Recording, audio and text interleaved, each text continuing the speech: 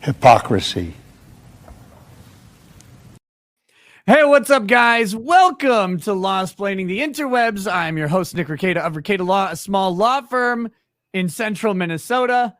And with me right now is the lovely Lady Rackets. Hello. Good evening. You have to talk loud into the microphone because it's made for me to yell at it.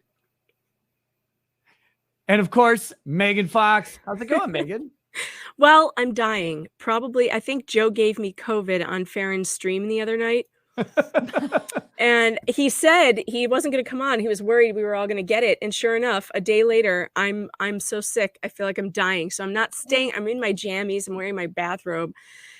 Not staying for long, but I had to be here. I mean, just to say, you know, to YouTube, to the diversity and equity and inclusion, you know, team at YouTube. May you get all the justice you deserve. So great of them. Thank you. Thank you for making our Rumble channels just take off. There you go. I will drink to that. Give me a second. Start early. I'm already into this for, I don't know. I've been downstairs drinking for a while because I'm trying to put myself to sleep. I didn't sleep last night at all because of this stupid thing that Joe gave me through a live stream. How did you get? That's gross. How did you get coughing COVID all over? He was coughing all over the live stream. I should have a tiny bit, even though I'm only here 5 minutes. Just drink from this one because I don't have another clean cup right now. I don't know that this cup was clean. That cup's kind of clean. They're all is the same amount clean. I used it earlier today. And when else? Earlier today. I watched it last night. I'm surprised. Yeah. Leave me alone. It's clean because it's got whiskey in it. That's all it has. It's just murderous whiskey. Our kid told me that he lies to his friends at school. Why are you talking to me about this now? You'll understand in a minute. You'll understand. Okay. So he came home and he's like, Mom, it was so weird. Like, I hate changing my clothes. He's 11. I hate changing my clothes. So I wore the same thing 2 days in a row without thinking. And my friend asked me why I was wearing the same thing. And so I lied and said I washed it. That's why I'm telling that wash story. that last night. You leave me alone. Jeez. Goodness gracious. Not just fortunate that I watched it last night. Watched it now. Yeah, well, oh, you thought I said wash. I did not. Anyway, okay. So we're here. Lady Rackets is only joining us for a few minutes. It's true. Because she's here to grift her new grift. Is that what I'm doing? I guess. I saw that. There's a new channel, right? Yeah. It's not new. I just don't have any videos. I've never uploaded any videos or anything. That's a problem. Yeah, well, see that I started it just so I could chat in Nick's chat. You know, you have to have a channel. And so then I would just do that. And I just started getting a couple subscribers here and there. And I was just kind of laughed about it. And then I was closing in on 100. I don't know what I'm at now, but I was closing in on 100 earlier today. And now I'm over 3,000 and 0 videos. So now I'm feeling like obligated to upload something, which is terrifying because nothing will, live up to the hype. Look at this. You're at almost 4,000 subscribers. Did you change your banner to your dot? I did change my banner to my dots because I didn't like the stupid banner that was there. And I couldn't think of anything that wasn't I didn't want my eyeballs coming across or my nose or my mouth. You're the entire. I said nose there. Yeah. It's like I was watching that trial again from earlier. You had the entire choice, everything on earth, and you chose autism. Like. That is legitimately. I was under the impression I made for my kids. So when I saw this music, I thought, oh, it's going to be a crafty channel. She's going to teach us how to do crafts. Not at all. No, literally, no it's you can see it says piano there in April, slightly. I don't know if you guys can. I can see it on Nick's giant screen over here. Not nose. I was going to say screen. But of course, now you can't have a YouTube channel. Now you have to go over to Rumble and start it there. It's true. It's true. As long as it isn't an OnlyFans. No. That's the trick. That's the trick. Well, I learned my lesson. after Yes. our vacation stream. You did. You harlot. I got in trouble. Did you hear about this, Megan? No. I got so much flack. Well, I don't know about dressed so much. like a whore of the night. I had a crop top on. I am 38 years old. You're welcome. I had a crop top on. I had comments in there. My 19-year-old sister has that same shirt. I'm like, yeah, good. She's got some pretty hot style. I'm sure you looked great. I was also in the Caribbean, so you know. Yeah.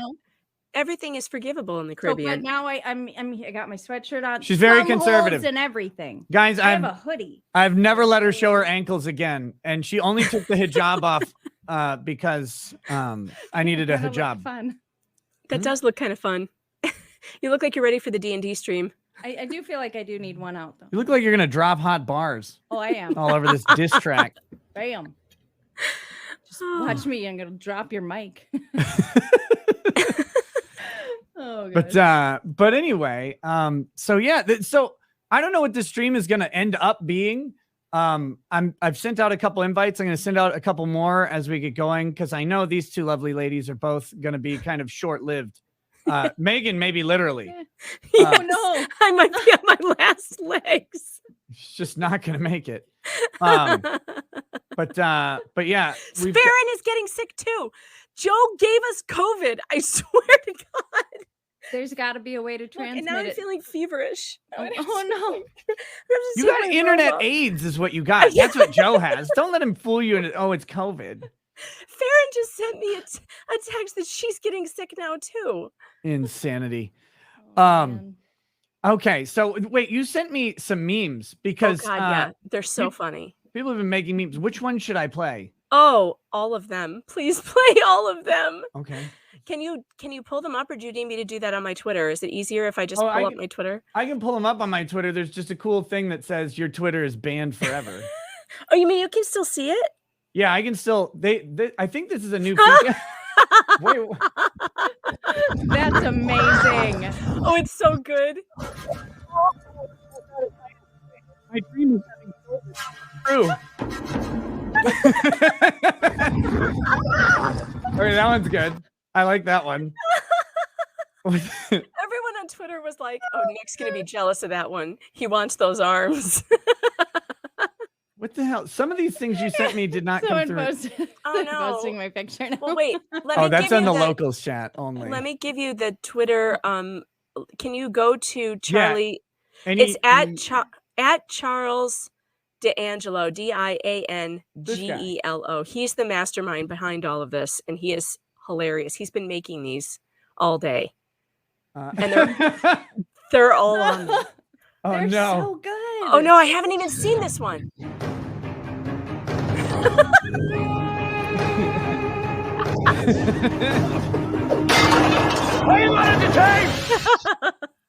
It's so natural. That kind of just looks like Russell Crowe. It just fits. I'm handsome. This What is this? This is my favorite. Yeah. This is my favorite. Now I'm excited. Make it big. Make it big. That there you go. That a lot, That's but y'all. y'all. Women's job. Okay. Just follow me because we need a little controversy because it feels so empty without me. This looks like on top of me. Okay, that one's good. Oh, I've seen this one before. Oh, This is the best. Hold on here. You even got the dad bod going. So That's good. Use actual footage. Yeah. It's amazing. It doesn't even look like it's a put on. Like you look Yeah. like No. you starred in this movie. Yeah. It really does. It's so good. That was the Eminem one. M&M's. Okay. Wait. Oh, I think is that all of them? I assume. I think. Wait, did I sent you another one that I'm Yeah, not sure that's- where it was. It That's all wasn't the on. ones here. It wasn't on his page. There was the other one I sent you. Somebody else did. The one that was like. Okay. Yeah, you clipped the videos out, but I you I don't know can't how to get those open up those there. easily. Yeah, where did I find that? Let me see if I can get it because that one was funny too. I don't know. People have been sending me these all day. and Now they're I'm losing posting track. Dr. Mommy in the I don't know who that is. That's Dr. Elizabeth Curry. No, Shannon Curry. Dr. Shannon Curry from the Johnny Depp trial. Oh. This was his expert psychiatrist that they brought in. Remember, I got you the glasses. Okay. I got you the glasses. I told you could cosplay as her. That was the whole thing. Yeah. Anyway, I don't know where I got the other one. I'm not finding it now. oh, it's okay. I'll It's keep okay. looking. I'll forgive you once. What is this? I don't even Oh, know. there! I found it. Wait, you found it? I found it. Are you sending it to me? Wait, yeah. Here, I'll just share the screen with you. Hold on. How do I do this? Okay, here. Oh, is it the Lord of the Rings one? No, it's roller skating and one's it's really hilarious. funny.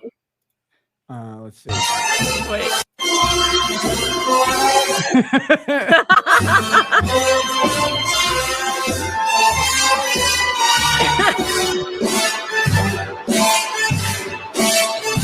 That is definitely your body. Yeah, that's the real one right there. It's so loud. Oh, my God. Yeah, that volume was horrific. It is way too loud. Wait, What is this? please. What is this?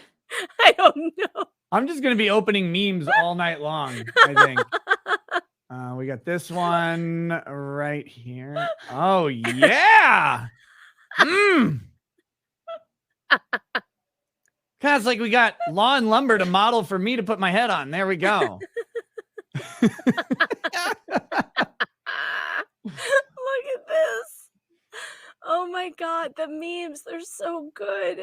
So this is Assault Harvest. The whole stream, this stream has no purpose at all. Guys, I streamed for 10 and a half hours today on the Daryl Brooks trial.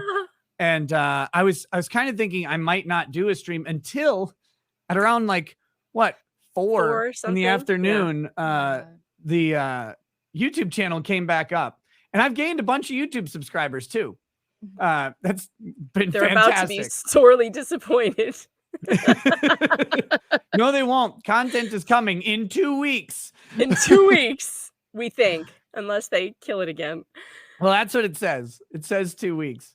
So, well, yeah, I guess unless they kill it again, that's always possible. Between now and then, you could get, who knows, you could get another strike. You never know. The false flagging of the the repeat false flagging is already commenced. I've gotten a notice from YouTube already about it. People are so mad about losing, which So they shouldn't be. They should be used to it by now. Oh yeah, they're still doing it. They're still doing it.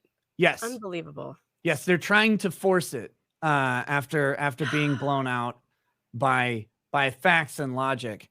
Hey, dummies, the problem that you have is you flat out broadcast that it was a mass flagging campaign over and over again. Doing it. They're still doing it.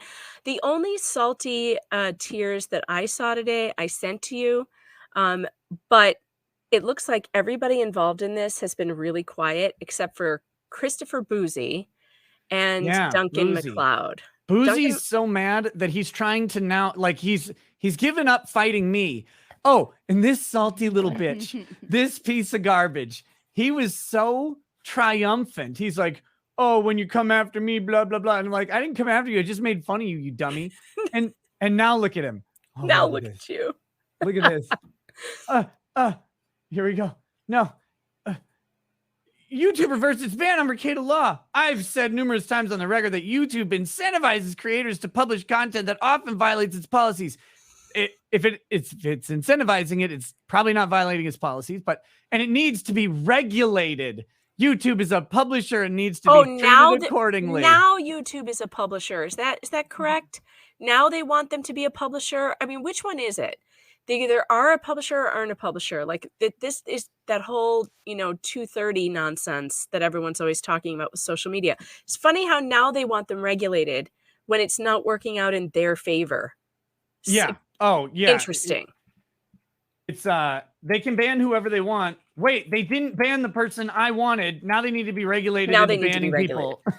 Like, and the crazy part is that our argument has always been just treat everybody fairly, treat everyone equally, be consistent with your terms of service.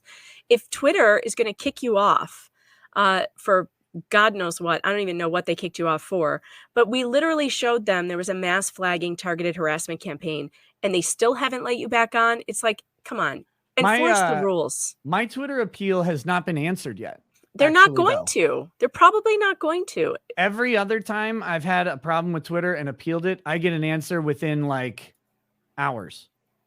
So we'll see. So they're ignoring it now. This has been days. They might be considering it because I did cite to the Texas law and the Fifth Circuit decision. We are still trending you on Twitter. You've been trending on Twitter for like 2 days. I know. I'm not even on it. I'm not even on it to gloat. We're still trying to get a hold of Twitter support for you. Where the Army is trying to help. Well, you might not have seen this. I talked about it on Legal Mindset stream, where I was briefly in attendance. I got an insider tip from someone at Google, and there was an internal document that had a list of action items that have come across related to accounts, and one of them was that they were getting reports from high influence Twitter accounts that there was a mass flagging campaign against my channel. And so they flagged that internally at YouTube. And then it looks like they directed Team YouTube on Twitter to not engage the tweets while they reviewed everything. And so when I first saw that, I was like, oh, this, like, what the hell is this? Is this some unfavorable thing? And then I thought about it and I was like, no, this is actually a thing where YouTube through Twitter found out through multiple sources that this mass flagging campaign was going on, actually to the point where they looked to review it internally. Good. And it was, happened. Right. That happened in conjunction with my partner manager and I constructing a case with all sorts of pictures and evidence to show YouTube that was happening. And, a day later, half day later, that's when everything was back up. But the crazy thing is it gives credibility to the fact that whenever people go down on YouTube, not that way, we always... That was something I would say. I knew you say do, and I was like, "Holy Lord, girl!" Megan's here to take one for the team. Go down on YouTube. No, but whenever anybody would get banned or get a strike that was unjustified, people would go to Team YouTube and spam it on Twitter. When enough high engagement accounts do that, it literally does create a flag somehow. Huh. There was also a Reddit thread that was spreading the same thing, and that was cited as well. So, like, they are watching social media. You just wish they'd watch their own appeal system. Yeah. But instead, the social media thing, it does work, and there's a mechanism at YouTube to do this. Well, we've been spamming the hell out of them to try and get their attention. And I pointed this out today, too. It was like, I put up one of Duncan's own tweets where he's taking credit for taking you down. I mean, he's literally saying it was all me. I did this. Yeah. And I alerted Twitter support and Twitter and whoever else, that you can tag there and say, listen, when is it time to talk about this? Like these people are literally admitting that they have planned and executed a targeted harassment campaign against another user, and you don't do anything about it. So many people, like it's rude. So many people have retweeted that. So many people, Nick, have retweeted that and put it out there. It's all over the place now. So they have to be looking at it. They have to be.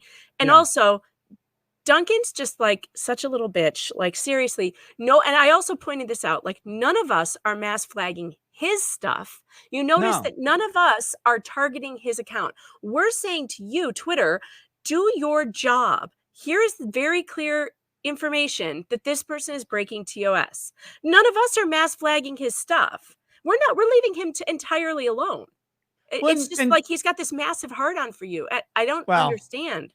I mean, frankly, pretty attractive. Do you so you don't know who Duncan is? No, I mean, no. I had a debate. You didn't show her that? No, she didn't need to. He should only have to be if she saw that. You should just show so this guy wanted to debate me. He was a weird. The one who wanted on your show? Yeah. Oh, I mean, you told me about it. I just didn't watch it. And so, I didn't know he had a name. I also didn't tell you that at the end of it, like when he left, his wife called him to tell him he was getting destroyed and to get off the stream. She did. It It was sad. That's vicious. It was either that or he faked someone the had phone to call. be honest with him. it was not good. Sometimes love hurts.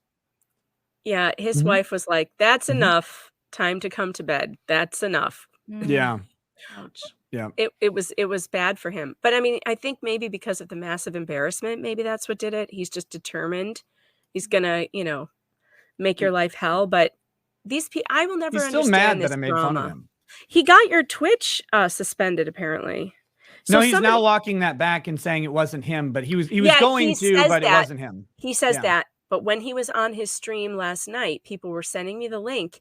Now, I didn't watch it, so I can't verify this because I don't watch Twitch. It feels like the biggest waste of time to me. I turn it on and I hear these people blabbing, and I'm like, I can't handle this anymore. Wait, you And watch Twitch with like off of mute? What do you? I thought you only watched Twitch with I don't mute know on. what Twitch. I don't even know what Twitch is. Like, I'm not a Twitch user. It's but a I clicked cleavage on it. buffet, Megan. That's all it is. Well, Duncan didn't have any cleavage. I was No. listening to him, and I couldn't listen for more than like 30 seconds. But everyone was spamming me with it and saying, "Hey, this is happening," and like he's targeting Nick's Twitch. And he admitted to. I just sent you another one. Look at your texts. Did you see the most recent one I sent you from Duncan? Yeah. Yeah. So like he's admitting to doing this. Oh these yeah. things. Yeah, he was Like, he really has nothing better to do. right. He's salty. And look, suspending my Twitch is like the least damaging thing you can do. I just You're like never on there. Last right? month I was on there once, I think. And I want to be on because it's October and I like watching scary movies. Like that's fun. The watch parties on Twitch are great. And I'm going to appeal this because the information that I have so far about this is that they cited something from a YouTube video, which I know before the entire chat spams me, shut your mouths, you bastards. Oh, that's a lovely one. Oh, that's good. We're going to pull that up in a second. Here, we'll put that up on. I know Twitch can, will act on off-platform behavior. I understand. That's I'm just really glad I caught that. Yeah. Oh my God. So Twitch will act on off-platform behavior, but in the notice for the strike, it is not off-platform video that is cited. It says on video on demand content on Twitch. What? And- I don't even know what but- that means. I'm lost. Okay, so Twitch, they preserve I the just smile a lot and go. they preserve your Twitch stream when you're done. You do I a don't know stream and it anything about preserves Twitch. it as video on demand. But that's what they cited was video on demand. But what they talked about wasn't ever on Twitch at all. Okay, what I'm hearing is that he broadcast something you did on another channel on his Twitch, and you used the some F slur that he's talking about. I don't No, even know that what was he's on our talking debate. about. That was on our debate where he broadcast our debate on his show. So Yeah. he's saying And I called him a faggot because that he deserved it. right, and he's saying that they suspended you for that. But that's not that's what it crazy. is. That's not what it is at all. It can't be. Because what I am suspended for on Twitch happened on October 4th on YouTube. It doesn't make So sense. someone clipped that, I think, Oh. sent it to Twitch and said that it was done on their platform or something like that. that's- This is I'm not just sure. all so disingenuous.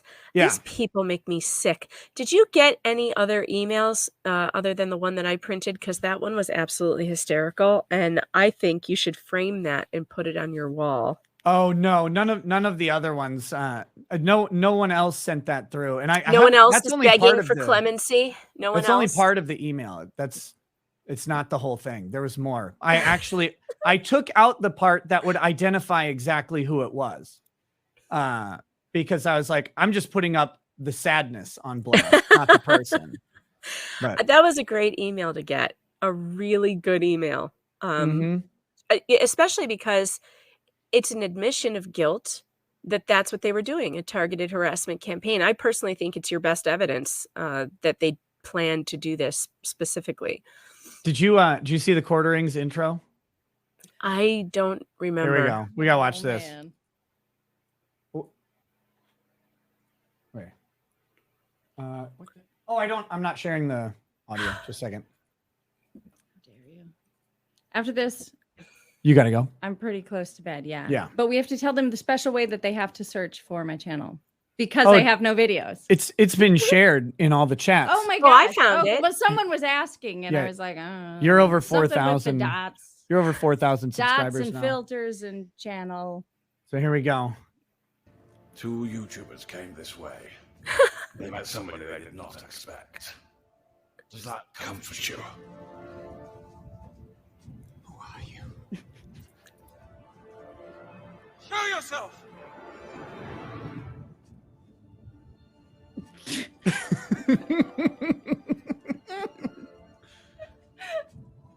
It cannot be. What's going on, everyone? Jeremy here. We're gonna have an accident. Oh, I love that. I think that was So from. good. I don't know if Lofty did that or if Jeremy did that or one of his other people did that, but that was fantastic. It's funny. So to everybody who has made all of the memes, thank you. Keep meming. Meme forever. You got to go to bed, sweetheart? I mean, gotta is a word. Desperately want to go to bed? I like to, yes. I'm tired. Okay, give me a kiss. Mwah. I love you. Love you too. Take your headphones off before you like walk away and get. I thought I would roll the chair. I'm sending you another Okay. meme. It's in the private chat. Someone just sent it to me. Hold on. It's on YouTube. There we go. All right. Good night. Good night, Lady Rackets. Megan says good night. You too. Okay, here we go. So you sent another meme. Oh, in the It's private in the chat. private chat. It's on YouTube. Oh no. Oh no. Let's see.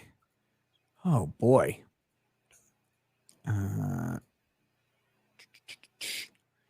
Oh.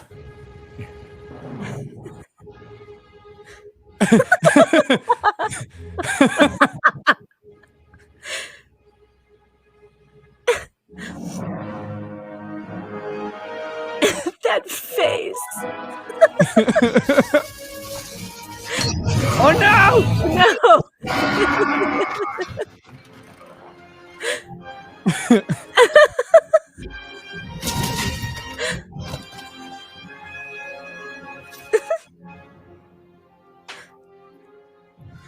I am inevitable.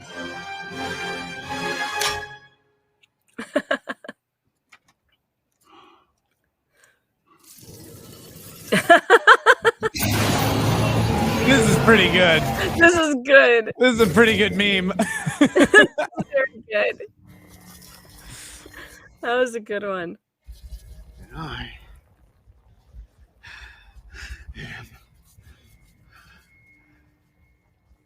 What's up, YouTube? I'm back. Whoops. No, I don't want that. Oh, someone did also make here's another one of those deep fake face memes. I one love the face memes. Oh my god, they're so good. Oh no. I disavow Blazing Saddles entirely. I explicitly avow it. I explicitly avow it. Oh, Oh man. face memes. Oh god. So this I is, was watching your stream today, by the way, the trial. oh, the trial? Yeah. Oh god, I didn't get to watch all 10 hours because I had work to do.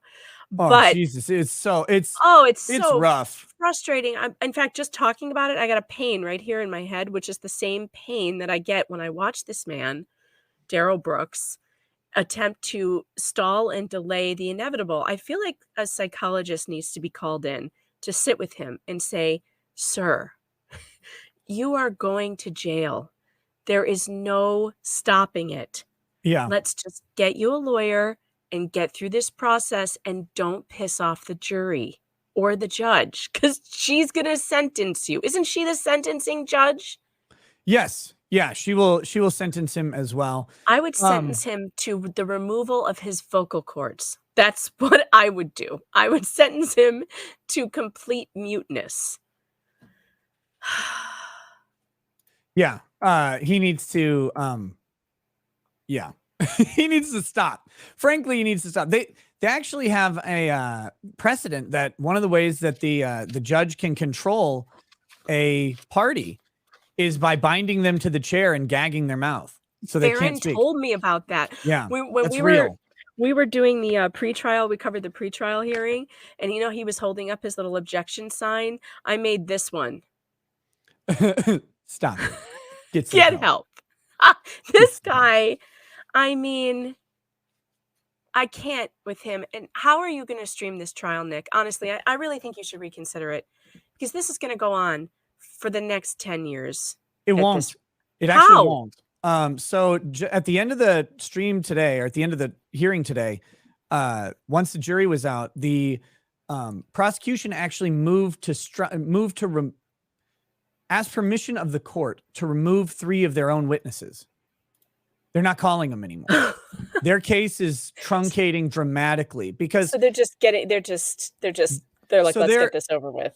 The interesting thing about how law ends up working in a courtroom is you have all this evidence, but you have to introduce it, which means you have to get sufficient foundation to bring this evidence in, and then it gets entered into the record. Like, you can have all the evidence in the world, but you got to somehow get it to court. You have to verify that it's a true and accurate representation of facts that have happened and get that entered into the record and then before the jury. Sometimes it's really hard. If you have an adversary who is competent, they will object and make it difficult to enter in the necessary facts to prove elements of various crimes.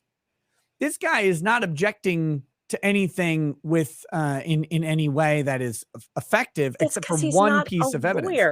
Right. He doesn't know. He doesn't know what he's doing. But he just thinks he's gonna. In fact, people have called him a sovereign citizen, and I'm like, I don't even think so, because he doesn't even appear to know what the sovereigns know, or he's a player sovereign citizen. Like, he's dabbled in it, because he is saying, keeps asking the witnesses if they've ever met the plaintiff, because he thinks that the plaintiff is the state of Wisconsin, and there must be a plaintiff in a criminal trial. Is that why someone kept saying to me today, do you know the plaintiff? And I was like, I don't know what that means. Yes, that's exactly why. Because it was, so sovereign citizens believe that there needs to be a physical party, plaintiff and defendant, even though that's not how the state is the complainant, I guess. Because it's a criminal complaint, or the indicter for an indictment, they're that automatically. But he thinks it needs to be a person doing this. This is a sovereign citizen thing. And so they think, well, if there's no plaintiff, there can be no case, because there has to be 2 parties. And so if you've never met the plaintiff and no one's ever met or interacted with the plaintiff, then the plaintiff must not be real. Therefore, it's a fiction. Therefore, I win. Checkmate, bigots. But that's not how it works. But so he's drinking some of the sovereign citizen Kool-Aid, but he's not as in touch with it as some of the others are, for sure. Yeah. But he's definitely on that sort of train. I'm just concerned at this point, and not that I should be concerned about a guy who did the heinous things that he did, but I am starting to get a little concerned that he is just harming himself here. And I don't think a justice system should allow someone like him to harm himself in front of everyone. It's turning into like a self-harm snuff film. And I mean, the outcome's the same. Honestly, the outcome for him is the same. There's not beating these charges. The evidence is easy, it's abundant, it's clear. The witnesses, but the bailiff beat the shit out of him today to get the COVID test. I think was really a high point for me. Crying was pretty funny, but I bet they barely touched him. Like, in all honesty, I bet they politely, forcefully, but politely grabbed him by, unshackled him. They had to unshackle him from the floor, because he's shackled. His ankles are shackled to the floor, which is why nobody in the courtroom is allowed to stand up and move in front of the jury, right? Because they don't want to prejudice him for being shackled, but he's a little unhinged. So they a little, yeah. So he's shackled to the floor. So they had to come in and undo his shackles, and then I'm sure they grabbed him forcefully, but probably respectfully, to remove him. And I bet he just my guess is the amount of force they used is that he went dead weight, right? Just you can't move me, and tried to not move from the table so they could grab the letter without getting punched or bit or anything like that. But then when he came back, you know, he's sitting there crying and breathing all heavy, started up. And that was, to me, that looked very performative.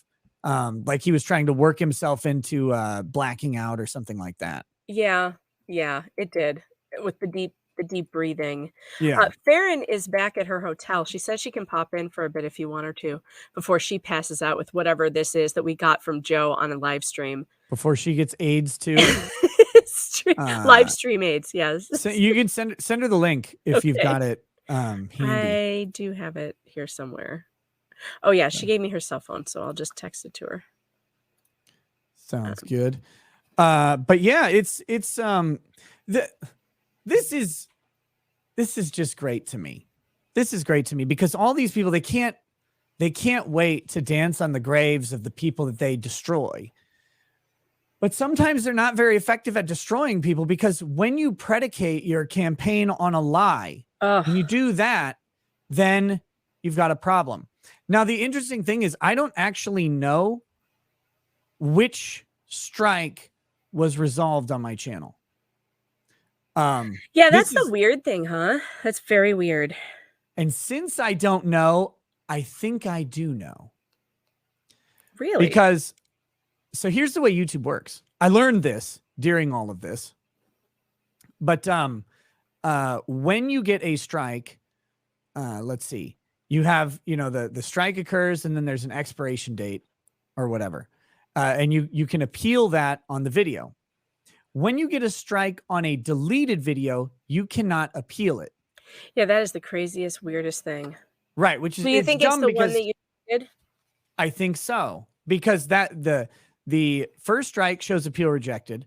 The second strike, or the third strike, I guess, has not actually had an appeal process on it yet. I can review and still appeal the third strike, which I may do.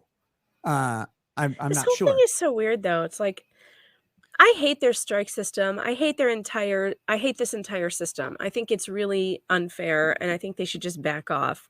And I don't like the 3 strikes you're out thing. I think it's not fair. Let me offer a mild I'm on counterpoint my there. account. My channel has a warning, and that's like Yeah. the first thing they give you is the warning. Like I literally have no idea what I got it for. It's some kind of copyright strike, but I fought it and I put in, you know, my reasonings for it. And to this day, I don't remember what it was now, but I had every right to use whatever it was I was using. It was fair use. And they still haven't removed it, and they've never responded to my argument. So, you know what's interesting about my warning? It's not showing up anymore.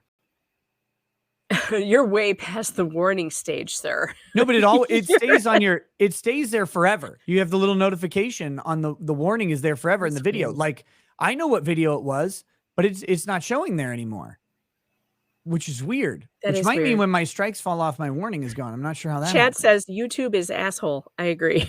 Let me offer a mild defense of the 3 strike system, though. Okay. I don't know if this is a defense so much as I was glad to find out that I was removed by the 3 strike system. Why? Because if I was removed without the 3 strike system, Megan, it would have meant someone went click. Yeah. Well, they still might have. I mean, I think the striking, though, is so subjective in the first place. I don't. See, I think the striking, I think the algorithm, it is subjective, but it's a numbers game. If you flag something enough, someone will eventually agree with you. And this works in the other way too with monetization of uploaded videos. If you, I know a content creator who uploads 5 or 6 copies of the same video because it gets demonetized Right, this is on what everything. I'm saying, and then they all get the different results. That's ridiculous. Right, and I bet If you're going to flagging sit works here the and same. defend YouTube, I'm out of here. I'm not defending them. Stop look, defending them. Listen, I'm saying I was glad that it was the 3 strike system because it meant there was a high probability that it was an off chance that I got the strike on one of these things and could actually, once I got it to someone, get reviewed. If an executive or someone had come in and said, nope, and clicked off the channel, I would have been fucked. There would have been nothing, right? Like that would have been a decision that was made at a higher level. This was made at a level of I would say at the level of non-caring. Because I bet the person who reviewed and applied the third strike or whatever just treated it like any other thing. They didn't go, oh, this channel's got 2. We need to blah, blah, blah, blah. I don't think it was like some sort of high level decision that was made. I think it was just review. Yeah, probably strike. And what really people gotta get when it's a third strike, though, they should not just turn the channel off without having especially without having a conversation with the creator, like sending a 100%. Notice. They shouldn't here's apply your a strike chance. without giving you a chance. They should take the video Here's your down. chance to explain. Like it's just ridiculous the way they act. Like they're just too busy. Oh, they're just so busy. They can't respond to press. They can't respond. They can't. You can't even send a press inquiry to any of these companies. Oh yeah, there's no press office at YouTube. No. It's like the only corporation, like social media companies are the only companies that don't have media contacts that media can call. Right. They're above it all. And that really pisses me off because we can't even hold them accountable. Not like NBC would or that CNN would, but I mean, even if they wanted to, there's literally no one to call. So unless you have Mark Zuckerberg's phone number or Susan Wojcicki's phone number, you're not going to be able to get answers to these questions, which are really legitimate. Somebody needs to talk to YouTube about what they did to you. Some press should get a hold of them and be like, hey, what happened here? No, I agree. And the system needs a shitload of work. Don't get me wrong. I was just thankful it was this. Once I found out it was a third strike, my confidence in getting back on YouTube went up dramatically. Really? Because I was like, okay, now I have 3 targets. Yeah. And all 3 of them I think are bogus, but I only have to win on 1. And then I can ride out the rest. That's fine by me. I've already kind of made a decision about how to proceed forward. That's true. I mean, but I just think the whole system there is just screwed up, and I don't think it makes any sense for creativity. And everyone who's on YouTube that talks about current events, everyone, and I'm talking about even down to the entertainment people who never talk about anything controversial, they are being silenced, and you can hear it in their videos. There's this really sweet girl that does these really cute videos on YouTube about I don't know. It's called Real Housewives Recaps, and she does like recaps of shows that she likes. And Jen's totally adorable, and she never says anything controversial ever. But I even notice her not using certain words or having to speak around a certain subject in order to avoid the kind of bans and censorship that YouTube is doing. This is a killer for creativity. It is it is a stifling environment. And no one can flourish like this. And if YouTube wants to just have boring bullshit material on YouTube that is just milquetoast and medium, I don't know why they want this. I am 100% with you on all of this. Obviously, like it is stifling to creativity, and frankly, going forward. First of all, just to clarify to everybody, chat that. I'll be doing the super chats and everything that have come in, of course. But I want to clarify. I'm here. I'm on Rumble and Odyssey. I am not going to be streaming on YouTube. They have killed the creativity aspect of it, the fun aspect of it. Like you can kind of walk the line a little bit. And it's like, yeah, and maybe you get an age restriction here, or maybe you get a little bit of maybe you get a strike, like you go just a little too far. That's fine. But I'm not going to be subject to the arbitrariness anymore. And I'm not going to ask people or even really offer people to pay into that system that's what I was going to tell you. So I posted my cancellation of YouTube Premium on Twitter. I said, I'm canceling my premium today, and I did it. And so many people responded with canceling their memberships, canceling their premium accounts, like hundreds of people, Nick. And we had tagged YouTube in all of this. So I know that they saw it. I know that they had to have. And I also think, and I told them, your show is the only reason why I signed up for premium in the first place. So, bye money every month because I'm not paying it anymore.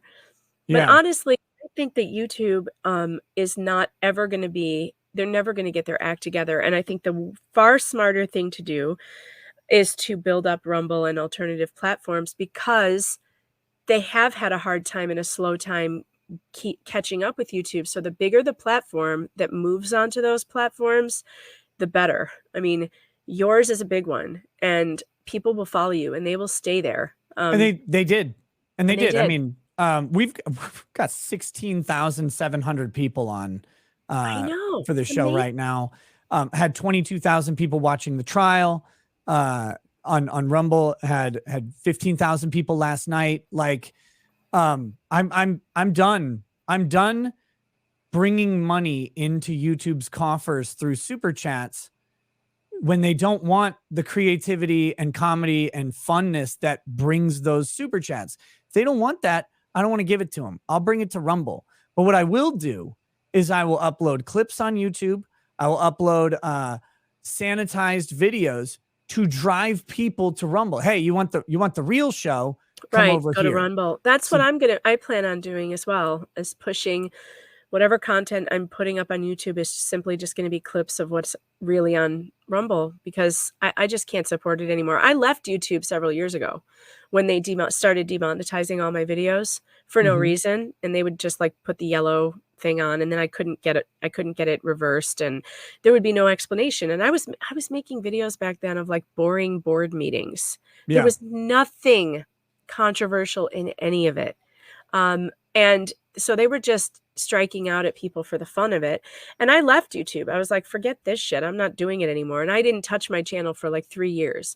Then I heard that it was getting a little better and people weren't as, censored. It did So get a I little bit came better. back. I came back when it was getting, and my channel got built up again, and like things were going great. And then all of a sudden one day, as soon as my subscribers hit around 10,000, because I'd gone from like 4 to like 10, and then I was on with you. Or maybe it's your fault, because then it went up to like 15. And then every video I put up after that was demonetized. So they're doing the same shit to me again. And it's like, I tell you every time, like, I cannot put in the kind of energy and time that it takes on YouTube for them just to be able to rip it away like that subjectively. And they're just shitty. And I don't know why you're so demonetized. I'm not demonetized ever. That's the best part. I don't know. The streams I got struck for were all monetized. The one I did a video the other day of the guy. Wait. We have real quick. We have a guest. Is it Farron? I have to introduce. Let's see. I need the appropriate introduction. I just need you to be black and a female. Hey, what's up, Farron? Well, I'm one of them. Hi.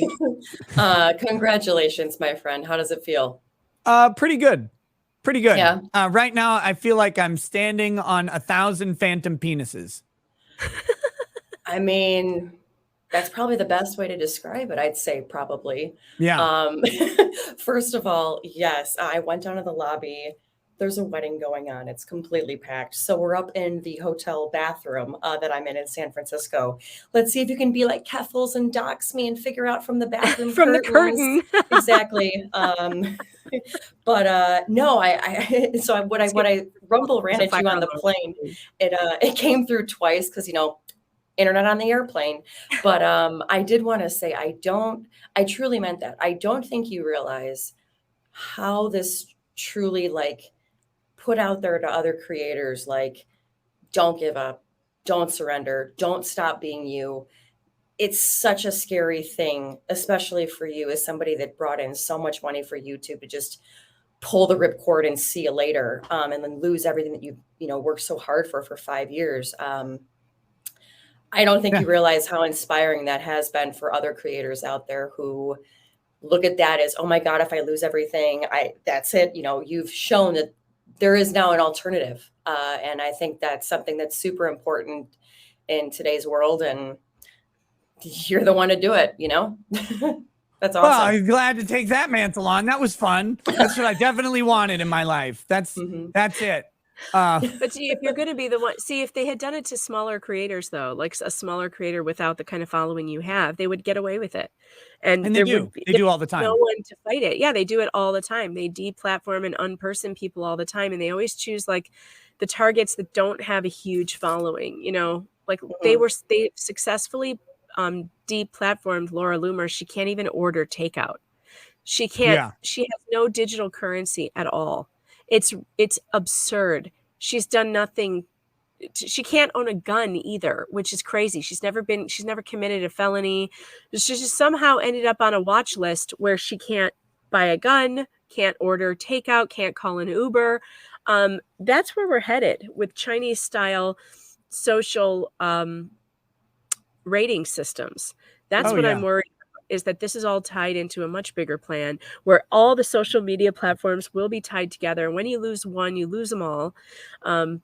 So we have to build up these alternative platforms. We don't have a choice. There's no other choice now. And I've kind of been waiting for this day for a really long time. This is why I told you, I texted you, and I'm like, I'm in tears because watching 25,000 people follow you over to Rumble and just be there I honestly did not think it was going to happen. I was shocked. I was skeptical because when I was suspended on YouTube, I had good size streams on Rumble. I had like 6,000, 7,000 people. It was cool. But when I got banned, that's what kicked people over. And it, in a way, I'm really fortunate to get my channel back because now I got the boost and then I can go and start organically dragging.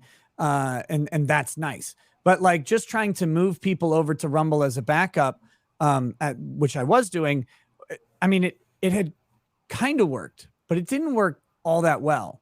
It took a dramatic action, and for me, to have that was a good injection, and I plan to build it going forward. I did see Mandy Karavichis in the Rumble chat. She said, "So should I cancel my YouTube membership to Rekieta Law?" Yes. Join locals. Yeah. Join locals, y'all. Trust me. So locals, I've been doing this lately. If you don't know, if you're a paying subscriber on locals, I have an exclusive live stream chat that you can have your own chat window. All those chat windows are preserved forever.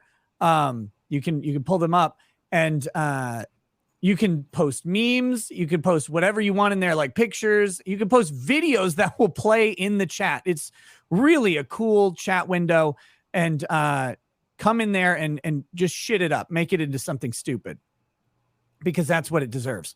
I see you locals. I see you guys. But no, someone made a hilarious meme. Hold on, I have to share it with you. Pull this up if you can. You keep saying these lines that are not. Oh, I like this one I can't too. help it. Yeah. And then he went back inside and gripped it hard. And see, that's it was one of 3 days, wasn't it? It was. It was. I know. It felt like way more. We've been telling the memers they need to be making Christ memes after 3 days. Seems like playing came with back fire. from the dead. I don't know. Might be playing with a little bit of fire on that one. We already call you the Pope, okay?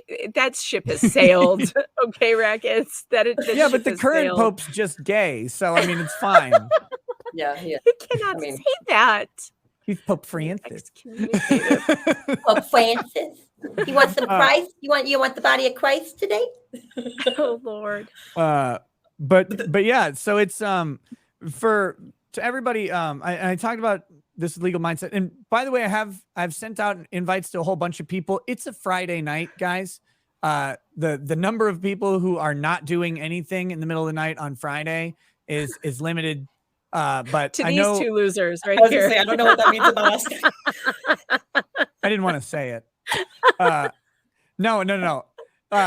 Sean, just potentially goes to criminal. show you who your real friends are. Exactly. You know, because we're here, Nick. You just you know remember what? who showed up for you on your party stream where I'm sick and sniffling all over the place. It's not even that though. The one thing that I noticed about like this whole thing was you had like some of your characters, like your Keffels, your Duncan and your Chris Boozy, I think were like the top, like obviously 3 characters in this game. 3 mentally handicapped morons. Right. Yeah. Yes. The cast list, they make the cut. But the one thing that was so interesting is then you like saw them on Twitter and it was like, look what I did. I was able to take him down. Like each one of them were acting like I was the one that did it. Right. And then when it was, that YouTube brought you back, it was like, oh, like, well, that was just everybody, and it was like, yeah, it was like not one person has said, I'm the one that got Rekieta back on. I'm the one that did it. It's been I did. A whole it was bunch me. of people. It was just me by myself. I went to Exactly. YouTube and I gave everyone a foot massage. It's taken some time. What's up, Sean? How's it going, buddy? Hi. Hey, Farron. Hi, Megan. Hi. I'm doing great. Nothing special tonight. I don't think there's a dilator big enough for Lucas right now in San Diego. I mean, cope and seethe. I hope you are stress balding as we speak right now. The best. I might just Duncan, start pulling up. Duncan, I hope you're reminiscing about all those little kids you can't trans through your studies of your genetics or whatever the hell it is you want to do. He wants to study all sorts of little kids' genetics. He's a weirdo. I bet he does. No, Duncan I might can't die. You know what? Rekieta Law can't die. Kiwi Farms can't die. How about that? But I was saying this the other day. It's like the internet is getting big enough to more where you can't just end, like you have to go beyond just internet ending people now. You have to go the Lauren Southern route, and of course Lauren Southern's actually still around. Yeah, she just released a documentary, I think, too. Yeah, isn't Lauren Southern a man? Yes, she's a very handsome man. Biological voice. Yeah. Yes. She got her birth certificate changed or the passport or something. Yeah. I remember that. That was a funny troll. Oh. Yeah, Duncan did say his dad created or discovered AIDS, which I think is the same thing. But then what I have to ask is why he gave it to all the Africans. Oh, no. His dad worked for the CIA? No, he was British, so he worked for the MI6 or whatever. Yeah, he worked for MI6, yeah. I'm like, well, guess you're going to have to find a way to transmit this to all the Africans. This one's my favorite. Let me get Duncan. This one's my favorite. Someone needs to make this statue. Buddy Christ, but me smoking a cigar. Buddy Rackets. That's almost too good. Yeah. Wait, did you get the one I sent you earlier? Let me see. One? I texted it to you. Oh yeah, yep. That one's been shared in my chat quite a bit already. Oh, it has already. But I'm gonna. Well, it was shared in the locals chat, but I'll pull it up. Here we go. Well, Megan, tweet your reply. What are you going to tweet back? Didn't know if you... I thought Lucas is great for the sorrow being bald. I do want to say I did happen to I got the stream up on Odyssey. Guys, I was so tired after my stream and then I had to do some stuff and I didn't get the Odyssey stream made right away because it takes some time. But I found out now how to streamline the process and get a new address every time. So this is at odyssey.com/@RekietaLaw:A// triumph over troons:D. That's the name of the stream on Odyssey. You get to pick custom URLs. Montagraph, he's my friend now. He's here too. Yeah, he's eat a dicka till you hiccup, baby. That's all I gotta say. Speaking of triumph over troons, what's up, Tug? Hey, how's it going, man? God. Pretty good, man. How are you? I'm good. Hey, you want to hear something funny? So I was really drunk when you got suspended. I was like, oh shit, I gotta text Nick. So at first I texted Ty on accident. I was like, oh shit, I texted Ty Beard. I was like, hey Nick, you doing okay? And then I was like, wait a minute, that's not him. I was like, okay. Yeah. So I'm gonna get right. So I texted again. And yeah, and then you texted back, and unfortunately it wasn't you. I actually texted my mom the second time. She was like, this is your mom. So the third time, I don't even know who the fuck I texted. So anyway, if you need help, man, no, you're good now. That's funny. Well, thank you, Tug. And to everybody, like I'm inviting people on. So many people have been like supportive and just go. Like it was. People sent me like, "Are you okay? Can I do anything?" And I'm like, I don't know what the hell to have anybody do. But everybody just went straight for the social media throat and like just went and boom, boom, boom, boom, boom, and hammered it out. And there are some people that I know people are like, oh, so-and-so maybe didn't say enough or whatever. Guys, so many people contacted me behind the scenes as well and had their own things going on and were legitimately helping out in a different way, sending me information, sending me stuff to use to build up this case I was building on YouTube. So like, I know there's some suspicions about like sufficient support or whatever. I don't have any of that. I don't care. I'm so thankful to everybody who helped, and the outpouring was ridiculous. So I just want everybody to know I don't have drama. You want to have drama? You go ahead. I don't have any. Everybody I know and have talked to has been like just completely on point with this. And like again, people who I don't know if they showed up. Here you go. Here's the crazy one for me. You know the guy who made the Infinity Stone, the Frost thing from the Bifrost? What's the fucking Infinity Stone in the first Thor movie called? Tesseract. The Tesseract. The guy who made the Tesseract, the actual physical thing for Hollywood, is a friend of mine on Instagram. But I just met him at a party, and like we exchanged Instagrams a long time ago. And like I posted that that my YouTube had been taken down. He's like, lead the way, man. Best legal content out there. And I was like, holy shit. Like, I didn't know you watched anything. That was awesome. Like, that's neat. So the support came from all over the place. And it was wild. By the way, that guy makes some of the coolest glass work I've ever seen. It's really neat. But and it truly did come from all over. It was from Tug to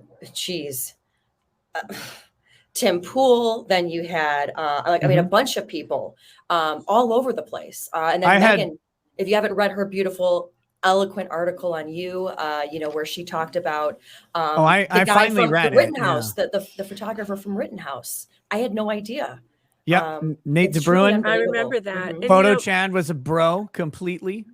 They were treating him so terribly. I didn't know that. They were treating him so badly in the press and everywhere. And Nick was the one who like turned that around for him. And even Nathan said so. I mean, he was like on Twitter saying how sad he was to wake up and see that Nick was gone off YouTube. Those are the kinds of stories that I wish we would tell about Nick and all the people that he's helped, myself included, and all the other streamers who are in the LawTube community. And it's none of them would have the kind of support that they have from viewers without Nick's tidal wave. I'm telling you, this is starting to get gay. Well, it's true. Well, this is what happens when you invite women on the show. Oh, damn it. Fine, Nick. No, but it does put into question, though, what's going to happen from this point forward. I think that's the biggest question. When there's a mass campaign against a person, how are social media companies going to handle it? I think that's a question that needs to be asked. I don't know how they're going to handle it, but I know what we all need to try and do the best that we can, which is rally the wagons. Yep. So the Google document that was sent to me very anonymously and very politely by someone who has some sort of connection to Alphabet, it mentioned Twitter specifically, and it also mentioned Reddit. So like I'm banned off of Twitter, but I'm actually thinking about I hate Reddit so much, but I'm thinking about like, I don't know, engaging on Reddit enough to where I can at least signal boost. Because if I'm not on Twitter able to do it, then, and I know that Reddit is a place that they're also looking, maybe I can help the next time someone else gets tossed. And what about Truth Social? What about that one? I'm not on Truth Social. Oh, apparently that's the other one.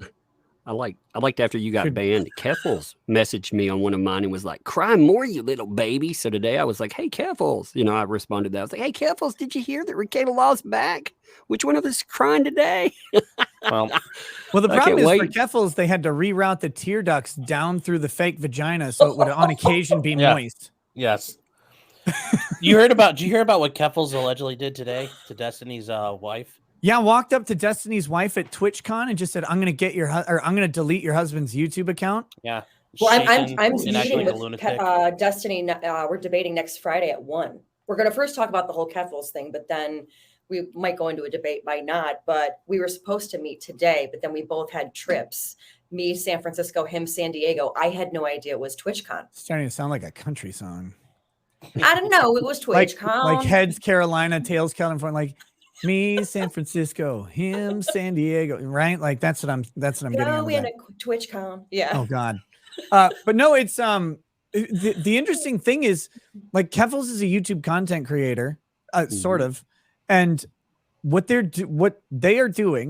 is doing is against YouTube's terms of service. Like saying that I'm going to delete Destiny's YouTube channel and then working on this harassment campaign. And Keffels, I don't know, sweetie, you might want to figure out that your tweets have been sent to YouTube. Like all of this admission of your plan to take down all these people has like it's on the radar now. Yeah. I don't know if it'll do anything, but it's there, and you're doing this thing. You're violating the terms, and Destiny is much. YouTube is much more interested in keeping Destiny on their platform than you. Unlike you, Destiny actually makes money. So, yeah. And isn't that also you'll get ratioed as hard as your hairline's going to get ratioed? Isn't that also against Twitch terms of service too? Like all of them across the board? Yes, it's supposed to be. It's supposed to be. Now I know they got that magical Troonshine aura of protection around them right now. For now. But Troonshine. It's not gonna last. It's not gonna last. There's always someone more oppressed than you that's coming, because guess what, Keffels? Totally. There's a diaper fur tranny that's gonna be way worse off with fucking deer antlers, but also an inverted penis and maybe an attached on arm penis too. I don't know what they're gonna do, but to say once that comes out and their name is Beffels, like you're done. Yeah. Where do you think Keffels came from? I don't know. I don't care. The name? Then just the idea. I don't know. I just saw I saw a picture. It's the logic involving a man who paid somebody to mutilate his penis. I mean, I don't know what you're asking for us to figure that out. I realized that came out wrong. I meant like just a random thought I had in the show. No, I know.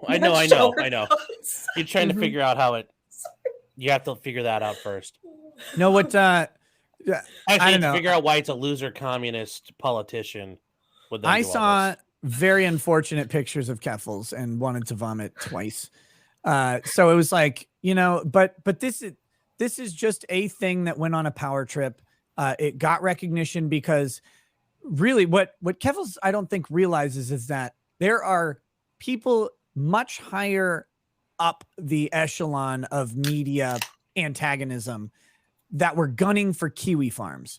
And that thing came with the punch card of fucking disorders that they needed to justify getting a whole bunch of people into action. Because like, oh, suddenly they're threatening to murder a trans, which did not happen in any real way, of course.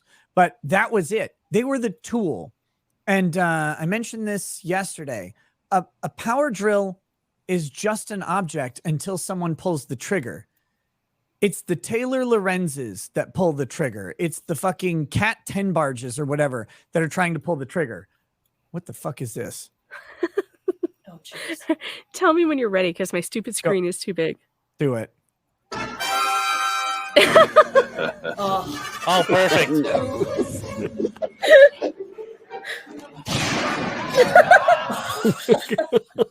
Nice. See, Keffels is not you. There's no wall there. Oh my God. I asked people on Twitter to send me their best Nick memes, and they're coming in. Did you see this one? This is the best Nick meme I've seen so far, actually. Let's pull this one up. Here we go. Indiana Nick, Damn it. Minnesota Nick. Minnesota. This one, Minnesota this one right here. This is the best. Oh, this is that's the best nickname. funny. Oh, that's so funny. 1-to-1 replica. But yeah, so the whole thing is they got really excited because they didn't realize they were being used to go after a pre-existing target. I mean, they've been after kiwi farms since the fucking New Zealand Christchurch shooting has been. That was really where they went hard on them. Like, how dare you not let New Zealand scrub this atrocity from everyone's memory? And that was the crime of Joshua Moon, by the way, that started really, in my opinion, started the full on assault on kiwi farms. Was they preserved the Christchurch shooting. And since they preserved that video when New Zealand was taking it down off the entire internet, and the New Zealand detective sent a letter to Josh and he said, "Fuck off, faggot," back to him. Like, this is America. You can't touch me. And that was it. That pissed people off so much, and it put them on the radar because there's this event. And for some reason, everybody wanted to forget that some guy went on a murderous rampage. Oh, because it was in New Zealand where it's not supposed to happen. Mm-hmm. Just letting you know that Keffels is again trending on Twitter right now. Yeah. It's getting bad. Mm-hmm. I have a question. Keffels is just it'll be the next person down the road. They'll use Keffels is disposable, and Keffels does not realize that. Watch us in 4 years bitching that Keffels is elected president of the United States. Like, fuck this. Why do you pick these people that, like, if you're going to use somebody to, like, go after these, big platforms or whatever, would you really pick someone like Keffels who has such a checkered past? She's disposable. Completely. He is 100% disposable. Yes. The useful idiot is the tactic forever. But God, I mean, you look into just the slightest bit of research into the background of this person is like, holy shit, this is bad stuff. This is like arrestable, jailable stuff. Mm-hmm. That's the same reason why when it came to the bar complaints, Alejandro Caraballo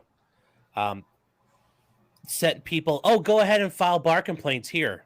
Notice he never filed one himself because he's an attorney. He knows that if he files a bullshit complaint, he's on the hook for it. Mm-hmm. And then there's a really interesting part in one of the subtweets after that. Somebody asked him, "Hey, man, isn't this going to be all public? What's going to happen? Am I going to get doxxed?" And he says, "Oh, don't worry about it. He can't do that. Nick can't do that to you." And he just stirred up the cannon fodder and let him loose. It's did that. And the other person who's not on there, by the way, who said they were definitely going to file one was Clara Sorrenti. You mean Lucas? I don't know who Clara is. Well, that's the name they would have filed it under. It's not the go from the Nutcracker. It's Lucas Roberts. It's Lucas Roberts is the real name, but they would have filed it under Clara Sorrenti. But no, I mean, neither of them did it. They just induced a bunch of other people to do it, promising or implying that they would. And then, of course, they didn't because they knew the consequences, I guess. Or they wanted some level of deniability. I don't know. It doesn't matter to me. Fuck them. They're going to be what they'll be. There was a really interesting interview the other day done because I Piers Morgan has a lot of great guests on his Piers Morgan Uncensored. And the other day he had on, it was a guy, they were talking about Andrew Tate, and it was a guy and two women. And they were talking about the Me Too movement after, the whole Andrew Tate thing, and that came up. And Piers Morgan made an interesting point. He was like, when the first thing came out against Harvey Weinstein, you had Rose McGowan that really was just thrown down the river, lost everything, never even really got credit for the one to be like calling him out. Then obviously we know what happened with Harvey Weinstein. Then you have now Amber Heard and a lot of these other trials that are coming forward where the pendulum, he says, is starting to swing the other way. And I wonder, I was thinking about this earlier, if we are now seeing, the pendulum where it was cancel everybody, if they say one thing, whether it was the past or present, cancel them. Is the pendulum slow? Are we witnessing the pendulum starting to swing the other way with this? Granted, yes, we also had, the crowd, social media presence and whatnot, but rarely do you see this with social media where they just immediately come back 3 days later. I mean, usually they take a while and they look into it. You know what I mean? Yeah. And they even if they're not looking into it, they just make you pay penance for a long time or I don't know. I have no idea. I don't like to think I'm some fucking boulder in the river moment or anything, because I'm just an asshole who drinks and swears at people. What the hell is this? That's This is Oh, this is good. definitely me. It's a great South Park episode. I don't understand South Park, but I thought you might, so I thought I'd show it to you because I don't understand it. I 'cause I've watched never like watched it. season 1 and 2 of South Park, and then season 19 and nothing else, or whatever. Nick, or was it you're the- 9? It's too late though. You're the icon of this movement now. You're the face of this movement. I Yeah, it's I'm too just- late now. It's You're like signed all up for this it now. fucking pressure, man. I'm just trying to be like Tug over here, just like, hey, man, I'm a pickle. Hey, Exactly. But Tug, speaking of Tug, Tug's been through some serious shit lately with these same kind of people. Tug, let me quote, who was it? Let me quote Chong Li from fucking Bloodsport. You are next. Like they're coming for you, homie. Oh man, they've already been coming, dude. It's just not, man, I don't know. When you got hit, I was like, oh shit. When you got hit on Twitter, I was like, oh shit, now they see me. Yeah. Well, that was Downsy. That was Boozy's post on Twitter. Remember when he was like, what do? You go after the biggest, loudest bully, and then you take them down or whatever to teach a lesson to everybody else, because he thought that like it was him or something that took down the YouTube channel. But like that was his big flex. He's like, because Boozy's got a god complex on the Twitter stuff. Oh yeah, it's embarrassing. It's really sad. But yeah. Chris Boozy's an interesting one, but I believe that he is connected to Twitter. I mean, I think they know what he's doing and they must be okay with it. I think he's mouthed the cock with Twitter. Perhaps. Well, I'm getting dizzy and I need to go sleep, so I'm gonna drop out because I have whatever it is that Joe gave me on that stream. I'm telling you, Farron, you're next. I was gonna say I'm gonna drop out too. Just We should because check in with I Chrissy. can feel, yeah. We should check in with if Chrissy's sick. I'm coming. Then it's after for sure, Joe. It's for Mhm. sure. Yeah, he gave you guys AIDS. You left. He got you guys sick, and then he can't be here tonight. Isn't that coincidental? Exactly. But All well, right. Nick, we're really Congratulations, proud of Nick. you. Yeah, you Very stood proud. your ground. I did so much. You stood your ground, and you didn't. You didn't cave. I don't know how. So thank you. But thank you seriously for the support. You guys have all been fantastic, and you two have a fantastic night. You too. Good Good night. to see you guys. Good night. All right. Back to the dick party. Yes. Yes. We're not going to catch COVID. Now the broads when are they were on gone. here, Let's right? go. We're not going to catch their COVID, right? I mean, No, we're not women. No, we're just gonna get monkeypox. Oh, from each other. hey, this will be fun. What's up, man? Oh, fucking 6 a.m., Nick. What the fuck is this? Yeah. Well, I woke up to take a piss and I look at this. Nick sent you a message. Oh, okay. What's going on? Do you want to join the stream? I thought, oh yeah, go on. I've got to come on and call you a fucking retard. Yes, you got to Holy do that. Oh, You gotta dude, do what that. the fuck? So, just to catch myself up to make sure that I'm on the right page, right? So, as I understand it, right, a bunch of internet terrorists were trying to get you disbarred from your fucking career, and you calling that out was considered harassment, right? Yes. Yep. Right. So literally YouTube, these internet terrorists are crying out as they strike you, and YouTube is like, oh yeah, Nick, you don't want to be harassing, mate. I know you're being harassed off platform, which is against YouTube's TOS, but you're a bad dude, is what they're saying, right?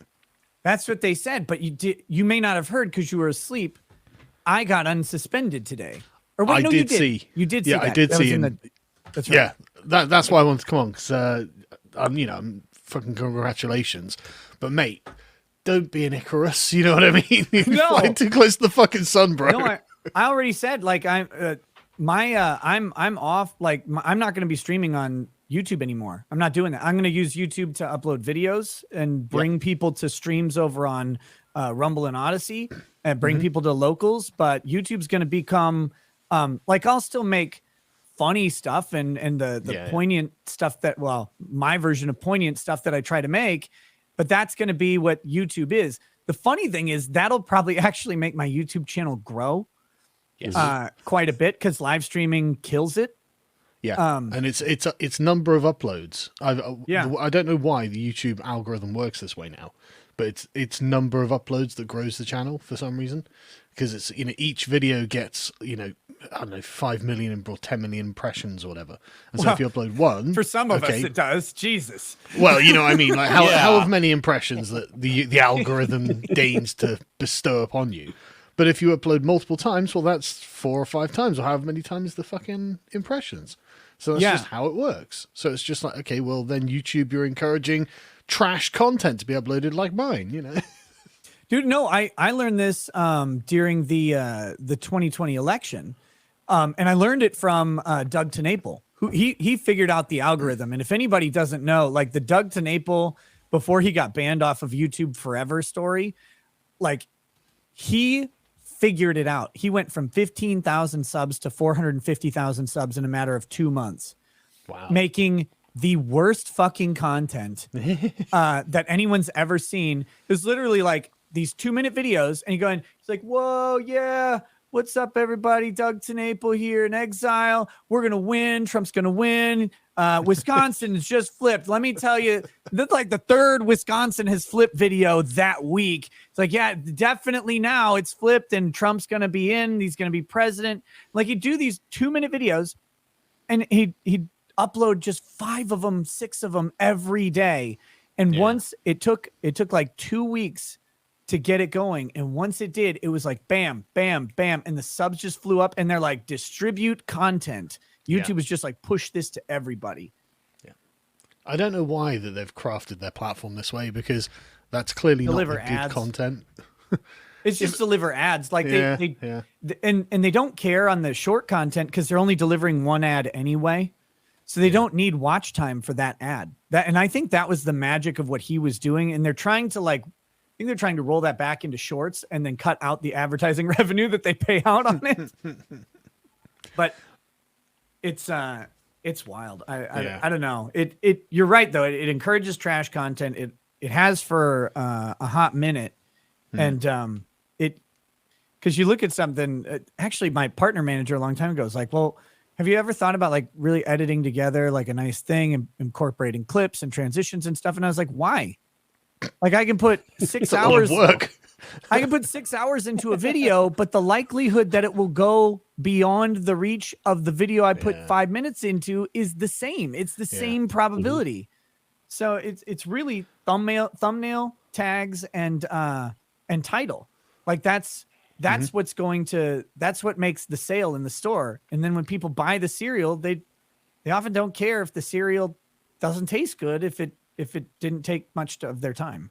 I totally agree with you about streaming on YouTube as well. Like when we first started Load Seaters, we had like 50,000 subscribers on the YouTube channel, and so we'd stream to it, and we get like 10,000 live viewers, and you think, okay, well this is pretty good, we'll stick with this. But the growth was really fucking slow, as you said. Kills it. And also, you just we didn't know that critiquing the sacred 2020 election might get you a strike, because that was, oh god, you're not allowed to do that, right? Slap, here's a strike. And of course, you didn't know that whatever Fauci was saying today, tomorrow would be considered to be fake news and heresy and would get you a strike as well, right? Because of course he occupied every single position on the COVID pandemic hierarchy and options. So it was just one of those things where it's like, right, okay, we got strikes for that too, and it was just like, look, it's just not worth it. My warning on my YouTube channel, my first strike-ish, was when Joe Biden lifted the COVID restrictions on schools. And he was on stage and he says, you know what, we've been looking at this and we found out that, really this doesn't spread amongst kids. And I was like, yeah, we've got tons of information about this. We've known that this does not actually affect kids in the same way, and they're not at any kind of risk. So they really could have kept schools open. I agree with this. I think this is the right move. Boom. That was a strike for medical misinformation. I'm like, I'm agreeing with the authority. I'm in the arms of government, the wonderful arms of our dear leader. And I'm getting struck for that because the CDC hadn't updated their webpage with the policy yet. If I recall correctly, we got our first strike for something like, when Fauci was like, the masks don't really do anything, so don't bother with them. we were like, hey, look what Fauci said. And I'm not sure if it's the first or second, but we definitely got a strike for that. Yeah. And it was like, right, okay, if St. Fauci is full of shit, YouTube, then it's your policies, isn't it? You know? Right. And the funny thing is, we knew he was full of shit. You made us listen to him. And then when we agree with him, you get pissed off about it. Yeah, exactly. It's bad conditioning. Yeah. So I don't know your guests, actually. So Sargon, we got next to you is Tug, that umbrella guy. You may have encountered him from the Johnny Depp Amber Heard stuff as the one man who has so butthurt Amber Heard that her entire PR team has been on a lifelong blood quest against him. I've not encountered that, but I'm very privileged to meet someone who is able to provoke them so badly. Dude, so real quick, during the trial, there was this moment. Johnny Depp's first lawyer, Adam Waldman, they got him removed from the case, from actually representing Johnny Depp on the case, but they deposed him, and they're asking questions. Tug had been doing videos on the Depp stuff through the British trial as well as the American trial, so he'd been covering this thing for like 2 years, just hammering on it, talking about it. And he would say, look, I got good sources. I got good sources that can verify this. And he'd do videos and put out information. And people were kind of skeptical because it's like, who's this weird guy? Like, it's just an avatar and he's got this info. I don't know. We're not really seeing it anywhere else. Turns out Tug was talking to Adam Waldman, which no one really knew that was going on. And then when they did depose Adam Waldman, they were dumb enough to ask, do you talk to that umbrella guy? And he's like, yeah, I've talked to him on several occasions. You know, I've talked to him and shared information with him. So Tug's YouTube channel goes straight through the roof. He gets like 100,000 subs in a day. Oh, bam. It's like, nice. You dumbasses. Why would you do that to your enemy? It was the best. It was the best marketing I've ever had. It was awesome. Okay. And then up here is potentially criminal. Sean is a criminal defense attorney nice to here meet in you. the States. And Nice to meet you too.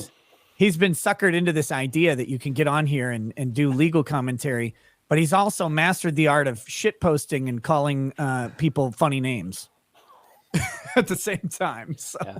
I'd also just like to say you've got a magnificent beard. It looks fantastic. Thank you. I appreciate it. And also, I'd say I'm surprised you let Callum go play around in Afghanistan. That was very nice of you.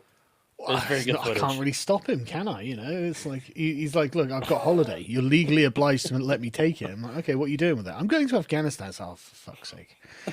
But you know, he's young and wants to do crazy things, and I'm not young. He's a base lad.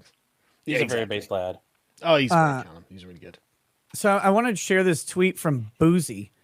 Joe clipped it out here, but this is this weirdo's fucking ego.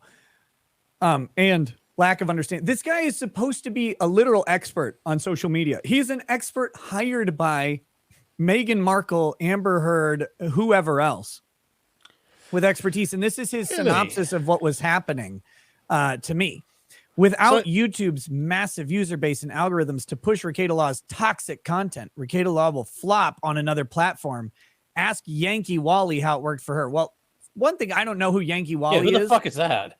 But my streams over on Rumble, since getting yeeted from YouTube, are 3 times as big as my YouTube I saw that you streams had were. 17,000 people watching you the other day, and I was like, holy fuck, we're going to have to start streaming to Rumble. We got 18,000 now at midnight or 12:30 in the morning on a Friday when everybody's out usually getting drunk and banging people. Well, big salute in the chat to everyone on Rumble. Honestly, what fucking legends. You know, the problem with YouTube, and I say this over and over, is that everyone's fucking on it. If you guys would just watch videos on a different platform, then that platform will slowly die. And Susan Wojcicki will be out of a fucking job, and the world will become better. And that's what I was working towards this. I know a bunch of people don't know that I've been working towards this because they assume based on what they see, which is fine. They have limited information, but I've been working towards a transition away from YouTube for a while, but it takes a lot of time and planning that goes into it. I got kind of a kick in the ass on it by fucking weird person. But that's fine.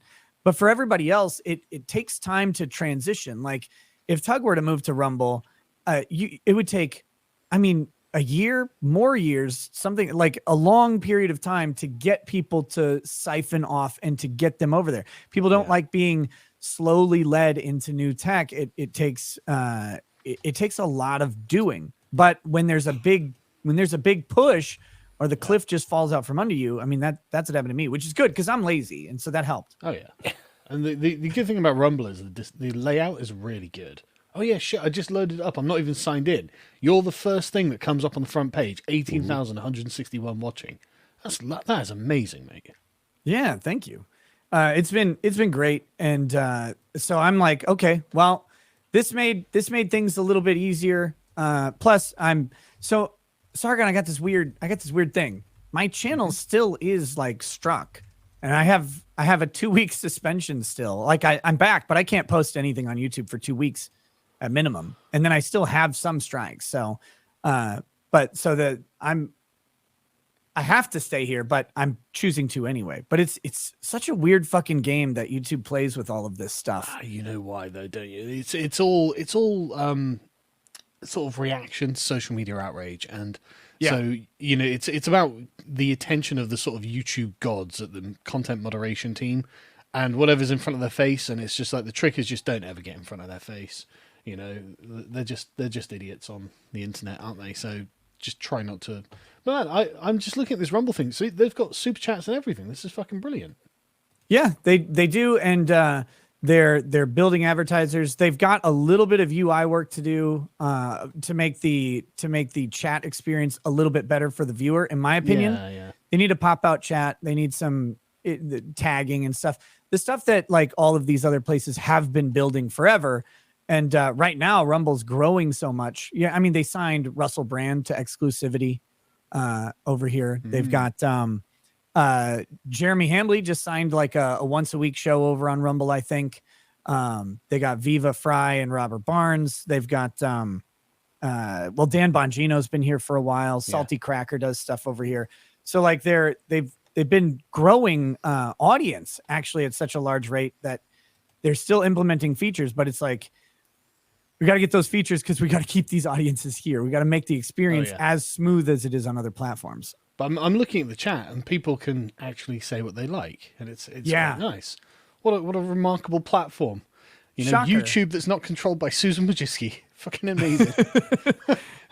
and it's amazing because so I have a very toxic fan base. They're super evil, racist monsters. Oh, I know. And yet, just a little bit. Come on. And yet the Rumble chat is relatively tame. Like it's not full. Like I remember the streamy days and stuff like that. Like it was just assy art of Nazis, like of swastikas and stuff, which is funny. But it was on your Discord now. That's just all it was. Oh yeah, we're not going to talk about my Discord. I disown it. No, but it's like when you let people be free and it stops being a novelty. Yeah, they're normal. Like everything's normal. But if you make it a niche novelty thing, well, people will act like that because they got to get it all out in one spot. And they know it gets at you. You know, that's the thing. If you are responding to it, then they're going to do it because they hate you and they want to provoke you. Right. But the thing for me is I don't care what people say in the chat. Like it won't ever bother me. So I'm not going to be like, you can't say that. Well, that's too far. It's like, well, if that's what you want to say, man, I guess. So, Tug, can I ask you a question, man? Sure, man. I followed the American Johnny Depp trial, obviously, but I only briefly looked into the British trial. And it seems backwards. Yeah, right. It seems what kind of red coat are you? Well, because I wasn't really interested in fucking Johnny Depp and Amber Heard, right? But it was only when it became like in the American trial, it wasn't actually Amber Heard against Johnny Depp, was it? It was like someone over here or something like that. So I was just wondering if you can give me a rundown on it, because I had a brief look into it, and it looked like he was just getting screwed over. Because in Britain, they all, because it was like the Daily Mail or something that had called him a wife beater, and he was like, no, you can't call me a wife beater. And for some reason, the British courts upheld it, and so now in Britain he's a horrible man, but everywhere else he seems to be a fucking hero. Yeah, the Sun, they called him a wife beater. They put out an article, so he sued them, like you're saying, for defamation with it. And the problem that he ran into is the judge. Basically, when they called in Amber Heard to ask her questions, since she wasn't a party, the judge gets to decide how far you go with your questioning. And the judge said, nah, you can't really take her to task with anything. So anything she said, it pretty much, it held weight. He wouldn't let them dig into anything. So everything that came up in this trial, or they wouldn't add in this trial, they added every just salacious, because you couldn't take any of it to task. So the judge upheld anything they wanted. Yeah, pretty much. I mean, the judge, the judge upheld every claim that she did, except, okay, to give you an idea of what it took to knock out a claim. She said, he apologized to me one time in this text. That meant he abused me. And the judge was like, well, you didn't really offer any proof. I'm not saying it didn't happen, but if you didn't offer enough, but I'll uphold everything else. So all she had to do is make an accusation. And if the accusation was there, he upheld it. It didn't matter. Yeah, and then they ran the headline in every paper ever that British judge finds 14 instances where Johnny Depp abused Amber Heard. Yeah. That's all we get on this side of the pond, talking about whenever Johnny Depp comes up. And the thing is, I really do think that Johnny Depp was abused by her, right? So it just seems like he is being victimized twice by an entire country now, not just like this psychotic bitch on the internet. And so it just seems like a manifest injustice, and it's just a horrible thing to continually have to watch. And there are a bunch of like feminist lawyers and stuff like that over here who just, legally call Johnny Depp a wife beater, and the courts are like, yep, that's true. You can't sue them over that. Yeah. The only good news about it is like a lawyer calling Johnny Depp a wife beater probably doesn't cause him any harm, right? Like, oh, but the papers still do it because the papers doing it does. Yeah, the other ones that want to jump on it, they don't want to back down and say, okay, maybe he's not so bad. Maybe the new evidence that came out of the American trial kind of makes her look like she's an evil gaslighting bitch. They don't want to say that because that's them like losing prestige. So he's a wife beater over here forever. It's awful. We should go over there and get married to every British woman and teach them a lesson. Yeah, he should. He had a lot of political power aimed at him, too. I mean, the ACLU, they're the ones that you found out about all this co-conspiracy behind the scenes where, I mean, you had $6 million donated just so they would give her an ambassadorship title. And then, there was a lot more money siphoned in. So the power of just that organization freaking alone. And it was unreal to see what was happening behind the scenes. Yeah, it was awful, wasn't it? It's just awful. But male victims, man, they don't matter, right? No, of course not. I mean, men are always the perpetrators. You know that. Come on. Yep. Come on. When has a man ever been a victim of anything? But so I tell you what, man, the American Johnny Depp trial, I was watching with surprising bated breath, and I was genuinely excited for him when he won. Genuinely excited. Oh yeah, that was great. Yeah, he deserved this, man. I mean, from a reasonable, normal person standpoint, you look at it and you go, okay. Said things, destroyed career, like completely obliterated. It's obvious. And these things stick. And not only that, everyone's dancing on the corpse of what he was doing based on the things that were the subject that she was talking about. So it's like she obviously defamed him. It was clear as day to anybody who just took a cursory glance. But that's not how courts work with defamation. And that's the most frustrating part. It's like people...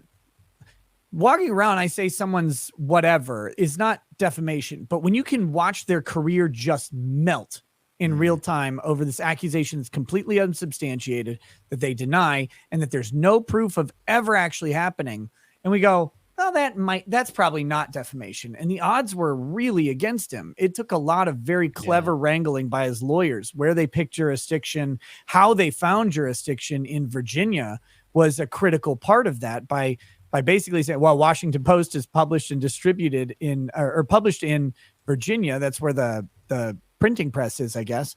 And so therefore, since it was brought into there, we can bring it into Virginia without including the Washington Post as a party. And like that wrangling allowed them to get past the pretrial dismissal of an anti-slap. Because if he would have brought it in California, Johnny Depp would have lost 2 years earlier. The thing about it as well is when we were watching the American trial, it became obvious that it wasn't just that this was defamation, right? She was an abuser. She was obviously fucking abusing him. You know, the video, they're like, oh, look at him smashing these the cabinets and stuff like that. And it's like, yeah, you know why he's doing that, right? I've seen this sort of thing in real life. This is what happens when a person is being hounded into a position from which they can't escape, and they feel powerless and impotent, and they're just angry and sad and desperate. That's what the reason that he was doing it. I've seen people doing it in real life where they're suffering, you know, and nobody cares. If I'm not mistaken, that was the time. Tug, maybe you can help me out with this. That video was taken around the exact time where he got the news that people had been stealing all of his money for years. Yes. Everyone he trusted had taken hundreds of millions of dollars, or cost him hundreds of millions of dollars. It was like that day. Yeah. And it's like, wait, you're like, you just told this man that he effectively, he was getting the, who was it? Robert De Niro treatment. Robert De Niro had to take basically every movie role to keep up with the spousal support that he had. Johnny Depp was getting that to pay off the debts that his business partners had acquired in his name without his consent, and he was having to pay, along with the taxes that they didn't pay. So he goes and meets with this auditor who's like, yeah, you know, you could probably do this, but you're gonna have to cut back everything. Your entire lifestyle has to trim down, and there's nothing you can do. By the way, everybody you liked fucked you. And so that's the day he's slamming stuff around. It's like, well, I would have slammed shit too. Yeah, and but the way that the way she's talking to him in the video, you know, you can feel the sort of manipulation. You know, when she's, you know, what's wrong, Johnny? What's wrong? It's like, bitch, shut up. You know, you keep pushing it when he's in a moment like this to get him to react and to get him to flip out, and it's just like, this is just awful. They didn't play the entire video either. You know, at the very end, they kept cutting it off. And I kept wondering why his team cut it off, because at the end, you can see her pick up the phone and laugh. She thinks it's funny. So, I mean, she's not just gaslighting. She's laughing about this shit. Yeah. That I saw the full thing. I'm sure I've seen the full thing.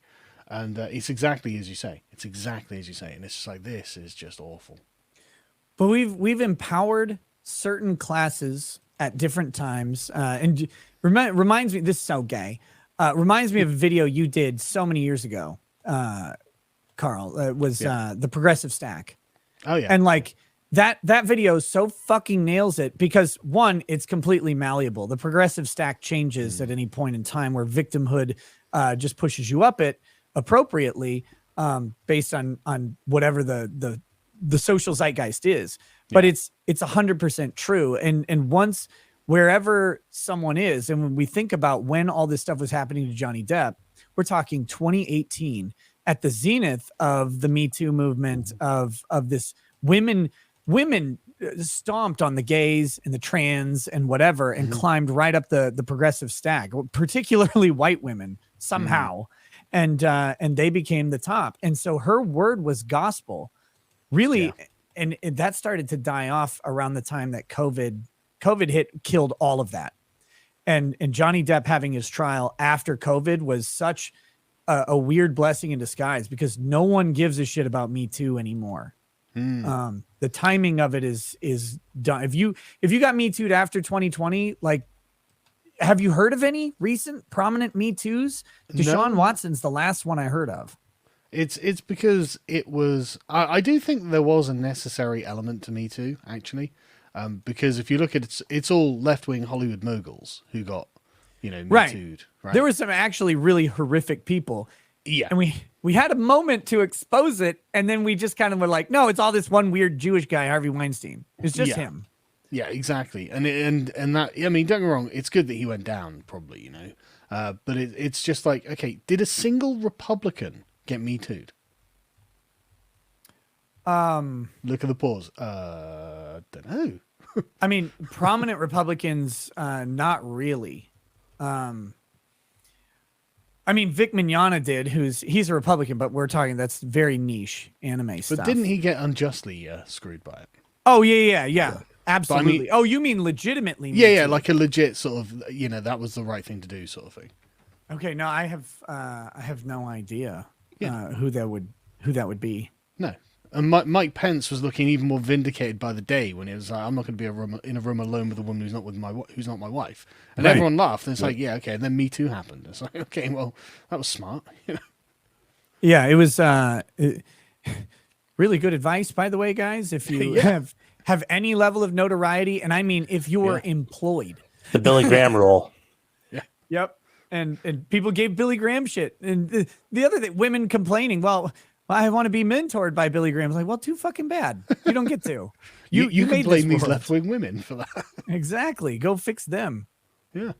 But no, it's I agree with you. There was some sort of necessary element, but the problem was it floundered on the altar of progressivism rather than turning into what it should have been. Let's root out this very obvious problem in Hollywood where you can talk to any number of celebrities and find out that if you want to get a role, you got something in your mouth and something in your butt. Like that's the way it's going to go somewhere. And, the reports about a lot of these actors who are in prominent roles are either on the down low gay or have had to endure being forcibly gayed by someone. And that's not to talk about the child trafficking and stuff like that, right? Right. And when anybody talks about that, who's from the industry, like Corey Feldman, tried talking out about it. And do you remember he came out of nowhere and he's like, by the way, I'm going to tell my story about all this stuff. Yes. And then he's fucking destroyed. Like he got hit with a bunch of like random drug allegations and stuff. Yeah. They just shut him down immediately. Yeah. I mean, there have been so many as well. Like Elijah Wood was like, yeah, my parents were like, this is everywhere and kept me away from it and stuff like that. And it's just like, fucking hell, man. Well, Drew Barrymore was passed around as like an 11-year-old or whatever, or younger. It's like, and look at her now. It's weird. Drew's weird. This is the thing with Britney Spears. Like everyone's like, oh, Britney Spears is crazy. I'm like, yeah, but why do you think that might be? Look at the people around her, man. Fucking hell, you'd be crazy too. Well, yeah, and she had sex with that one dance coach guy. That was weird. Hey, Nick, I don't follow it closely. Oh, later, Tug. Hey, see you guys. Brother. It was good seeing you. Thanks for coming on, man. Nice to meet you, man. She hooked up with that guy who accused Michael Jackson. I can't remember his name. He was on that documentary. He was the one who changed his story because he first testified that Michael Jackson never touched him. And then after Michael Jackson died, he changed his story and went after him to try and get like a bunch of money out of the estate. Oh, right. Okay. That guy's great. But he was, he was like dated Britney Spears. I think she was 18 when he dated her, at least. Right. But the point being, Hollywood's disgusting, man. Like, everything about this part of the world is just gross. And if my kids are like, yeah, I want to move to California and become an actor, I'd be like, no, just no. Well, the best part is, so like, it's reasonable to want to be an actor. And like, oh, I want to do this art. I want to, talk to millions of people. I want to express this stuff. We're at the cusp where independent creators can rival Hollywood in production without unreasonable amounts of investment, and they can crowdfund it. It's, can you get the idea and can you get the reach, or can someone help you get the reach? And the way like social media influence works now, you get on the right train. You don't need a Hollywood production studio to create something that will have the same type of effect and be the same value for people. It's amazing. The kind of like mass education, like the number of people who are doing like film studies or, movie editing or video game production or whatever, means that there's this overabundance of creative and educated people in those particular fields. So it's become far less prestigious to be able to do any of this, isn't it? Yeah. I mean, like video game design. Yes. And the funny thing is, all the broke, unemployed video game developers who weren't, furkin enough to get hired, what did they start doing? They started just creating all these little pixel art indie games and created an entire subgenre of extremely successful produced products. Like one of the big stories, video game stories of I guess last year or maybe it was this year was that Vampire Survivors game. Right, It was really it's this $3 game on Steam that some guy he basically like looked at the models, the pixel art models for Castlevania, and like he kind of recreated very similar models with similar themes, but he changed the names just enough to avoid like an IP lawsuit. But then he made this game where the only thing you do is move, and then your attacks are on a rhythm, these different attacks, and you build up your character over this. It's like a 30-minute level. That's all you get. It's every gameplay is like 30 minutes long, and it's just super fucking fun. It was $3, and this guy made it himself, and he updates it like every 2 weeks. And he made, I can't even imagine how much money he's made off of it because his Steam sales are through the roof. Oh, that's brilliant. That's fucking great. And it's all because, probably because he couldn't get a job with his video game design education or whatever. Like, I don't know about him, but I know that has happened in this industry where like, well, I'm out of work. I guess I'll make my own thing. And then it ends up wildly successful because we have that economy now. Yeah. Yeah. But speaking of that economy, of the centralized sort of, this is the thing, the middlemen who are like in Hollywood using their power, like the Weinsteins. I can't wait to see those sort of middlemen lose their money. Yeah. Oh, it'll be great. Ooh. Well, and we're seeing it. We're seeing it happen in real time with some of these names. Dwayne "The Rock" Johnson was in like every movie ever made for a while, and he's just been producing flop after flop after flop because they're like, oh well, The Rock will just put asses in seats. It's like, well, no, you're kind of killing that with every shit movie that you make. Like that's every time these movies come out. Yeah. And it's like none of these make sense. His earlier roles made sense. He's the big buff guy. He's doing some superhero thing, but it's not corny and cheesy and bullshit. He's starting to look like Hulk Hogan. It's like The Rock was never Hulk Hogan, and in a good way. and now it's just they're just putting out every piece of trash has him in it, and they're failing miserably. And so it's like, okay, these guys don't have a stranglehold on any of this anymore. No, it's great, isn't it? And okay, so have you been watching like Rings of Power? I am not that much of a masochist, man. No, man, I can't punish myself. I've literally been punishing myself getting through it, right? And it is like I just feel bad for the people involved at this point because it's not even that it's woke that's the problem, right? If like She-Hulk. It's shit because it's woke, right? And it's really bad because it's woke. But Rings of Power, I actually would prefer it if it was woke and not tremendous shit.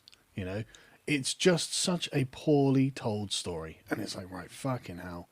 When I saw the mainstream media criticizing how bad it was, I was like, oh, this is really bad. Like this is catastrophic. Yeah, because the She-Hulk thing, right? Like I watched a few episodes of She-Hulk, and it's not boring. It's just shit, right? It's pretty boring. No. I didn't think it was boring. I thought it was bad. Like the story was not for me.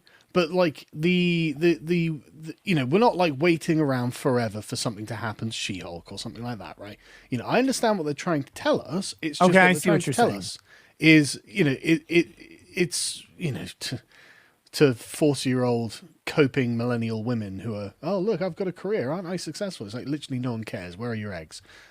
You can tell, you can see like the hot flashes happening every 8 minutes in the writer's room for that show. Yeah. Like you're like, they come up and everything's like a wine mom joke. Every single thing is one. And you're like, how do you guys not see that this was never funny? Like, I know you guys are cackling together, but nobody else is laughing. Yeah.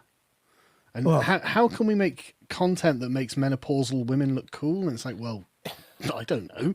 Good luck with that.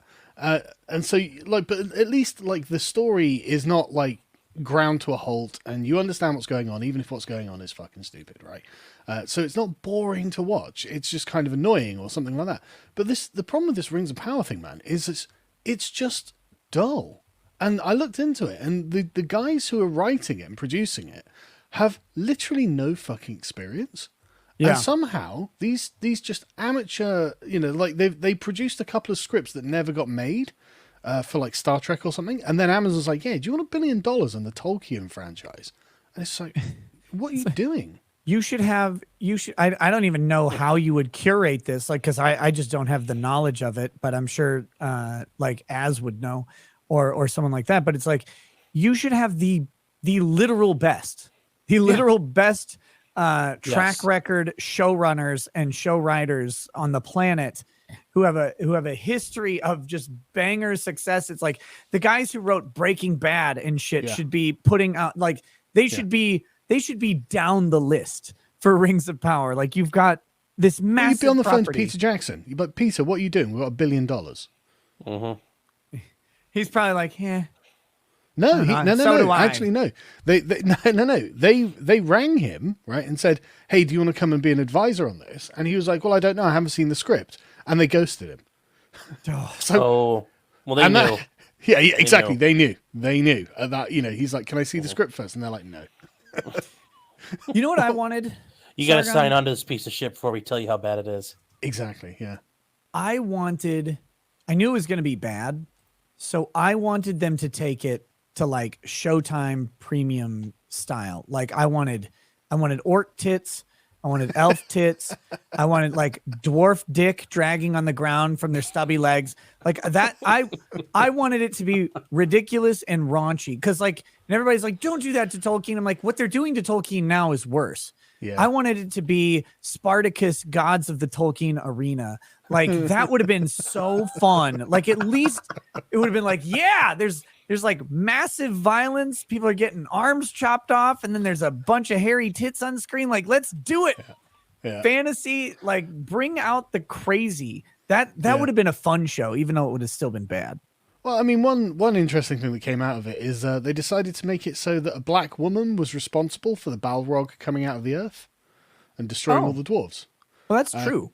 Because, well, I mean, in like in the books and in still that racism.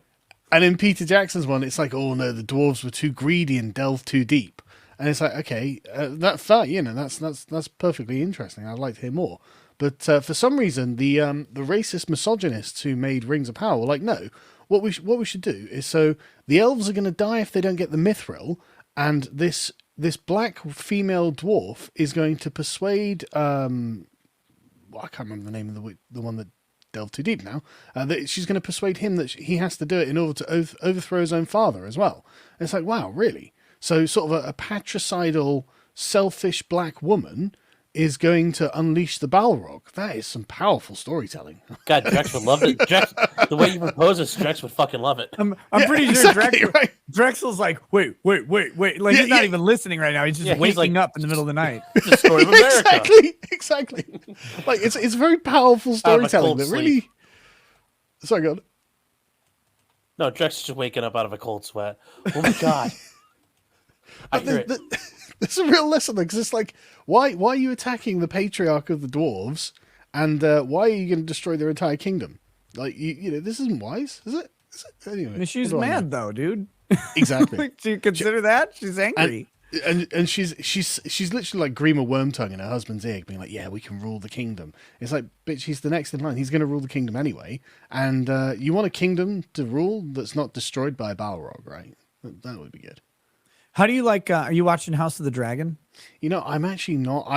I'm kind of limited for time, right? So I was like, right, I've got to pick either Lord of the Rings or Game of Thrones. And I really was disappointed with the end of Game of Thrones. And I thought, fuck it, I'll watch the Lord of the Rings one instead. And so I'm committed to the wrong series. Yeah, I'm committed to the wrong series at this point. Yeah, I was pissed off at the end of Game of Thrones too. I thought it was garbage.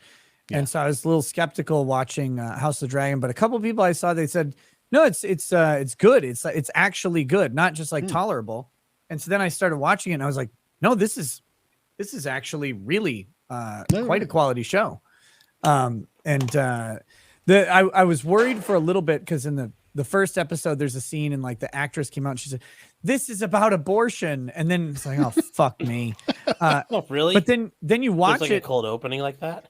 Well, no, that's what she said. That's what she said in some interview. And then you watch it and you're like, this has nothing to do with the abortion issue in any way. Like, there's no D&E that's going to happen on this, in this medieval town.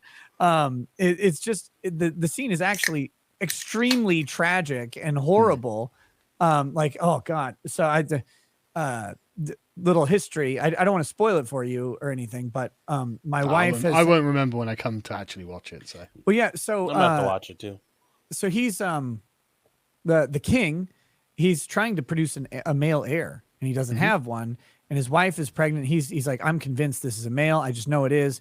And the baby turns breech while at the time for delivery, and the guy's like, she's bleeding. We can save one or save neither, and we can save the baby through this technique, basically a cesarean, but they don't have any way to give her blood. They don't have any way to preserve her. And so he has to choose, and so he chooses, well, I guess the heir. He chooses to keep the baby, and that she would die. And he sits down. He loves this woman, right? And he's like, he's holding her hand. He doesn't tell her what's going on, and she is terrified when they start grabbing her and holding her down. They start cutting her, and she's screaming. And like, I looked over at my wife, and she's just like she's bawling because she's had 2 cesareans, and it's like, but also, like, I know my wife, for our entire marriage, she's like, she had told me, if it's between me and the baby, you always pick the baby. And I was like, obviously, I don't know. Yeah. I don't know if that's, like, I'm not so sure about that, but if that's what she wants, sure about that, man. Right. She was sure about it. But I mean, she's sitting there just bawling. And it's like, this is a powerful scene. And then to have the actress come out and be like, this is about Roe versus Wade. It's like, shut up, bitch. Like, you clearly didn't write it, you fucking dummy. Oh God! And also, is that about Roe versus Wade though? No, it had nothing to do with it at all.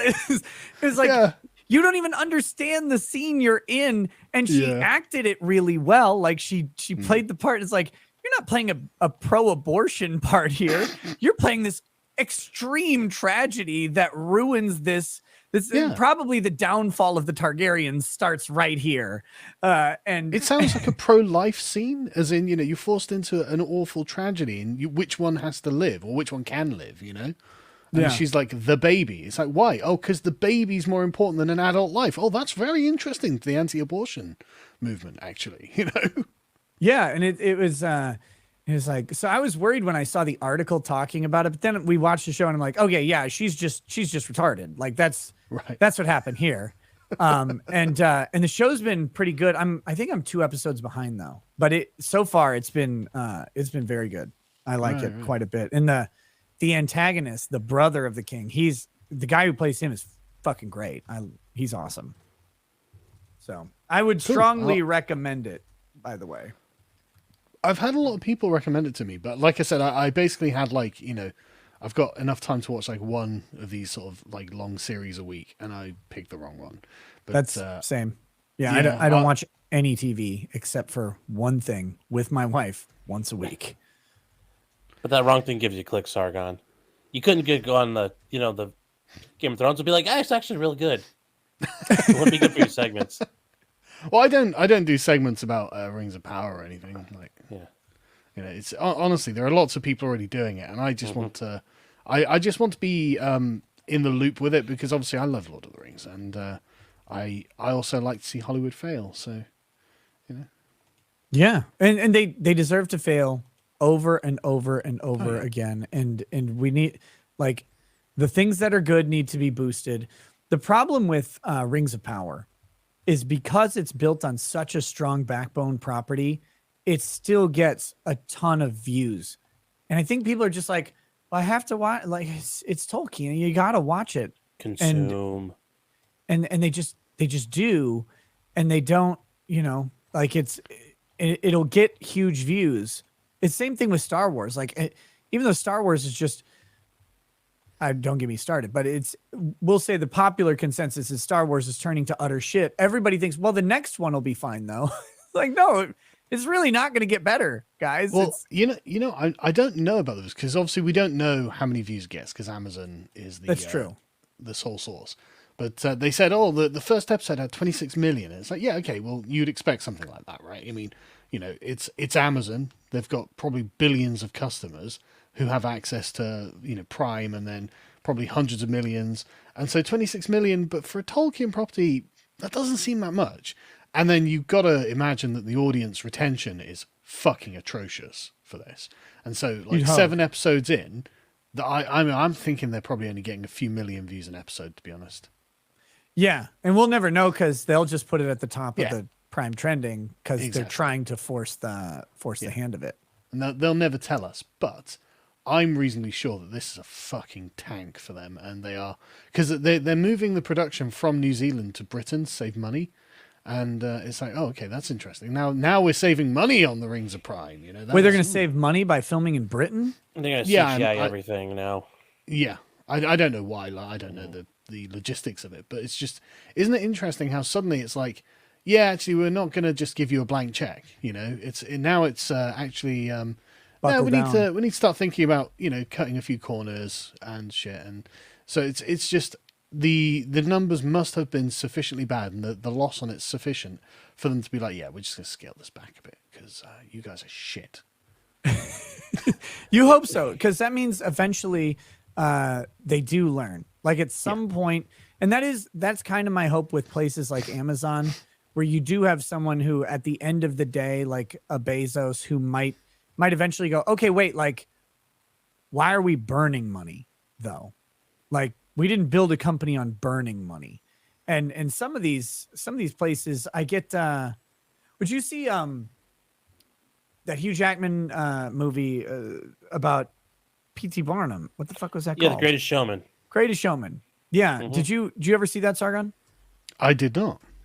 Well, I liked it. It's not really a very accurate telling of P.T. Barnum's life, but it's a good flick anyway. But there's he approaches Zac Efron's character, he's upper class and he's a playwright, and he makes these plays and they're absolute shit, and everyone knows they're shit, but the upper class goes to them because that's the entertainment. So they all go and see the play, and that's part of the whole like draw that he has to get Zac Efron's character to come join him on the circus. He's like, I need your access into these upper circles. But 2, I think you hate what you make. And eventually like the illusion gets shattered, and P.T. Barnum, who pulled himself up out of literally nothing, creates this circus and monetizes just entertainment for the masses. Not appealing to the upper crust, gets laughed at by all of them, but doesn't fucking care because he rolls in money. And he becomes successful by creating something that no one else thought would even have a chance. And it's like, it's this interesting sort of look at how we are now. Like somewhere someone goes, yeah, but what you're making is shit though. Like, do you really want to keep making shit? Like, is that what we need to do? We just keep throwing money at shit? Because eventually, like, why don't we just make something good, even if it's not appropriate or acceptable or whatever, and then watch the people show up. Honestly, I'm looking forward to the day where I don't hate everything that's made. I'm sure it's going to come around again. Someday. It's got to happen. That's why all I watch is like stuff on YouTube or wherever. Like that's it. That's my entire entertainment. It's like some jackass talking about Dungeons and Dragons builds. Yeah. And I'm like, I could listen to this way more.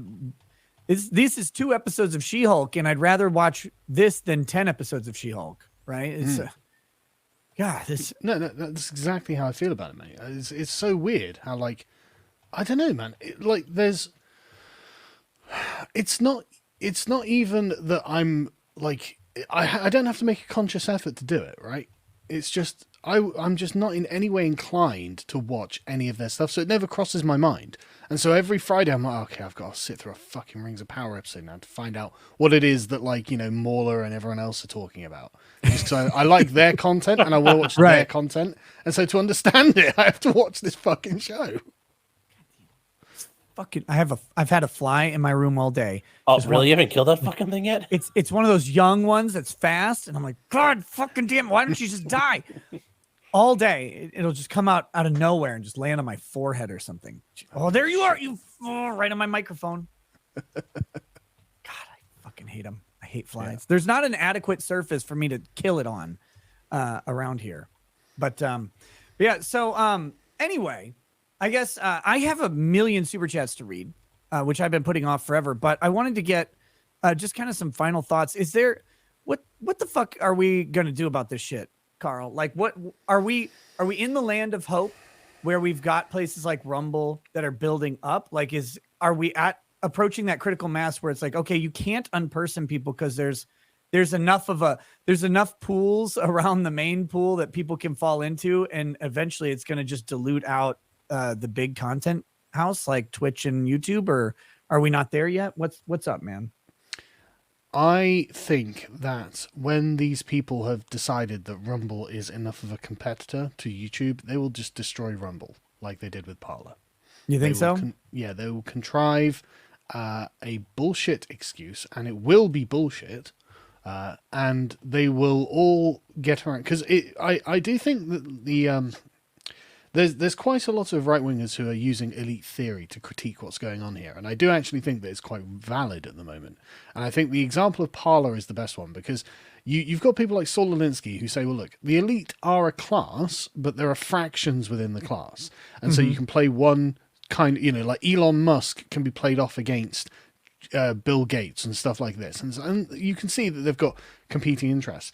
But when something comes along that threatens the class as a whole, they pull rank, they close ranks, and then they just destroy that one thing that threatens everyone in the class.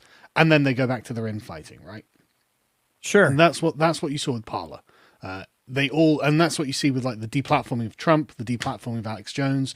It's one of those things where they all just get around a table in Silicon Valley and go, yeah, right, okay, we're just going to do it. We're just going to get rid of it. And Andrew Tate, of all people, but the thing, man, why are they so scared of this guy? Wow, yeah. That's the point, isn't it, right? It was a progressive moral panic. That's how you can see it's a class, right? Because they all share the same values, they all hang out in the same circles, they all know the same people, probably all attend the same dinner parties, and it got into their heads that Andrew Tate was turning young men misogynist. And they were like, oh God, we've got to do something. And that's it, Andrew Tate has gone off of everything. It's like, what the fuck did this guy do? What are you actually accusing him of doing? Corrupting the youth. Right, Andrew Tate is the modern fucking Socrates. That's literally what you're saying. That's what he was executed for as well. Corrupting the fucking youth. So, unironically, so Andrew Tate got the Socrates treatment. At least with Trump, you could say he encouraged an insurrection, which I don't believe he did, but right. At least he's an important person, He's the president of the United States. There's a reason to do something against the president. There's no reason to take action against an internet shock jock. That's bullshit. So yeah, and the fact that they didn't get, I don't watch Andrew Tate. I don't really care. Of course but, not. No. But I can infer from the reaction that what Andrew Tate did was say stuff that was patently ridiculous to get to the latent ideas behind the ridiculousness. And this is just what speaking in hyperbole does. You speak in hyperbole and generalizations to drive discussion. And some people will engage the discussion, and other people just get stuck out on the fringes going, no, this is unacceptable. This is unacceptable. It's like, well, look, he's painting caricatures. But the scary thing is you're worried that those caricatures are accurate, because some parts of them are. Yeah. That is exactly right. That is exactly Tate's crime. So I hadn't heard about him until he got deplatformed, right? I'd heard the name and people are like, oh, this Andrew Tate guy, check him out. I'm like, why the fuck would I need to? I'm not a teenager. No, that's 15 to 20-year-old me would have been like, this guy's got a lot of good points. Exactly, right? No lies detected. Yeah, exactly. And that's what they were afraid of. And that's why he had to go. And, he's not wrong on a bunch of stuff. It's just that he says it in a blunt way. And they freaked out, had a moral panic. Oh, God, all the young men are misogynists now.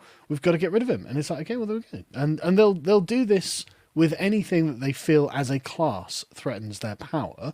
and Rumble will end up being on that chopping block. So enjoy it while it lasts, is what I'm saying.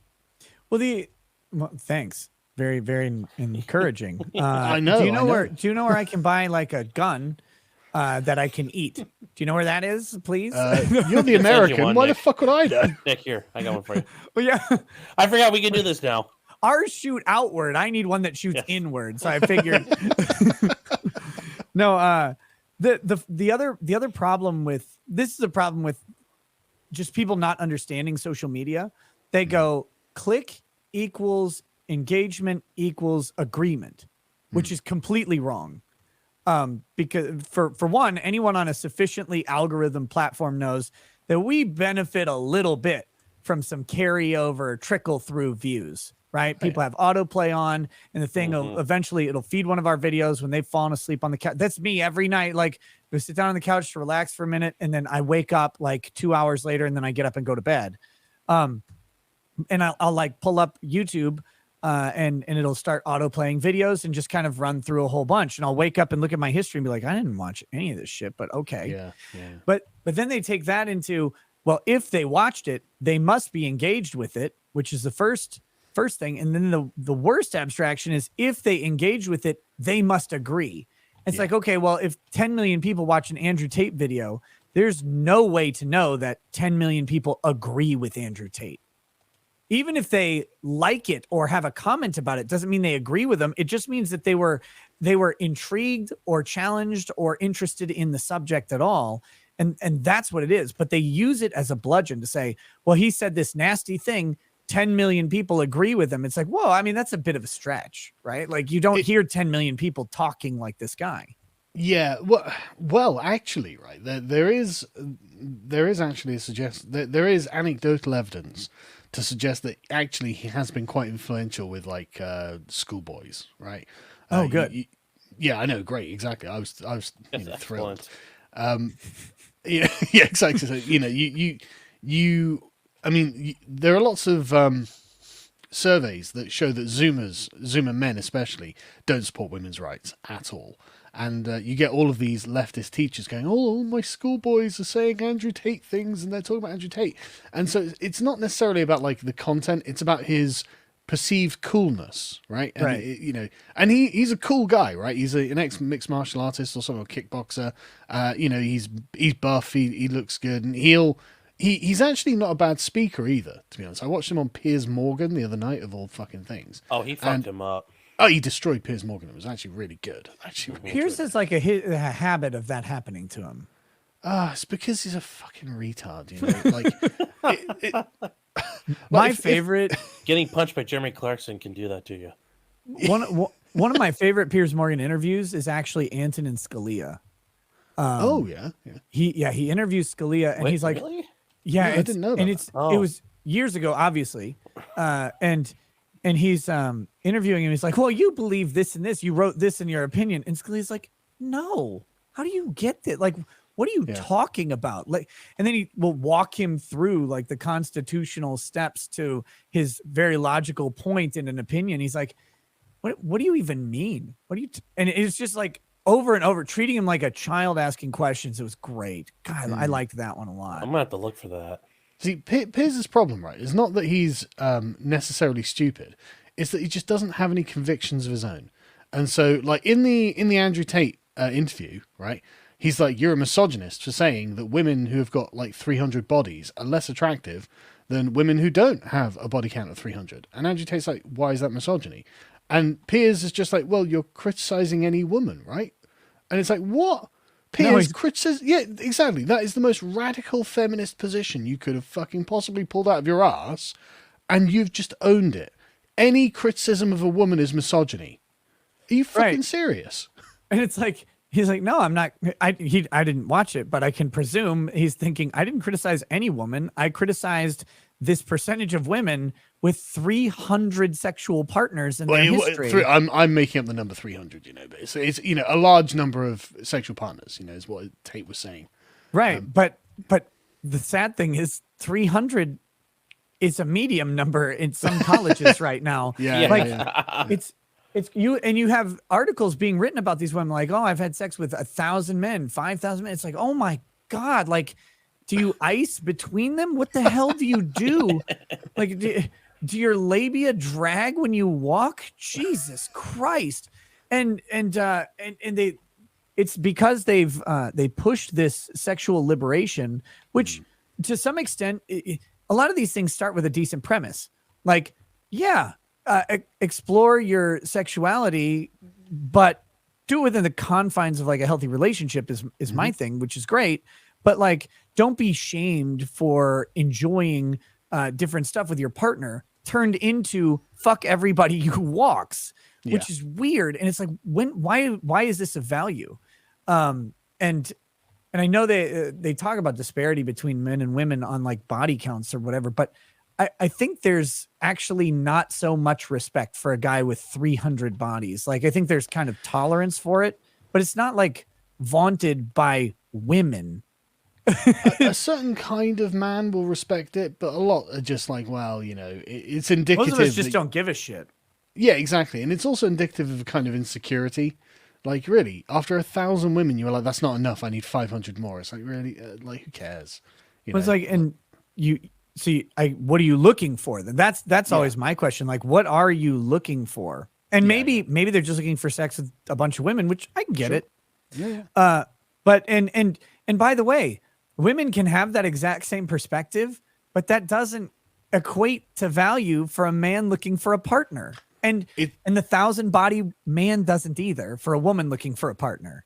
It also it's also different, right? Because it's the a key that opens many locks is a good key, and a lock that's opened by many keys is a bad lock, right? Right. Yeah. Yep. And then you know, whether you like it or not, women are the gatekeepers of sex, and so it's a part of. Actually. Yeah, exactly. Everyone does, but like, it's a part of a woman's power to be able to decide when sex happens, right? And that's why rape's so bad. You know, suddenly it's taken out of the woman's power and it's violation, right? And okay, fine, that's all perfectly fine. It makes sense. But okay, now we all agree that women are bestowed with a kind of social power, with sex. Yes. So a woman who has a body count of 1,000 is someone who is abusing that power. And it's the reason why women are the ones who slut shame. Men don't tend to slut shame. It's like, I'm just not going to marry you. I'm not going to, we'll hook up this weekend if you want, but like, I'm not going to marry you, see you later. Right. But it's the women who will be vicious and slut shame and, call them the worst names under the sun. And it's because they're watching someone undermine the use of their own power. Your wife hates the village slut because she's worried that you're going to have sex with her, You, as far as your wife is concerned, that's her power over you to get you to provide her resources to do, to do your part as her husband. And if some other woman is just going to offer sex for free, then I thought I was the grifter. Turns out, no. But you know what I mean? Like it's totally valid, from the woman's point of view to be concerned about that. It's totally valid, and so. There's a reason that women don't like sluts. There's a reason that women actually should be thinking about, this is a lot of social power. And you can ruin lives with, promiscuous sex. If a woman comes along, there's a name for it, homewrecker. We've got specific terms for this. So, women actually have to start understanding that sex is a powerful thing.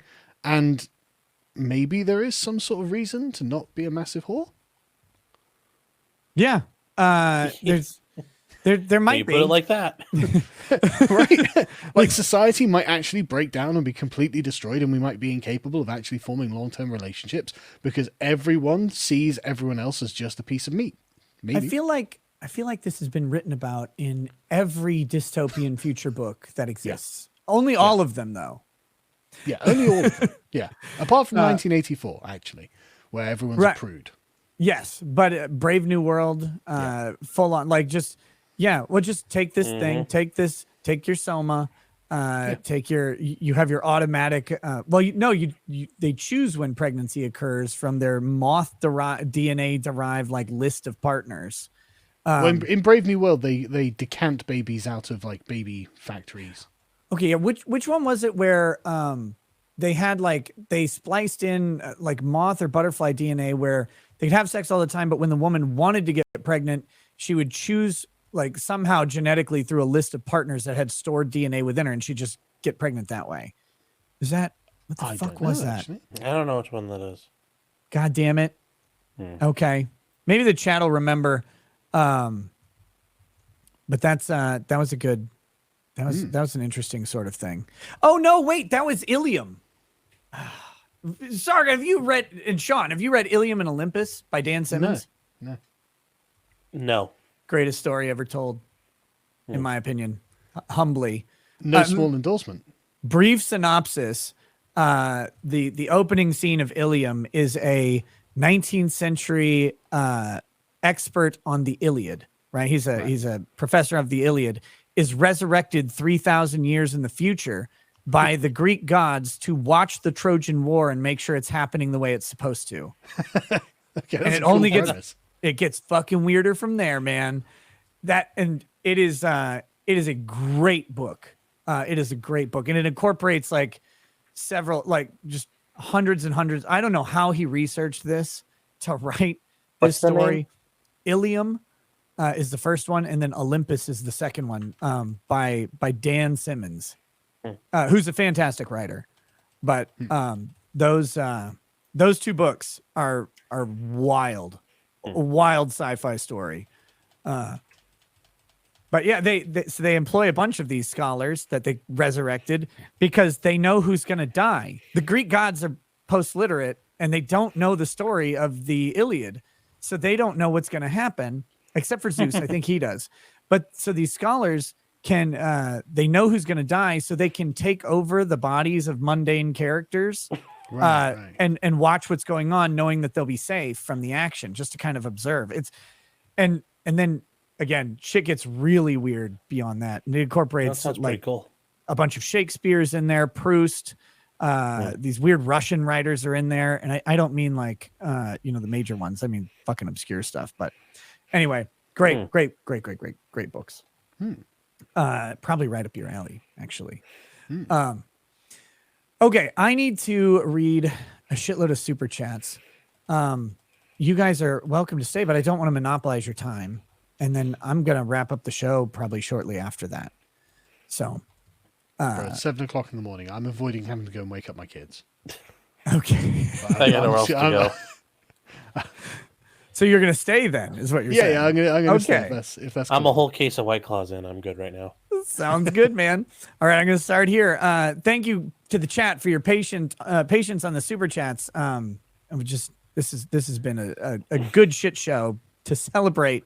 I guess the hilarity of coming back onto fucking YouTube. Chininator. Hey, Nick, today was a really good day. Nebraska Huskers won their football game, and you got your YouTube channel back. Congrats. Long live Pope Rekieta. When are you coming to Omaha? I want to grab drinks. I don't spend a lot of time in Nebraska, but maybe. Hartman says, has Lady Racket seen her subscriber count yet? Well, she saw it when it was just under 4,000, I think. But now she's closing in on 5 with no content, which is amazing. Good job, her.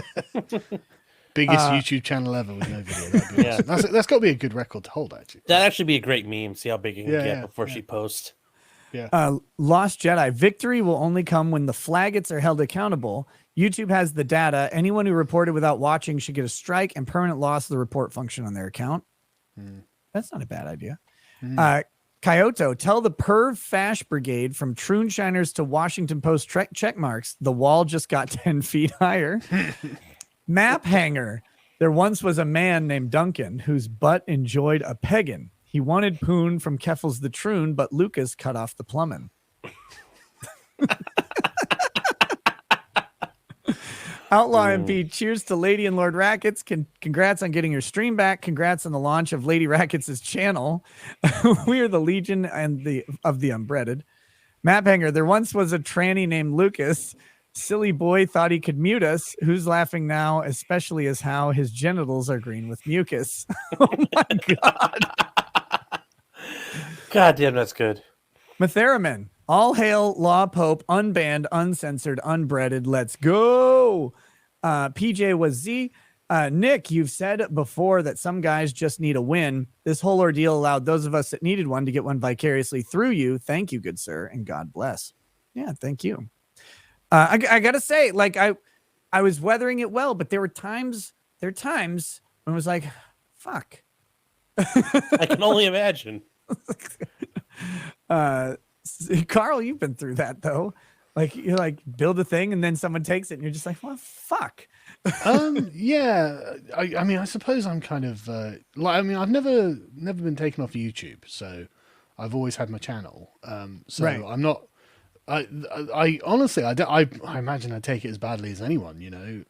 But it is mad, isn't it? Where it's like you spend all of this labor building up this thing and building up this, you know, the channel, the brand, whatever it is.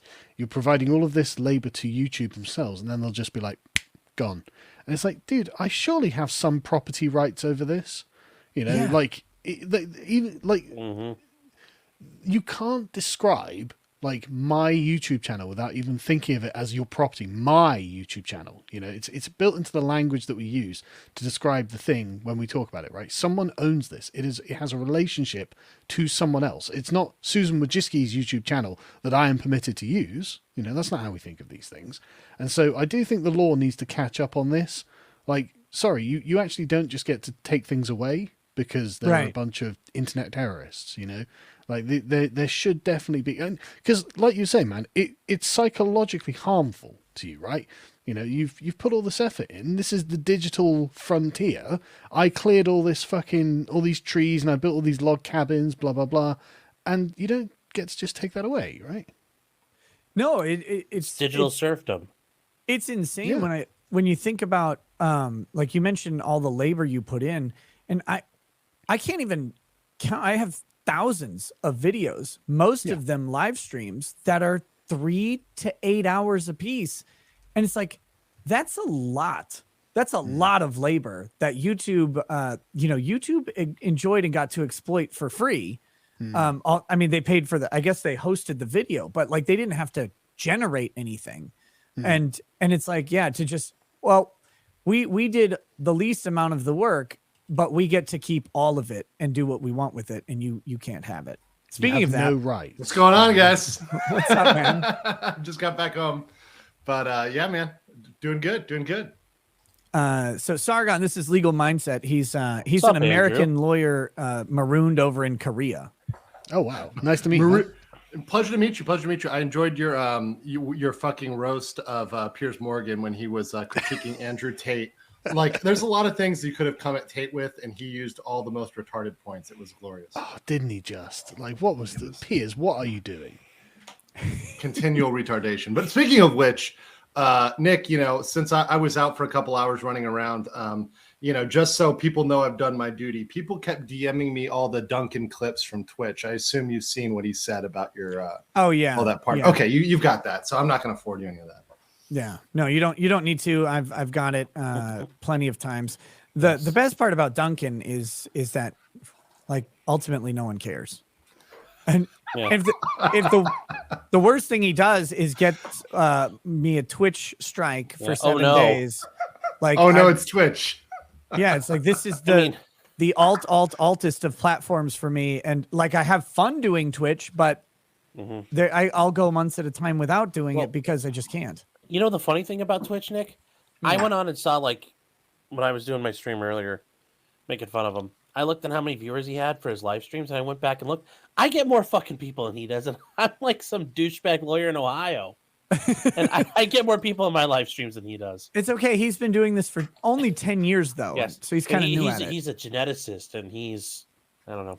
And he can go on the fucking helicopter, too. Well, he grew his channel. He might be Bosch out the front. I mean, it depends. That was a weird thing in my debate with him, where he admitted that he didn't actually like playing Pokemon. He just did it because his audience told him to, and then he stuck with it because then like people watched. Yeah. But then he decided he wanted to go to comment on politics, and everybody stopped watching. It was like, well, I mean, that's because you're not interesting. Yeah, nobody likes labor, bro. Peeves91 says, here's $20 to say something naughty about the election or vaccine, your choice. You don't have to say anything naughty about the vaccine. You can just look up myocarditis.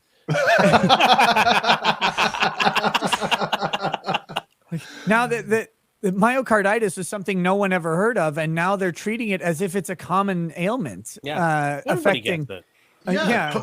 Totally healthy men always drop dead, right? That's something that Yep. totally healthy 20 and 30-year-old men do. They just drop dead Yeah. randomly. That's something that just happens. And a politician Well, that defies happened in World every War II, election to be metric. fair. And a politician defies every election metric we use to measure an election. You know, him beating all those, yeah, it just happens. Blows up all the statistical models. Yeah, it's normal. Don't worry Tankrat about it.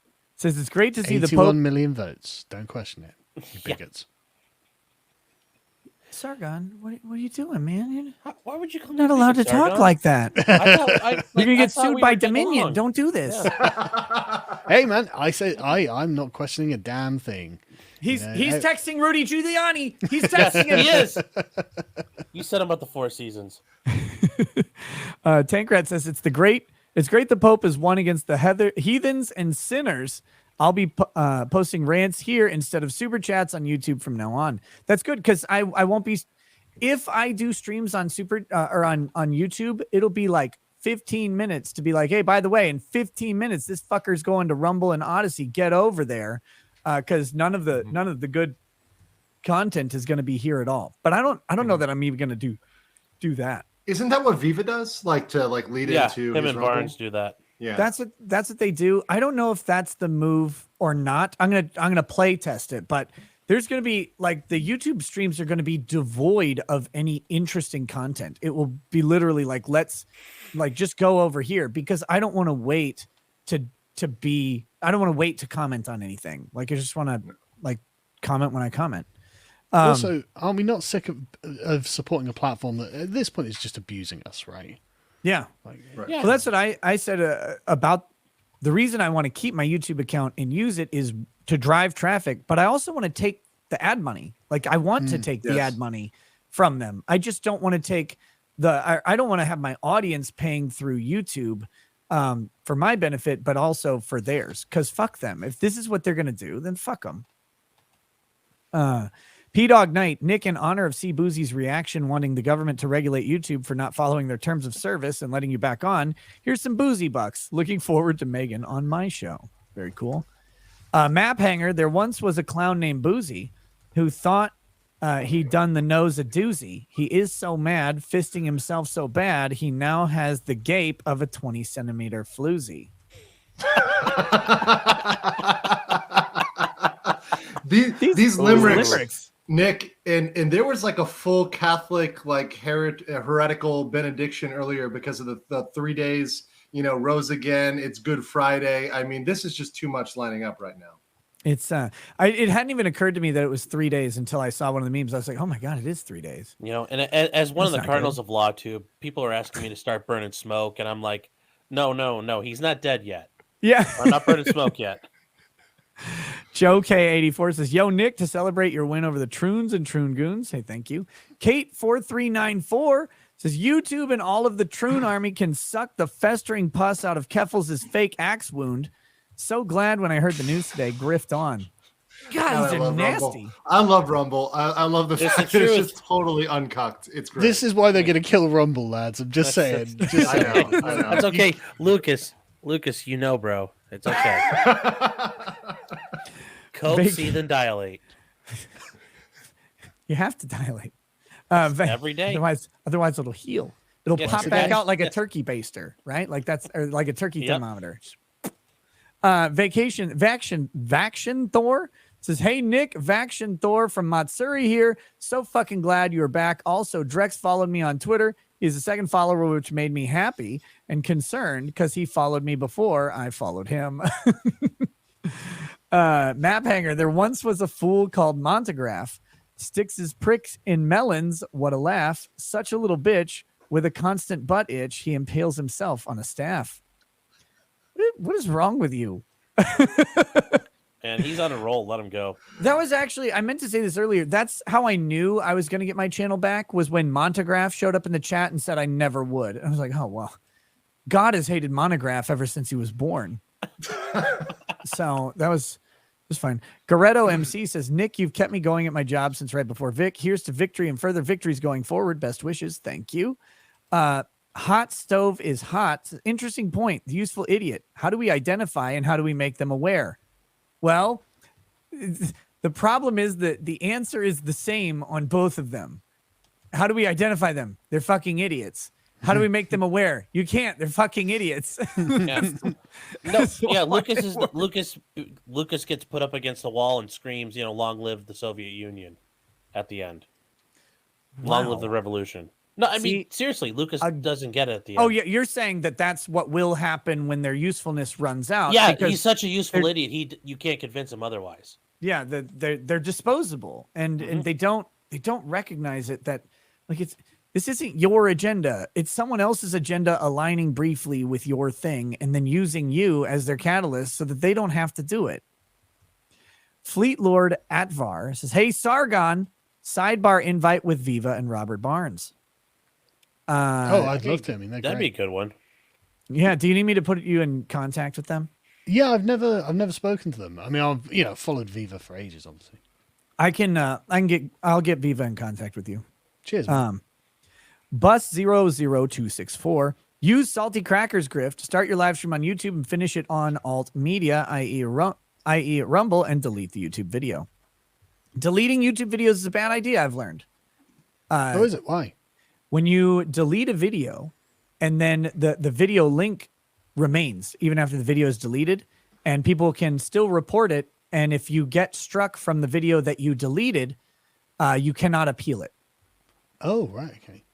So that was lovely because I knew my video was going to get mass flagged by the Keffel's army because they tweeted about it. And so I was like, oh, I'll just go delete this thing and that should solve it. And then I got the strike on it and I went to appeal it. And it's like, you can't. If you make it private, does that help? Private, I mean, it's the same thing because the link will still be there. They can still report it, but you can at least appeal if it's private. Well, then fuck it. Never apologize. Don't delete. Yeah, no, it was, I hated doing it too. I was like, fuck, I don't delete stuff, but I know I'm going to get. Well, when I was talking about your stream when you got terminated, I was talking about, you can say what you want here in America, and I'm like 20 minutes in, I'm dropping N-bombs, so maybe I'll get banned at some point, so it doesn't matter. The weird thing is, with slurs, specifically on YouTube terms of service, you can say the slurs, there's a list of them that will demonetize you automatically. You cannot say them at someone. Okay, I was wondering why I got monetized. So if you say it as an expression, like as a exact, like a excited utterance, right? Excited utterance is different than directed language. Yeah, if you use it as harassment and bullying, that will get you struck. But if you just use it, well, black people wouldn't be able to have channels. I was found suitable for all advertisers, and I was really confused. Wait, was it a stream? Yeah, it was on the stream. Was it after 2 hours? No. Oh, really? Yeah, I was with Mean Copium, and we were talking about things, and I'm like, yeah, things are a little different in Japan. Like, I could say nigger, and you in Korea, in the middle of the street, anywhere. It does. Well, not matter. Korea. I bet you can. Korea, they might even pat you on the back. I was gonna say Korea, they probably high five you. Yeah. Well, in Korea, I don't know if they can high five anyone. To be fair, they're getting taller, like the penguins. Sargon's like, if I talk, Scotland Yard's gonna knock on my door. No. I just have to. I'm legally obliged to call you a racist, though. So yeah, well, that's AZY5030 says Sargon. Rumble has its own infrastructure and hosting specifically to protect against that. He's talking about the Parler problem. Since Parler was on Amazon Web Services and Rumble legitimately has their servers, I believe, in their headquarter building. Which, don't get me wrong, is fantastic, but they will deplatform you from your bank. Or the power company, either one. Yeah. One of those they I don't think there's a limit to how far they're prepared to go, frankly. Yeah, it's But I mean, Godspeed, I pray that Rumble can be like Gab, right? Because Gab's again like the sort of Twitter alternative, I guess we say. Where they've already done everything to Torba that could possibly be done, And now Torben's like, yeah, but I still have a platform, and now I'm like, isn't he like making his own banking service or something? And it's like I don't know. I don't follow what Torba's up to because, like, I respect what he's doing, but I also he's kind of a weirdo at the same time. Yeah, but I mean, this is the thing, though, isn't it? Like, he wasn't a tremendous weirdo before they started saying, right, you're out of society forever. And, like, this is the problem with deplatforming. Is it actually does make people really quite crazy, you know? Right. Yeah. It's a cruel thing to fine, do. I'll be the villain then. Yeah, exactly. And it's totally wrong to do that to people, I think.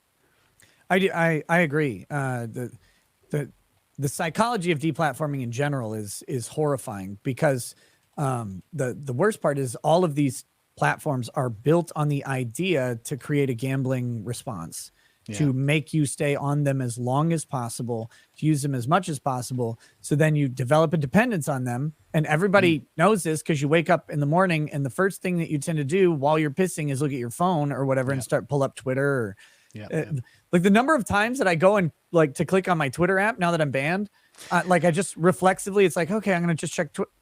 Oh, wait. I forgot about that. Yeah. What did you get banned for Twitter from? Ban evasion. Oh, right. Okay. I didn't realize you'd been banned more than once. I haven't. No. It's a filthy lie. It's a disgusting lie. So I've appealed it. Telling them good luck that it was, there. yeah, telling them that it's a lie. So we'll see. I have multiple times. But it's Daddy Elon's coming. He's gonna free me from the gulag. Dude, I hope so.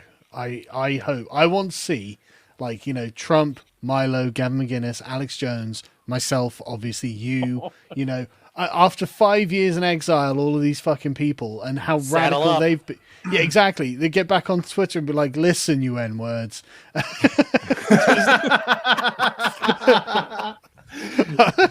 I can't wait. That will be the best show on earth. That would literally. Yeah, it will be the best show on earth that day. But they create this dependence. They know they create the dependence. Zuckerberg's talked about it. He wants people to on Facebook more than anywhere else, that he wants them to do everything from Facebook. And then it's like, okay, but now you're off of it. It's like you just gave someone a bunch of heroin and then told them they could never have it again. Yeah. Like that's the ethics of that are horrifying to me. And then when you add in monetization and stuff like for YouTube, I think it in ways can be worse. Honda also, sorry, just a quick thing there. Also, like, ostracism was considered to be the second worst punishment possible. You know, death obviously being the worst, but like everyone for all of human history has known that humans are a social species and we need each other to survive. And if you tell someone, right, you're cast out into the wilderness, good luck, you're on your own. A, that means you're probably going to die in some way anyway. But B, that's fucking cruel. You know, that is cruel. That is deliberate cruelty.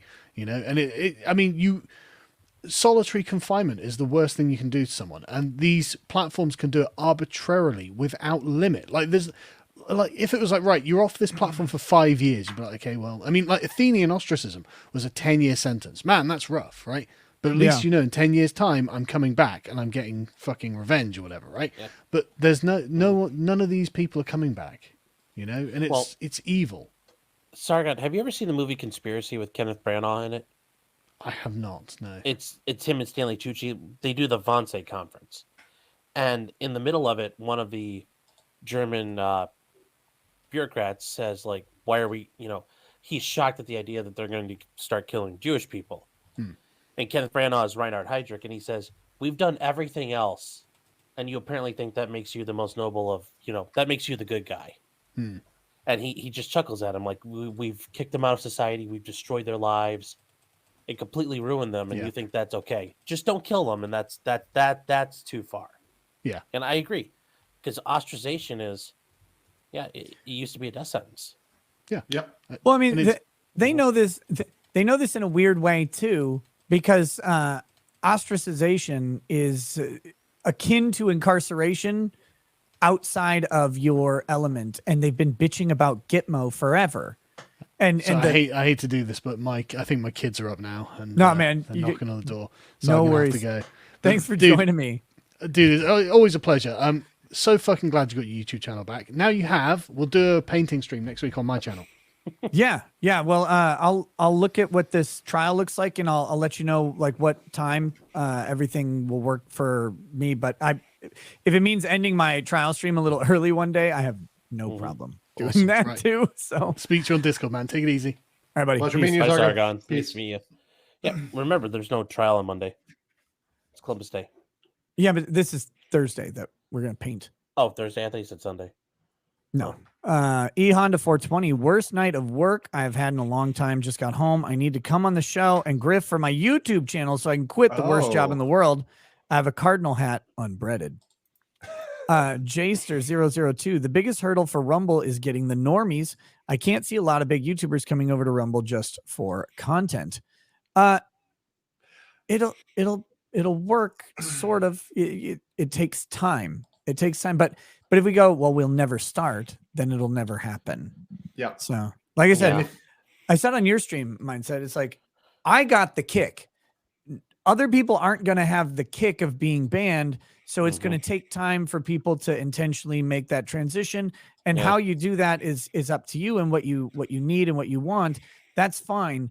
But like in a way, I end up fortunate because the result is that I've got this big boost. So I'm able to make that move much easier than someone else.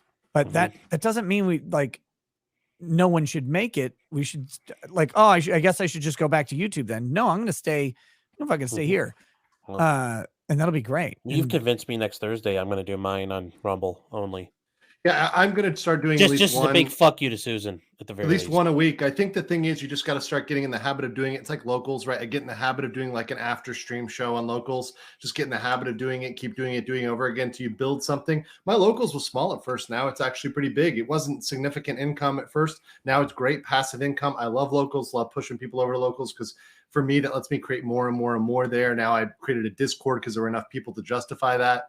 Why would you do that to yourself? Have you Bro, not fucking listened to me? I love it. I know. I'm in Asia. I'm clearly more degenerate than you. Like this is far. The things I have seen, I can't unsee. You think you can out degenerate me? You think it's the degeneracy that's the problem? Oh no. No, you think that's the problem. No, I've seen the balls, the no balls. I've seen all of it. All of it. I don't even fucking care. I've seen the 10 dicks, the 2 dicks, the 3 dicks, the Andy 2 dicks. No, I don't fucking care about the degeneracy. I'll take degeneracy all day. It's the fucking bitching, Andrew. Yeah. It's coming. You're like, oh no, we're all good. We're all cool. We all love fun. No, they don't. They don't love fun. They're going to hate fun because someone's going to make fun that they don't like. And then they're going to be like, well, but that's not my fun. You'll be like, wait, I thought we were all having fun. And they're going to go, and here's what I say. It's like, go sort this out in Nick's Discord. Yes, that's the place to go. Here's the join link. Go. Wait, you're a lot taller than me, right? Well, I mean, that's why I'm going to punch you in the dick the next time I see you. It's like, you know this. Okay. Yeah. Oh shit. Free Flyer 17. Saint Rekieta to the YouTubians. Truly, I tell you, this very year before the rooster crows, you shall disown me 3 times. Rumble usernames suck. Huge chat. Thank you. Hey, Rackets, can I get a fuck the Troon Brigade? Looks like the Joeish Mafia came through again. By the way, do you know how much you made on your first stream after the ban? It looked like over 10K. It was not over 10K. No, it was still good though. Here on Rumble. Oh, it was great. It was I think it was $4,400, which is a huge stream. How much does Rumble take out of that? 20% for YouTube. Oh, it's better than YouTube. I think that was the post cut. Yeah. That was the post 20% cut. That was the actual like credit to my account. The take. Yeah. Jack Ruley, I plan on keeping my premium so I can continue hold on. We got to say fuck the Troon Brigade. Fuck the Troon Brigade. Well, yeah. Oh, yes. Sorry. Fuck the Troon Brigade. Jack Ruley says, I plan on keeping my premium so I can continue to give passive income to Mindset, Sean, and the rest of LawTube. When they can move away, I'll cancel that shit. Also, it should be Riley. I mistyped. Well, there you go. Yeah, thank you. I think for all of us, like at least the people, like I could speak for myself. If my Rumble gets big enough, my locals gets big enough, and it's to a point where I can say, fuck you, I'm out, I'll do that. No problem. Right. You know, that's it's clearly a superior thing, especially when the UI improves, which is something that I know that Nick is working on. I know Viva's made comments about it. Like, it's going to be a no-brainer. Yeah, I mean, I wish I could get to the point where I'm like you, Nick, and I'll just like, yeah, here's all the junk after I've done it. Come see it when it's fresh. I wish I'll get to a point where I'm like a eunuch. That's what you said. I just heard it. Oh Yes, my gosh. That's Speaking it. of, hold the fuck Speaking on. of eunuchs. Yeah, that's how this goes. Don't let Joe on here. Here we go. Real quick, guys. This show is brought to you by birchgold.com/knows. That's right. birchgold.com/knows. The Birch Gold Group is a place, a company that will, well, they'll sell you gold, they'll sell you silver. You can buy those on your own, or kind of their main gig, though, is to make gold and silver a part of retirement accounts, 401ks and IRAs. They allowed you to hold digital, or they allowed you to hold physical assets, although you don't get to physically hold them, which is weird. But they actually hold them on deposit for you because the government forces that when they're in a qualified account. But that being said, they'll let you hold these physical assets for the benefits that those type of assets provide. Typically, we're talking about hedges against market volatility and inflation. They tend to be a little bit more stable when everything else is going haywire. This is not a thing where you go and you're like, oh, I'll take my entire 401k and put it into gold like some sort of Glenn Beck listening normie. No. By Bill's khakis. This is where you take a strategic portion for your needs to hedge against volatility in other areas of your portfolio. And that's what these guys specialize in. What that number is, I don't know, but they're the experts. You can talk to them about your options really simply by clicking one of these little green buttons.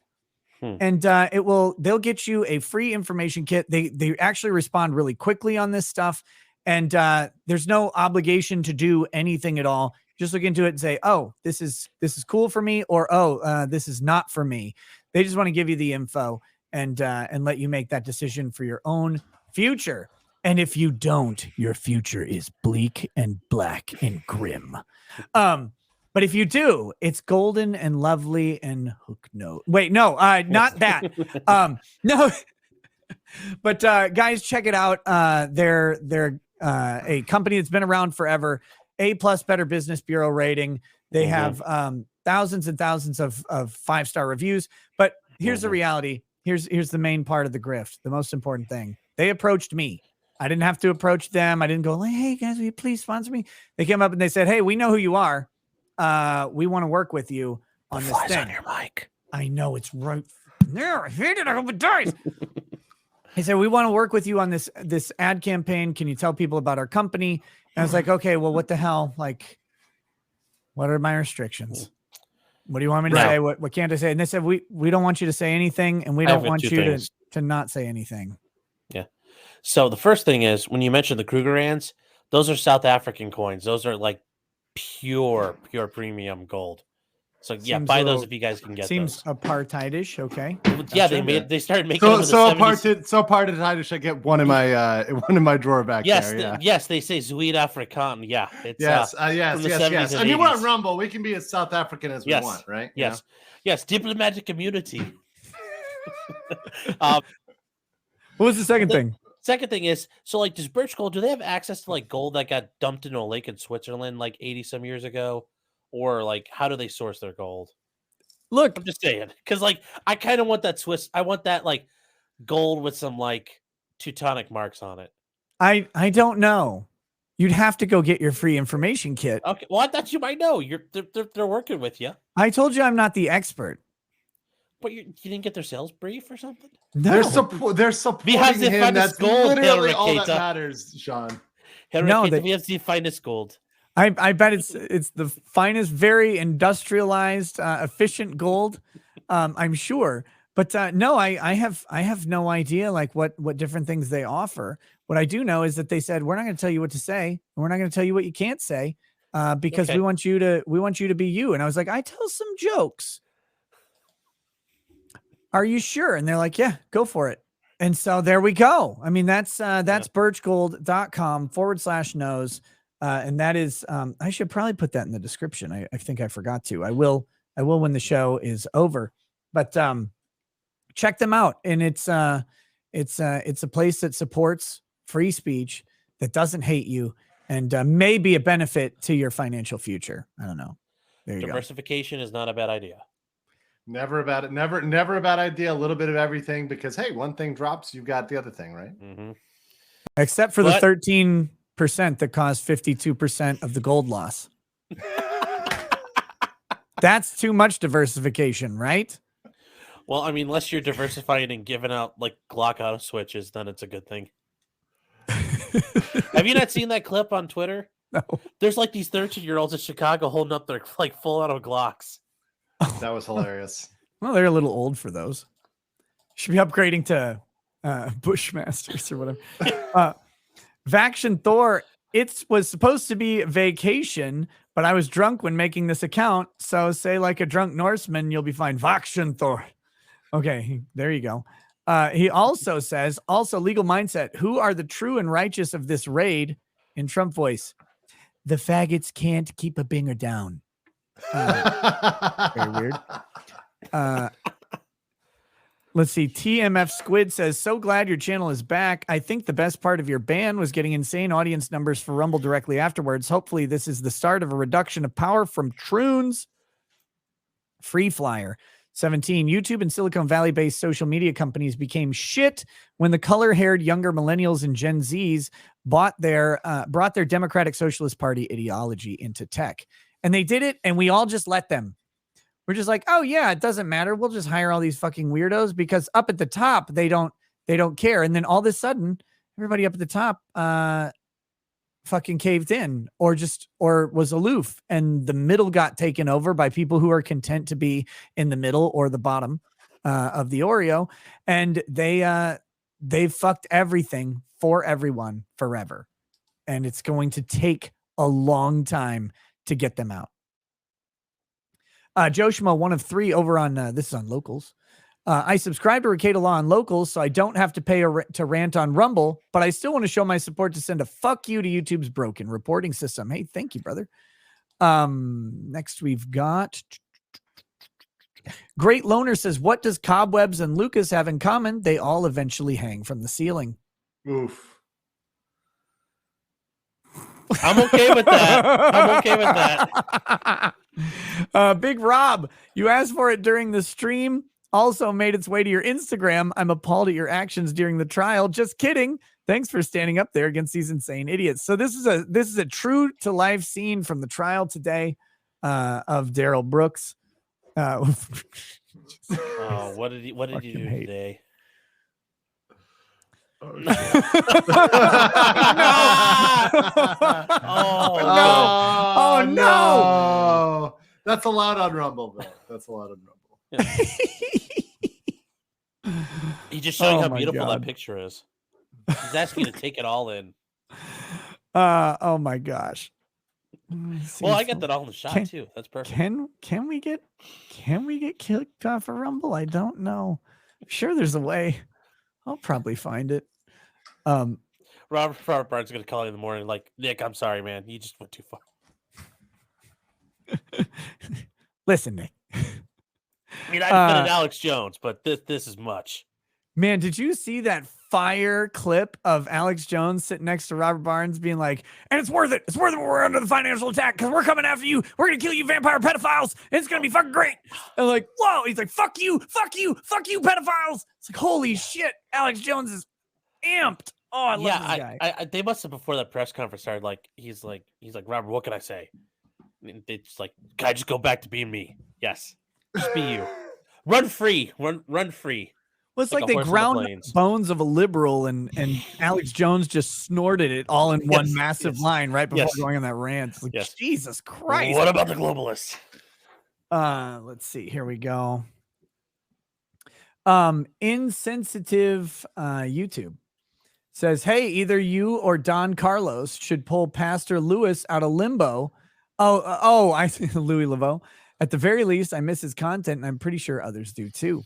I haven't talked to Louis Laveau in a long time. My connection to him, I think, was on Twitter, which is nuked harder than Japan.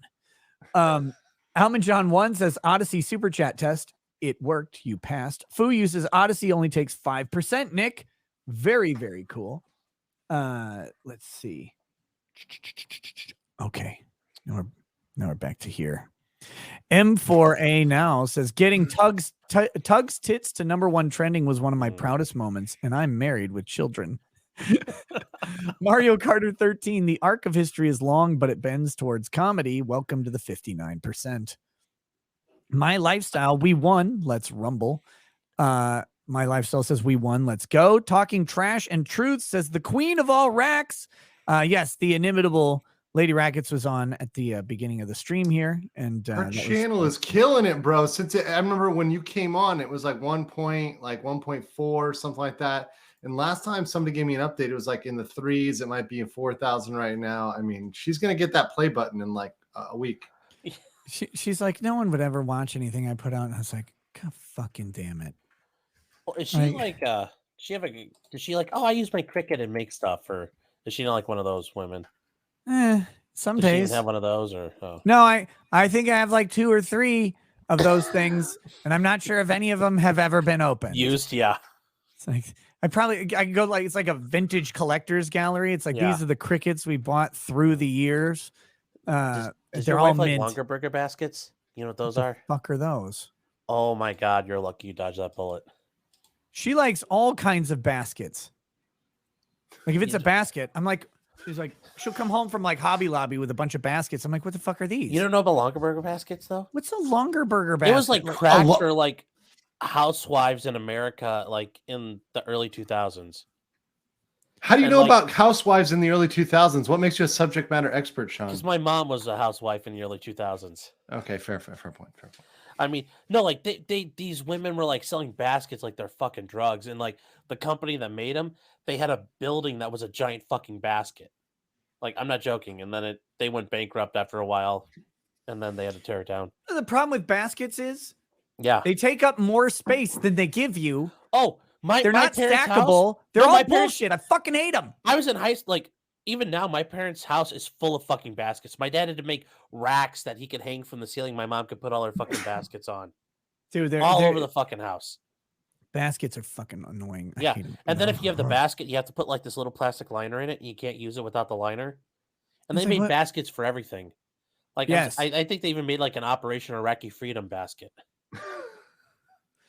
Chigon says, "Oh my God, fucking fly! I'm gonna kill you. Oh, I'm gonna kill it. You need that. I have one of those like light electrocutors, so they all get like. I need Mike Pence's eyeballs. That's what I need. Yeah. Just tell him the fly is gay, and he will fix that shit. I was gonna say, they'll make sure your kids don't go gay either.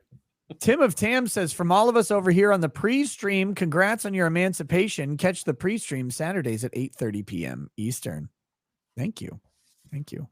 Let's see. Chigon says, oh my God, Lady Rackets, please tell her it was lovely meeting her at the Ren Fest, and we hope she feels better soon. Also, happy birthday to both of our girls.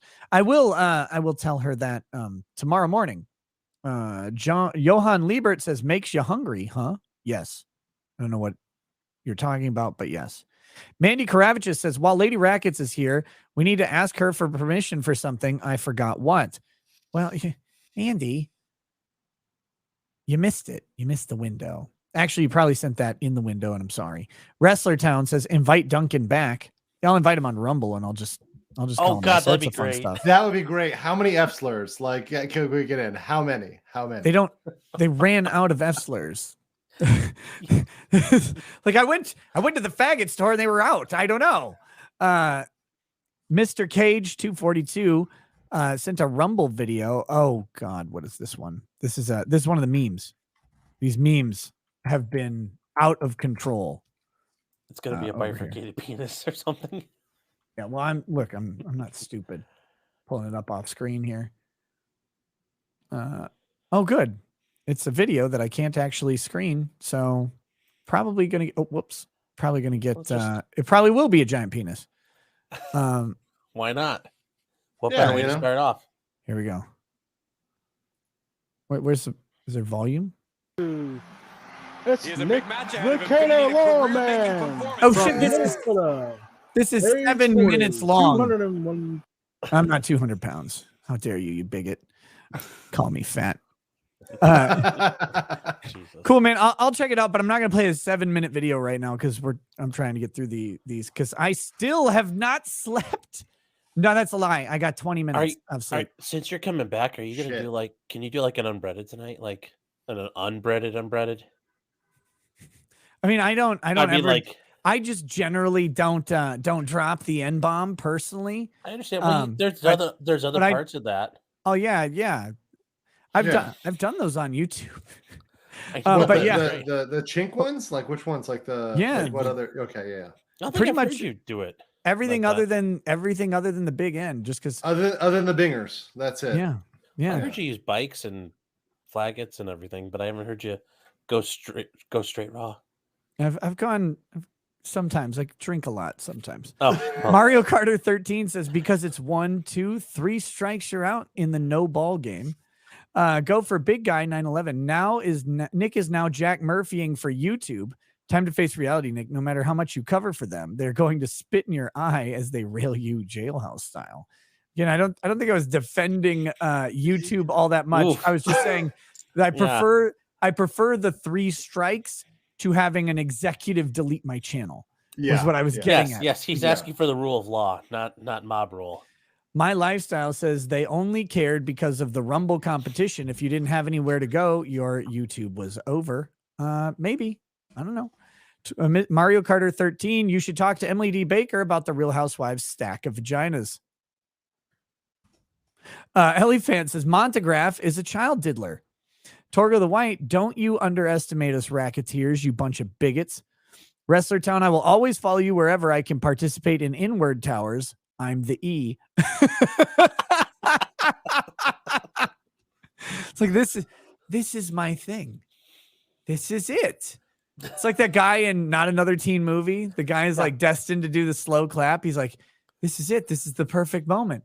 This is it. And then he gets cucked on it. It's like, damn it. Legendary Racing. It's not that you have a big audience. It's that your audience is filled with assholes that don't take the bullshit. Having a literal ton of creator friends helps too. No one to you says, I don't simp, but Farron is an exception. Tardy Pop. Cheers to you, Rackets. You make slow days at the office tolerable. Hey, thanks. TRSP.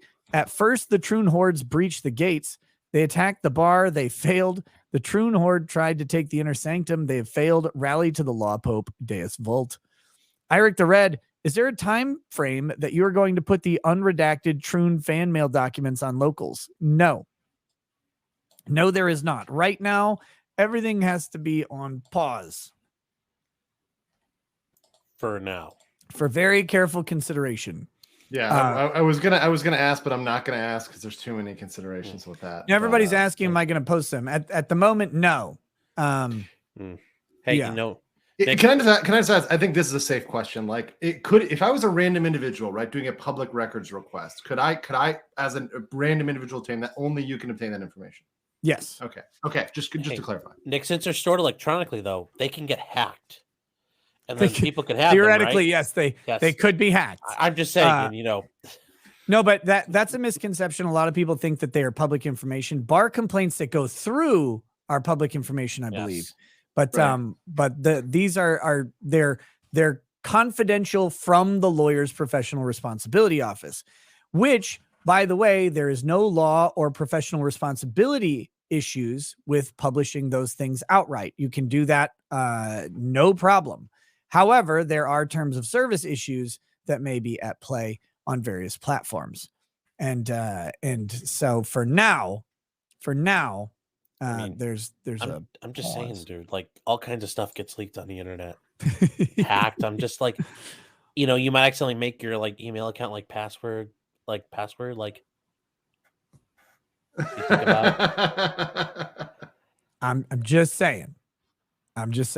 Red Snowbird says, because you support hundreds of smaller channels, plus your relationships with large channels, probably had over 4 million people that came immediately to your aid and supported you any way they could. The most banned queen, Nick, you have turned me into an effing monster. I just spent an hour railing against a guy. At least it wasn't railing a guy for threatening to punch a woman in the mouth because he didn't like her speech. He showed up in chat. I less eloquently than you defended my right to not agree that promising physical violence is not cool, and I would call him out for it, and he better not lay a hand on her. Okay, sounds good. If you're in like a chat, I think that the odds that someone's going to lay a hand on someone else is less. Yeah. So I wouldn't stress too much about it. Night of Hope says, and look, nobody is even dying from it. Who would imagine that? See, Goody, you skipped unbreaded yesterday. You owe us 2 tonight. I don't know about 2. See, Goody says, I meant 2 nights ago, but maybe, I don't know. Mandy Kravitches, I retch every time Sean sips on White Claw. That stuff tastes like sugar-free Sprite. Shador says, Rackets gets an electrified fly swatter. I'm going to get one of those. Hold on, Mandy. This is for August you. guns. Those are fun. Just listen. There you go. Oh, I thought you were going to pop open another one and just pound it. He muted himself right when he said that he would. Yeah, I might do that too anyway. SC Medic 71. Rekieta Rumble is on their own hardware. Online.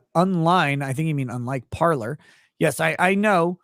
But guys, everything goes up a chain to something. There's Right. always a payment processor and ultimately a bank at the end of the road. And until we secure banking, nobody is safe.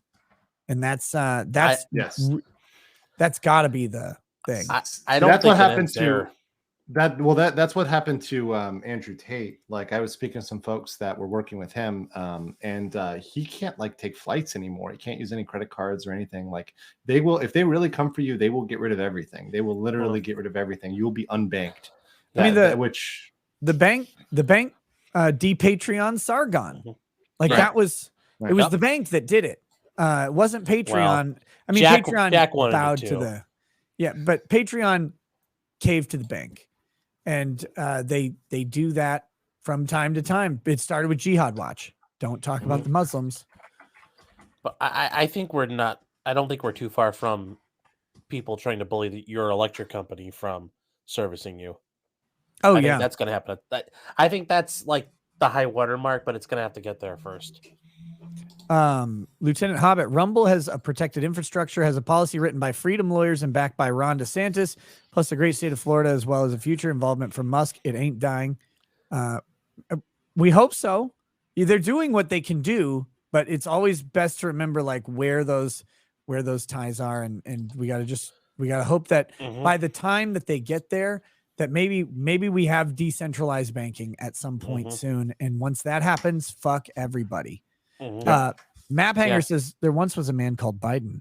On his daughter, he went a riding, thought it was his son with whom he was having fun, and now the diary is a hiding. Wow. I Love Scotch says keep trucking. SC Medic 71. He claimed that Nick wanted him shot. The truth came out. He lost his clout. Now he's gone to dilate his twat. Gross. You could have said grout. We Tune TOC was a little concerned with House of the Dragon casting Doctor Who as Daemon Targaryen, but hell, Matt Smith just slays in that role. Dude, he's good. Sunderwear, this is for Sean saying the gamer word. Rumble username Sucks says there once was a faggot named Lucas who just couldn't produce enough mucus, so he cut off his dick and inverted it, but still just gets fucked up the tookus. Holy crap.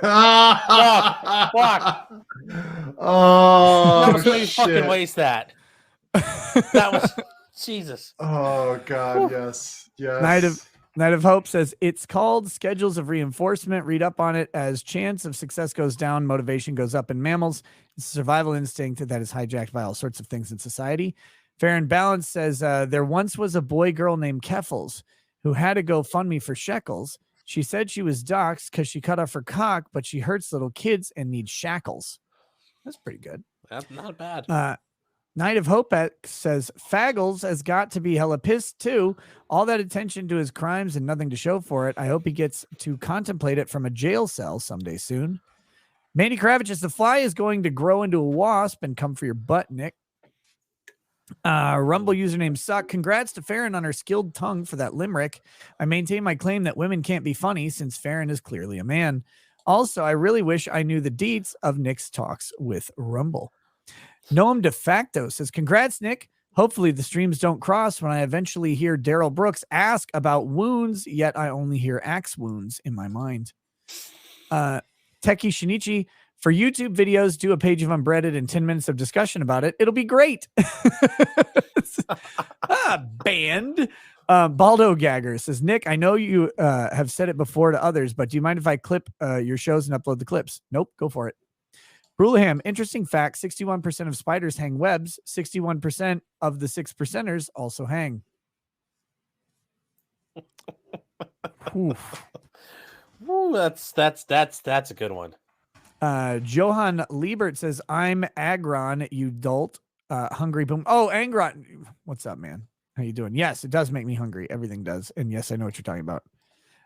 Apple 2 guy says, my name is Joe Biden, and I forgot this message. Night of Hopex, calling Duncan a faggot is gratuitous because everyone can see it just from looking at him. CS Trotter says, I need a Nick Rekieta going Super Saiyan meme. Aussie Overlord, can either of your awesome assholes pass Rackets my details? I can't tell who on the Discord needs a BJ to pass it on for me instead. And if I'm moving to Rumble, it's going to be now. So what, you guys have contact with Aussie Overlord? Yeah, I got contact for Hated. Yeah, I do too. Yeah. Can you send him my phone number or something? Sure. Yeah, I'll send him my phone. Elephant says, you said to Grift, elephant.substack.com. There you go, Mandy. That's for you. Also says prayers for Runkle. What the hell's happening with Runkle? Yeah, what's going on? I was on with him with Vices last night. He was fine, bro. Like, what's going on? I don't know. Unless it's a different Runkle. Well, how many Runkles are there? There's a Runkle in the Daryl Brooks case. His his girlfriend's friend who they were slamming vodka yesterday. They were slamming vodka, and also I guarantee they were slamming clams too. I bet they were. And then they got into a domestic violence fight in front of the DV shelter. Which is how you know they were slamming clams. Yeah. Crusaders Airs, and how's the money been compared to YouTube? It's been pretty good the past couple days. I mean, obviously the band day was huge. But no, the trial stream today was Rumble doesn't give you an easy breakdown of like each dollar amount, or that they don't give it to me, which is, I think I'm the person who should have that. But so it's hard to tell specifically like stream by stream what it is. But it seems to be pretty good. It was not while I was suspended a while back. And I talked about that it just wasn't there. But I think people just got so motivated, and so we'll see.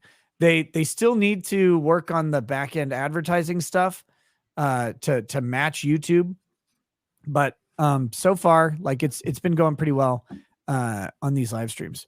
Map Hanger says there once was a man called. But wait, I read that one. The Most Banned Queen. This person shows up in person to protest against people, and he doesn't like it, and he promised to punch her in the mouth on a live stream if she ran her mouth again. Jesus Christ. Mandy says, Nick, Andrew has my hat, but I have his tie. We need an arbitrator. Set a venue and a venue and a jurisdiction, and let's do it. Wait, this sounded interesting. Wait, what are we doing? You have her hat. A little too drunk to talk about jurisdiction now. Yeah, no, it's a long running joke. If you look up the old song, You Can Keep Your Hat On, I think that pretty much explains everything. Oh, so Runkle's in a hospital. Wait, what? But he doesn't appear that he's dying imminently, which is good because Boozy would probably claim credit if I did. Yeah, he would. Shit, hope he's all right. He's in the hospital, violent stabbing, pains, and vomiting. That sounds fucking terrible. So yeah, it does. It might be too many oysters. The man does love oysters. Oh, he does. Yes, okay. He's a big oyster fan. Leslie Kohler says, Pope Brulaham, we know legal mindset is hot for Farron because she's threesome sized.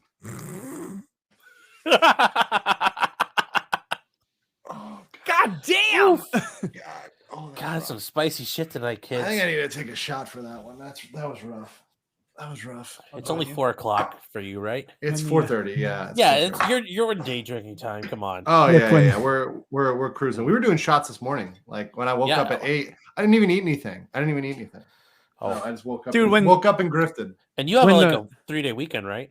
Yeah, because it's Hangul Day on Monday.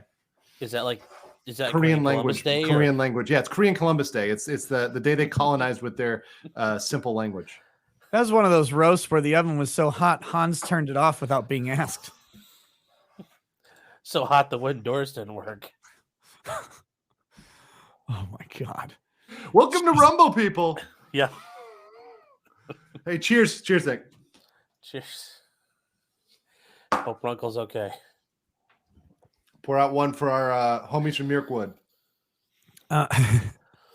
Joe Schmo, 1 of 3. Grifting for my buddy director Mike Mendez. He's responsible for Big Ass Spider with Greg Grunberg and Don't Kill It with Dolph Lundgren. Check out Satanic Hispanics whenever you can. That sounds like a great movie already. Satanic Hispanics. Next, we've got Chad T78. Love you, bro. Knew you'd win. Hey, thank you. Bad Weather Biker says Rekieta Law talking about independent creators. You should check out what Bill Whittle is working on. It's called The Colonies. I like Bill Whittle. I liked his old whiteboard videos that he would do. It's a very dry but endearing delivery. Joke. Never mind. And on Hamster says a toast for Runkle and to have a speedy recovery and feel better. Absolutely. God, I hope I didn't know he was even sick because I don't have Twitter, so I don't know anymore. Greg ID, Rekieta Law, it was too expensive to fund the New Zealand Prime Minister cocaine addiction. That's why they moved to UK, right, Sargon? Oh, okay. E. Miller 12. Nick took on the Flaggett Army and won. Don't be a beta. Support Nick Rekieta. That's like good. it. That's good. 420. Or wait, no. Bad Weather Biker also says if Tate is Socrates, then Nick is Diogenes. If I knew philosophy, that'd be funnier. There's probably a deep joke in that. I think so. They're Greek. They were all fucking little boys. Yeah. Wait, I don't want to be that. Yeah. Fire PA 498. Hey, Nick, can I get a toast for FDNY EMS Captain Allison Russo? She was a 9/11 first responder and 24-year veteran of the department. She was stabbed to death on September 29th while on duty by an EDP and is another victim of New York City's crime wave. Yeah. Damn. Let's see. Yeah, to go through 9/11 just to get. Yeah. All right, to Allison Russo, a woman with a career of public service to her community, not policing them, but actually protecting them. Someone who would run towards danger, into danger, to pull people out of danger. May we all find the courage to do that when necessary, and find the diligence to do that even when it's not. Cheers to her. May her memory inspire a legion of firefighters after. Cheers. Damn. USA Now says, here you go, bigot Shaster lawyer. This is the fucking hell. This is the super chat on your stream where James Deneen says, blessed be to the followers of the law pope. On the third day he rose again, and grifted be him. For those who follow the unbreaded nose shall know salvation. Oh boy. I'm more of an Emperor Protects guy myself, but I'm going straight to me too, but now I'm going straight to fucking hell. This is Slanesh. This is the doing of Slanesh. I'm gonna get up there. Corn, skulls for the gonna skull be like, throne. She's gonna be like, Pope, huh? Oh, you rose after 3 days, did you? Really? Well, you wear this crown of thorns? You do now, motherfucker. yeah, except you like point them to pictures of Lucas and they're like, oh wait, I get it. Yeah, it's all good. Like, you didn't have to deal with that, and I'd point right at its gross crotch. Bad Dragonite, funny thing, but you can't see it because it's got a gunt. Oh, and by the way, hey, Ethan Ralph. Remember how you fucking dummy? If you wouldn't have celebrated me having my channel taken away, it'd still be gone. Because you can't have nice things. Yes. That's why you live in a sheet metal shack in Mexico like a fucking weirdo. What's wrong with you? Bad Dragonite says, funny thing about the stack, Keffels replaced another trans streamer called Demon Mama, who had the same shtick as Keffels, will be replaced too. Demon Mama also came after me. I just didn't know who they were. I just Demon Mama Kiwi Farms. Oof. You see Demon Mama pull his hair back, and you could see what he's supposed to look like, a chubby 15-year-old. Oh shit. Bad Dragonite, what do you mean apologizing to the mob wasn't the best course of action? Let's see. There's one thing that Rumble does that. There's only one thing that Locals is doing right now that's annoying me. It's just with the tip management. Just when you get to the last one. Lagardica says, so are you still Pope Brackets or should we call you Lazarus now that you're back from the dead? Lazarus. Oh, Lazarus. Lazarus is pretty fucking good. That's premium. I like that. Okay. Fuck me. Let's do you guys want to help me with Unbreaded? Should we do Let's that? do it. I haven't done an Unbreaded in a while. Actually, people were saying like, "Are you going to take over Unbreaded for Nick?" I'm like, he's still doing it. He's not dead. He's going to do it on Rumble. There's no taking over. Yeah. That's his grift. I've always thought you need like the sound deck for like the Black Church when they have like the organ going while it's going. While you can in the background, just yes. What the fuck is this? Don't open it. That's my dick. I mean, if you want to open it now, but sure. The file size is only 1 kilobyte. Small but very, very fierce. It was taken with a zoom lens. That's why. Very far away. Telephoto issues. Okay, here we go. go. They say space is round. That's Coriolis effect, curvature of the Earth, all that. Look, it's in non-Euclidean geometry. Yeah. Here we go. Unbreaded. So fucking dumb. My hat's on the other side of the room. Hold on. Get your incense ready. I had to clear space for Lady Rackets. Yeah. I normally keep the hat on the chair next to me. After the stream on Wednesday, I can probably buy one of those cardinal hats now. Wait, let me do this one more time. Unbreaded. It was a dry run before, okay? Like, some people have performance anxiety. Leave me alone. Here we go. We got the number. What do we got? What do we got here? 29. Have I done this one like 10 times? This will be a good one, hopefully. The early ones are. Whoa. Don't be a tent, be a bunker. Oh boy. Okay. How do we want to do this? This is a brick of text. Is it? There's no break. There's no like. Is there a halfway? We could do like a halfway stop. Nothing. No breaks. No. I'll just stop on a hard binger and let Sean in. Okay. However you want to do. So we're going. You then Andrew then me. Yeah. Actually, here's what I go. I'll stop at the end of the underline. How about that, Sean? The first underline or the second underline? Second. Let me see. How long is this page? Second underline's about a third. Yeah. That works, right? My God. Okay, I got the first one. All right. Unworthy of life. These Toms don't deserve medical care. They deserve to die of the unworthy man's diseases as quickly as it can possibly kill them. Professional philosophy is the unworthy man's bullshit way of suppressing a binger. True mind and ideas. There's too much sex and personal contact in the profession. There's too much pressure to be personally liked. It is not about the talent.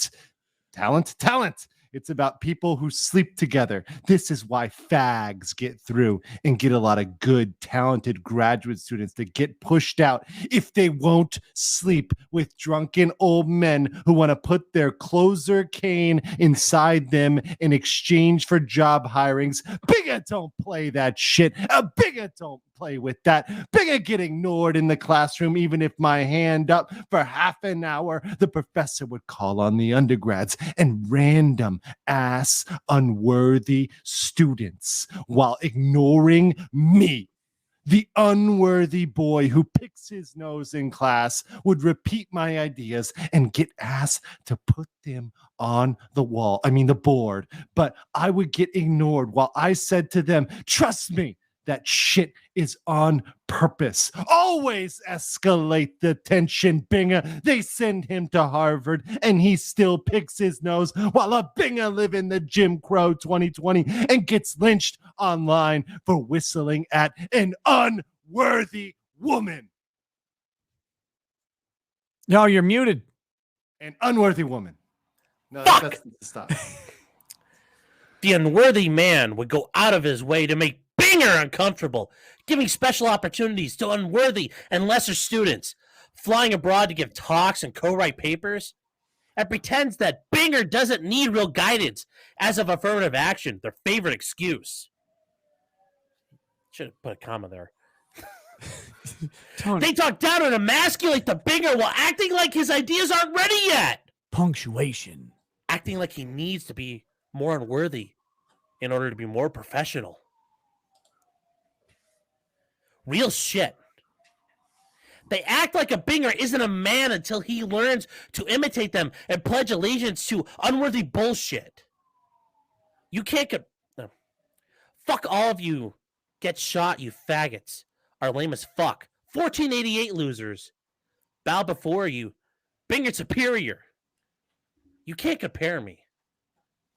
They want to make Binger sweet like June tea. They want to add sugar to a Binger soul. They want to make a Binger feel like if he got an inch in his pants, it's as he gay. They want to confuse Binger with dumb shit so that Binger criticize themselves and think Binger ain't tough enough.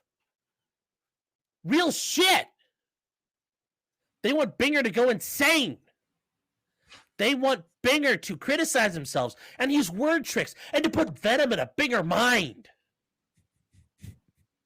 Just ask the way of the dead. That's all he does. Put weird-ass perverted words and comments into conversations like it is normal. Nah. Every Binger knows an unworthy man who does shit like this. They do the same with racism. Subtle phrases and shit to attack a Binger. They use misdirection and don't meet Binger on the same genuine energy. So Binger, be wise and never meet them at a kind energy.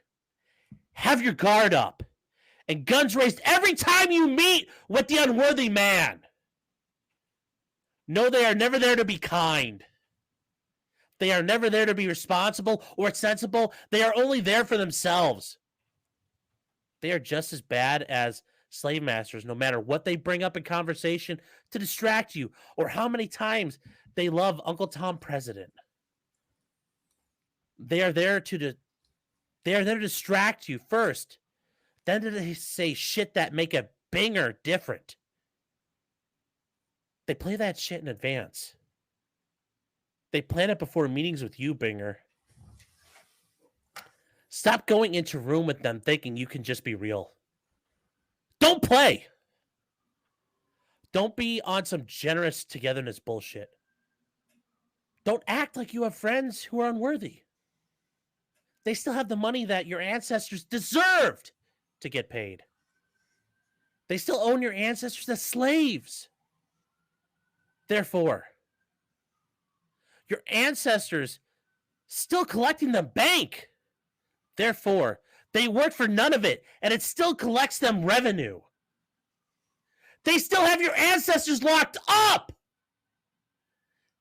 Every unworthy man who owns stocks or a business is still collecting pay for money your slave ancestors slaved away to generate. So when you ask about reparations, keep in mind their money isn't theirs and that they are holding your ancestors hostage. Don't hesitate to sever their heads. Don't hesitate. End scene.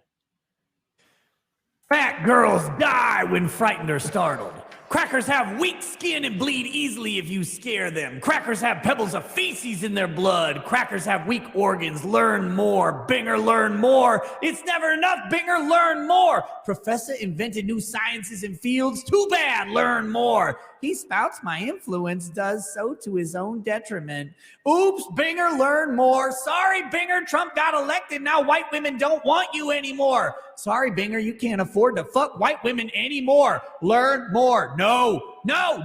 You a professor? Learn more. Your entire life, they can make up a reason to take it all away. Binger be speechless and act in murderousness. Stole Binger energy and packaged it as music. Goose stepping, leaning backward. That's why Michael Jackson had to lean forward to retaliate. Slaves wore blouses and collars too, but at least they picked the cotton.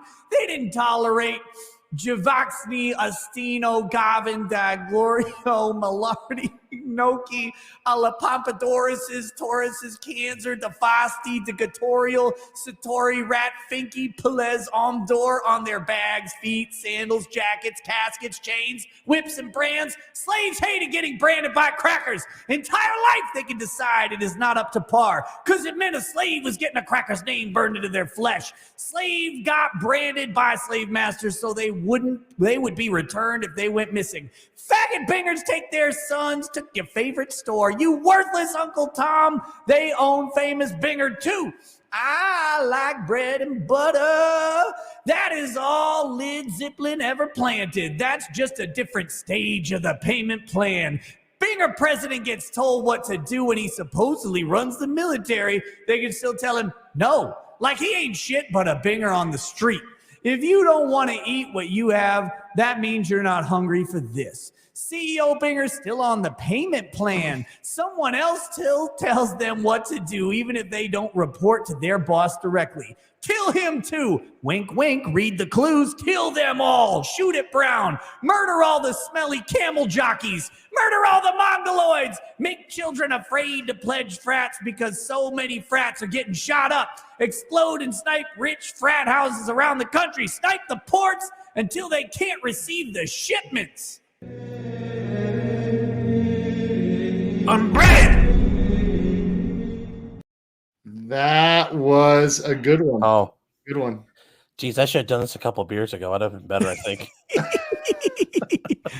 Oh my goodness, that was fun, exciting. Oh Thank God, you, that was the gentlemen. best of my I missed theatrical it. reading. Damn, God. Whew. I realized you gotta walk because I got my mic set on far setting, so I was like up in it, and it was like muting it strategically because it was the unbreaded is too much for the mic to handle. Oh, and I apologize to anybody who's like, "Oh my God, he blew out his gain." I don't know how to do all this sound shit. Sorry. You just gotta scream. I just fucking do it. That's all you do. I You just just rub my yell. dick all over the microphone. That's what I do when the stream's off. Red Dev Ed said, why do you think I like licking the mic? Red Dev Ed says false flaggers get on the wall. Chanks, I tell them they guaranteed losing their shit that you're still online. They're guaranteed losing their shit that you're still online and laughing. They're watching you and probably all of us. Hey, Troon faggots, we're watching you wall. too. P.S. Wall. Retro wall. Gamer. Did the transvestites that got you kicked off cry about your return? They've been a little quiet. Except for Boozy. That one he was really pissed. Oh, Nate's coming for that booty. It doesn't matter. Yeah, he's gonna clap those butt cheeks. Like Oh my Boozy God, is gonna bro. get that pussy busted. Do not worry about that. He's just a hack. Kirix, thank you for the pissing on YouTube emoji. Firefox, Lofty is a femboy cuck, but he makes banger memes. Firefox also says you should have Ryan, the editor, take segments from your streams on Rumble and Odyssey, edit out the fun bits and upload them to YouTube. Take their money without the fear of being banned. Yep, you nailed it. That's the plan. And then also reminding people where they can get the live show where all the fun stuff gets cut out. Retro Gamer 19, you should tell Tim Pool to take his show off of YouTube. Same for Gary. They don't deserve the amount of money you guys bring into them. Look, I can't talking about Civil War. I can't make anybody do anything at all. Like the crazy thing is most of Tim Pool's money does not come from YouTube. Most of Tim Pool's money comes from timcast.tv or whatever. Yes, it does. Firefox says Farron is almost as Dude funny owns as a fucking 50 cal. And I don't know how I messed that up in life. I want a 50 cal. You want a 50? I'll send you a 50 cal. You will? Tim Pool owns like the house that could house many 50 cals and defend from invasion. Firefox says Farron is almost as funny as passing a kidney stone with a UTI and bladder infection during a herpes flare-up. Fuck me. Bro, that was savage. It's fucking savage. Firefox follows up with, I already bitched about Farron, but let me compliment Sean. He's an absolutely based and fucking hilarious fat. If you ever have to let someone hold the fort down on a trial stream, my vote is Sean. Well, there you go. That was mostly nice. I guess that counts. Red Dev Vet says, Rekieta Law, you really need to get back to your roots and reading super chats more frequently, in my opinion. Also, dance for my point. $0.0000000001 monkey, because that's how much he sent. You fucker. This is the problem with Odyssey. It's like, oh, you can just send a fraction of a Libri coin, which is a fraction of dignity. Said 1/10,000th of a Libri coin. Come on. Death Angel Shadow says all the cool kids are on Odyssey. Hey, Nick, I can mod your Reddit account on reddit.com/r/Rekieta Law. Let me know how to reach out. Email. Does email it so it doesn't contract AIDS or what? Yeah, I don't know. Well, because I mentioned that in the Google, the YouTube document I received, where they mentioned why, like, the mass flagging campaign, they got some of that information from Twitter, but also from a Reddit thread. And so I'm not on Twitter anymore. So I if one of my friends gets taken down, I can't reciprocate the help that they gave me on Twitter. But if they're also policing Reddit, then maybe if I have a Reddit, a subreddit or whatever, I could use that influence to help out, since I can't. Don't worry. If I go down, I'll make my own news.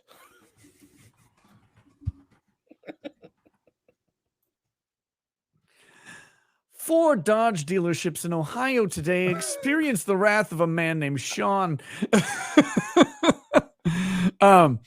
hotshot, hit me up on email. That'd be the best way. I think someone else has offered a similar thing or something. Retro Gamer 19 says Sean calling me a binger is the best thing I heard all year. I love alt tech. Fractured sent a good boy emoji. Almond John 1, if you're permanently banned on Twitch, I'll cancel my Prime membership. I'm not permanently banned on Twitch. It's a 7-day suspension. I may be able to have it shorter. I have not had time to file the appeal or even get the full So Twitch has, like, when you get suspended on Twitch, they cut down your creator dashboard. Whereas on YouTube, when you're suspended from one strike, you have access to your creator dashboard. You just can't post. To appeal it on Twitch, you have to go to a special website and, like, set up an account there, which would be a fucking nightmare. Hear me out real quick. Have you thought about sending Drex over to see Duncan's wife? Like, that might take care of the problems. No, I don't. Just think about it. Sean, you think about what you're asking. Do you want to bring Duncan that much joy? But it leaves you alone. I'm just saying. That's true. Pragmatism, bro. Realpolitik. Limestone sent a period. Just like God on my worst days. Firefox. That was funnier to me than I think anyone else. Firefox is no joke. I absolutely love Sean, but I went for Farron's neck, so I had to play fair. Politicilled says sent nothing. Limestone sent two periods. Tonight. 2 periods is the worst threesome you could have. Ravensy says Nick is an e-girl. You don't know how long it takes us to get coin? Take it, grifter. Take it. Or you know how long it takes guys, us to get coin. It's e-thought. Let's get it right. Let's get it fucking right. Okay. Yes, e-thought. I'm in love with me, the e-thought. Leslie Color says, Andrew, love you so much. Thank you. Brulaham, Sean looks like he wants a 5,000 cal. Instead of a 50 cal. Okay. Oh my god. that was fucking good. That's fair. Fair enough. Fair enough. In the callous calories, bitch. I don't know. Go ahead. You got if it. your mom cooks that tomorrow morning, I'll be all set. My heart. I'll eat all the fucking pancakes. I'm dying. Of diabetes. Exile. That's the best I got. Oh, Jesus. I'll wave the flag. You win that one. That was good. Exile of War says YouTube is asshole. Rumble username sucks. Is also where the fuck is Drex? I'm sure Sean is perfectly willing to drop N-bombs for you, but Drex would be funnier. He was on earlier telling me the Dick Rekieta story when he met you, that you were yelling that your name was Dick Rekieta. I was like, that is like the funniest AU, that like you are Dick Rekieta on all your platforms. That would have been so young. So young. No, you know who I really don't hear say the N-bomb ever is Drex either. He doesn't engage in that. Even when he reads unbreaded, not even close. I told him he could too. I'm like, it's up to you. But I've known the guy for a long time. You gave him the blackface pass. Yeah, I gave him the this won't hurt my YouTube channel pass. How generous of you to give him the pass. But no, like, I've known him forever and never really known him to do that either. Like, it's just not his style. If you notice, Drex isn't ratchet. No, I was gonna say I've been on with a couple of Pimpcasts, and other than I'm saying like, hey, Sean. Other than that, like, oh, you learn your own name real quick when you're talking to Drex. Yes. No, I mean, you're having a friend like that through all these years.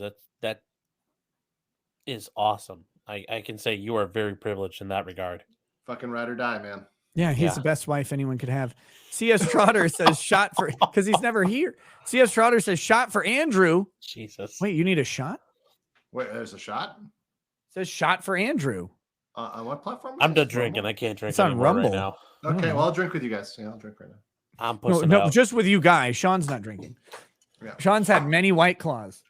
Yeah. Oh, Sean's had enough. Oh, White Claw. You know that there ain't no law when you're cracking. You know what? claws, Fine. Sean. Fuck you guys. Fuck No, you stop guys. it. Don't. Fucking Sean's had you. enough White Claws to placate at Kenosha Is it mango Parade. or vagina flavored? Like, which one is it, Sean? What? I don't know. What kind does your mom taste like? I'm confused. I've been with so many women. Crab apple. Dude, Yeah, whatever. Someone sent me 6 energy drinks in the mail. Pussy energy drinks. They're just called pussy. Like, what the fuck are these? I got some whiskey coming your way. Yeah, there was the vodka from Matsuri. I don't know if you've had that one yet. I have not had the Five Husbands vodka If yet. it's shit, just lie to me and tell me that. Just tell me it's good. Okay, I will. I like almost all vodka, and unironically, I really do. Or vodka, whiskey. All right, to Andrew.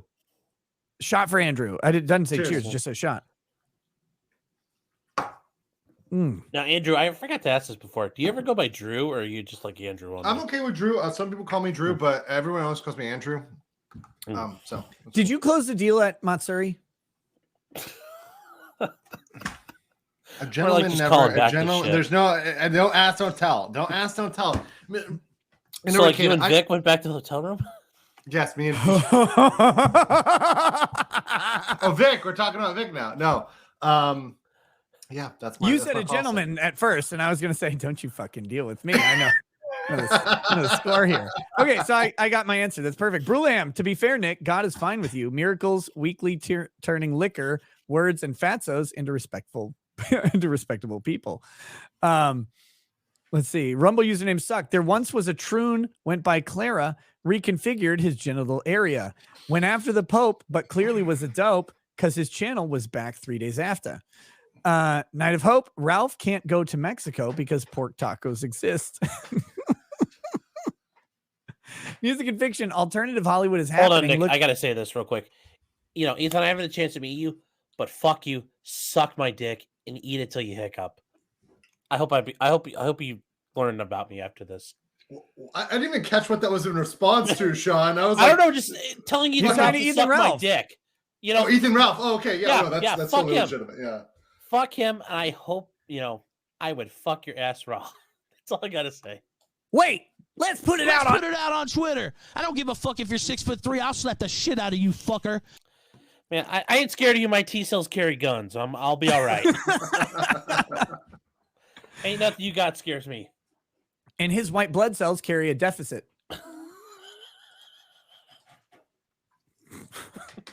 SC Medic 71 posting my grift. Check out the Gun Club on Rumble. There you go, guys. Look it up. Mr. Cage 242. It's all good, Nick. I know it's long. Law, I just want to grift my channel a bit. Lol. That's Mr. Cage 242 on Rumble, guys. Check him out. Elephant, to grift or not to grift? That is the question. Need more subs. Elephant.substack.com. She was in the chat earlier calling Montagraph a kid diddler. So she's probably worth subscribing to because that's funny enough. Monograss says he works at the CIA, so he probably is a child molester and a drug dealer of some sort. So Monograph. I had him on my stream, and I fucking had him on like speakerphone. It was great. Oh, he went nuts. He was so I had Gosney, Stephen Gosney on he's a Florida public defender. Yeah. And Monograph's like, you're associating with blah, blah, blah. He's like, I'm a public defender. Like the people I have to work with. I'm just thrilled I have like autistic lore for my channel now. Yeah. Oh, Monograph he's a gem. But then he's also a coward, a bitch made simp, if you will, in Drexel parlance. And he will he'll talk a big game and then he'll just run away when nothing ever happens. Well, the best part about the whole thing was my girlfriend was watching the stream, and then she started just looking up information about him and started putting in the fucking chat. And one of my mods is like, "This person's starting to dox him." I'm like, "Yeah, it's all good."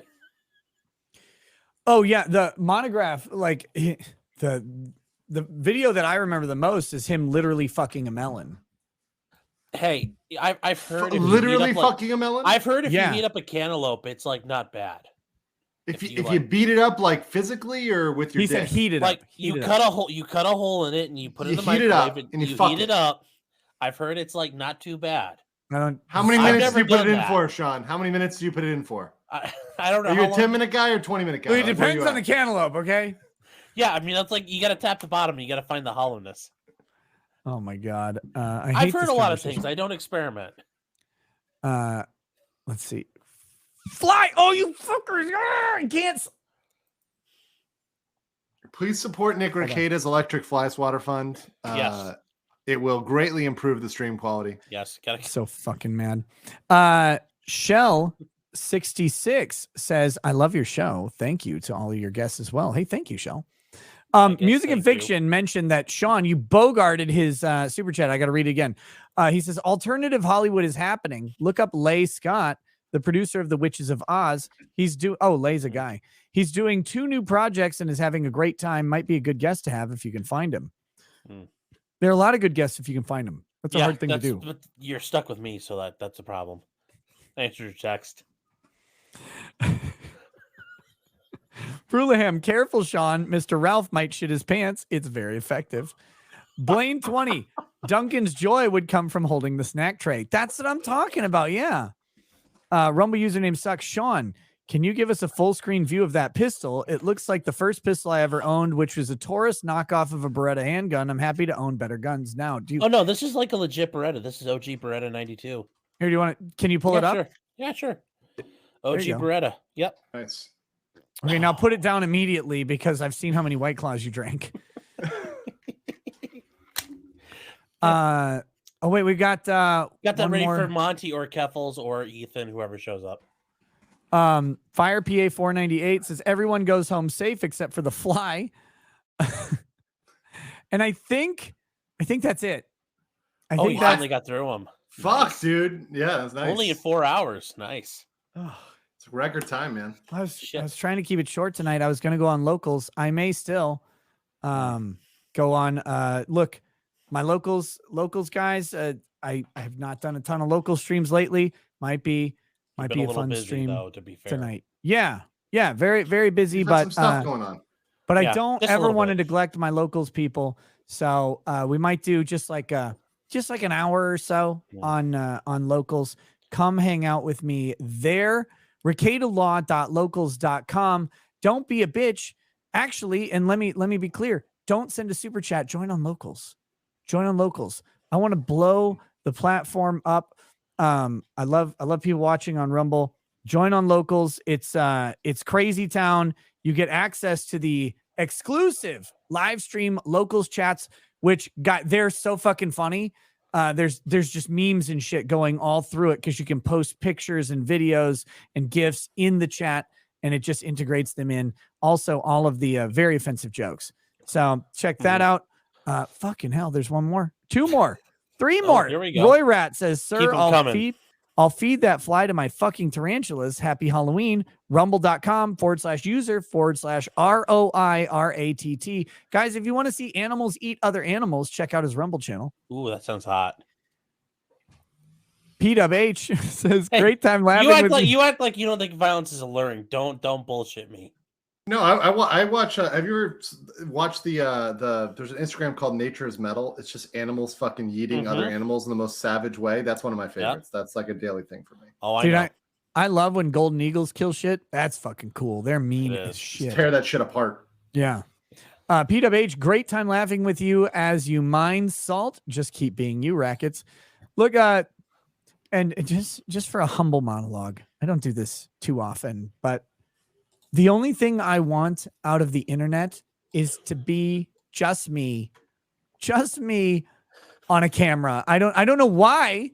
Like it works, but it does. The thing that people who have met me can typically attest to is if you meet me in person versus see me online, it's the same thing. It's not an act. It's not like a persona, really. It's just me. And the reason that is because I'm so fucking tired of acting and being forced into corners and being forced to not have fun in life. And I think this is the next step on that. But I will always keep being me, because if I had to be someone else, I would. I joined the 41%. That's what would happen. What is the 41%? Am I not getting that reference? Where's that from? It's a statistic that pertains to transgendered persons. Oh, on it. Okay, I got it. Wait, were you being like serial or like joking? No, he didn't know. No, I know. Well, he was out of context. I didn't know the percentage. I didn't know the percentage. Yeah, I got it now. Oh, okay. I'm like, geez, come on, man. Because someone told me earlier when I cited a certain percentage on mortality rates, you're like that one's not right. It's high, but it's not that. I'm like, okay, but it's not zero either. You know, Nick, it's better than being part of the 6.5% that is responsible for 52% of. It's 60% according to the newest stats. Yeah, I know, but it's not 13% because half of that just German shepherds it and gasses it up, but like it's only the 6.5% that like. Wait, how can half of them be German shepherds if 70% of the males are in jail? So the only ones that get caught. Oh Jesus Christ! This conversation is going to send me straight to the fucking gulag. I mean, you want me to give you the bullshit answer or the real answer? I don't want you to give me either of those answers. Actually, I was going to make a harmless joke. I was going to say the 41% is the 41% of Asians who are only in the 99th percentile of mathematics. That's what I was going to do. That's harmless. That's unobjectionable. Like nobody can object to that. No, those 41% of Asians are really pissed off because they know that they're much higher than that. 40% of Asians that can't get into Harvard.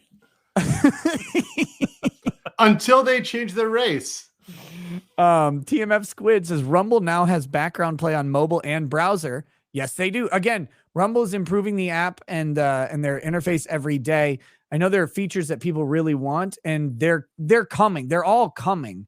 I'm going to hopefully talk to some developers there and tell them what I think is best for streamers and the streaming audience, and make that UI as good as possible. So we'll hopefully do that. But also he says, I hope to one day see Rumble replace CuckTube and not go down the same path of catering to dirty axe wounds and monkeypox recipients. May we all pray that they remain just fucking freedom pilled. That's all it is.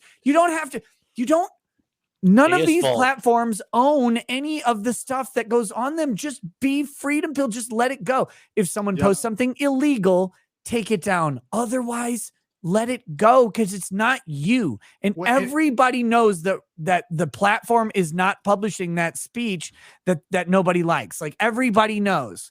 Exactly. And this is why Twitter and Elon opening it up may not even be a thing because he loves free speech. It's just because he's going to love business, and he's going to make boatloads and fucking truckloads of money by just opening it up and just letting people say what they want to say. He is going to make dump trucks of money. It's going to be insane. And once people see that, that's what they're really afraid of. They're afraid of a platform doing that, the money coming in, people seeing that, and everybody else shitting their fucking pants. And they've already started making their own cope. They've already started making their own cope versions of Twitter. And they're shilling them on Twitter. Could you guys imagine being billionaires? Oh my God. Could you imagine being untouchable by society? Like Elon Musk, literally untouchable. Like, do you know what I would do if I had those resources? James Bond supervillain bullshit. I wouldn't. No, I would. I would. Like I know. I would. That's why I trust you. But I'd be like Christopher Walken. I tried to flood Silicon Valley. Like I would seriously, like if I were Mark Zuckerberg or whatever, do you know how fucking fun Facebook would be? Like it would be and then it would just give anybody the ability to avoid what they don't want to hear. Like, because that's the trick. Like you can block or ignore, you can build your own bubbles, whatever it is. He talked about this on Capitol Hill years ago, and they still haven't done it. But like, let people design their own spaces and just leave them the fuck alone and just let it go. Just be free. Well, but they might get radicalized. Yeah, that's the risk of freedom. Who fucking cares? It's not your problem. It's not your problem because guess what? They'll radicalize somewhere else. It's okay. I don't it's need okay. Facebook for that. The reality is almost no one radicalizes, no matter the resource to radicalism. There are certain cultures that have a propensity for it, but it has nothing to do with the platforms that are available to them. It has a whole lot to do with deep-seated beliefs. Those are different things. But we're talking about just people getting together. Murders, I'm going to say it. Let's just fucking say it. More people should be murdered in the world than are. By the amount of fucking rampant cuckoldry and bullshit that I have to deal with just going to a goddamn McDonald's, more people should be murdered in this planet, and they aren't. But why? It's not because there's a law, because people murder people no matter what the laws are anyway. It's not that there's some restriction. It's that generally people just don't. And it's weird that we we don't acknowledge it. We bitch about every school shooting, which, we should, but the number of schools that take classes every day that don't have school shootings it's insane when you really think about how rare they are based on how often the event could possibly happen. And that's all of crime. Like the worst crime in the world is a minuscule amount of actual time that's happening day to day. And I would actually attest to that. Yeah, the overwhelming majority of people are relatively safe 99.999% of their lives. It's crazy. And we act like humanity is the worst thing ever, but it's actually shockingly tolerable, even in the worst places. And think about this. Think about all that insanity, all that deprivation of liberty we went through for something that, giving the best estimate, which is something the CDC and the fucking fairies would approve, right? A 1% death rate globally. Imagine if we had something that had a 2% or a 5% death rate. These motherfuckers would have you bent over backwards getting the anal swab every single day. Like they are depriving your liberties for nothing, for no fucking reason. Yeah, Mr. even Inspector, in the worst why is your places in dick the covered world. in cotton? Because you're getting that anal swab. Yeah, even in the worst place in the world, the odds of something bad happening to you are very, very small. It's and you don't want those worst odds. Like you certainly want to have really the bad better odds. Yeah, Like I don't want Somalia odds, right? Like I can live without that. But even like Somalia odds are still not bad until it happens to you. Yeah, that's what I say about rape. God damn and it. on that note, Nope, I got more. Blaine 20. if you Runkle just scream, said it'll only be harder for you. Runkle said 30 minutes ago that the pain has subsided and now he's exhausted. Well, I mean, that just sounds like an anal scene. He is going to try and get some sleep in the ER. Just kidding. Love Runkle. Hope he gets better. The Gator Gamer says, subscribe to Anime Boomers on YouTube so we hit 1,000 subs. We're also on Rumble. I love Scotch. Buy one of those fly salt plastic shotgun things. Yes, the bug assault gun. I'm fucking getting one. Ellie Fan says, you do you, boo-boo. Baldo Gagger says, if Nick got an electric fly swatter, it would live in his suitcase of degeneracy. Did you guys hear about the suitcase? yes, I think you said it about on a stream that you brought it over. Was that at your parents' place too? Like with the game? What also about the in box? suitcase? Yeah. So Sean, I brought the field kit to the Caribbean, and when we came back, I opened the fucking suitcase. Or no, it was on the flight, I think, from Florida to Houston, which I had the field kit because I was taking it to the Caribbean. But TSA inspected the field kit. Like a field kit full of knives? Nope. Like a field kit full of sex toys. Oh, nice. There's an entire suitcase of degeneracy.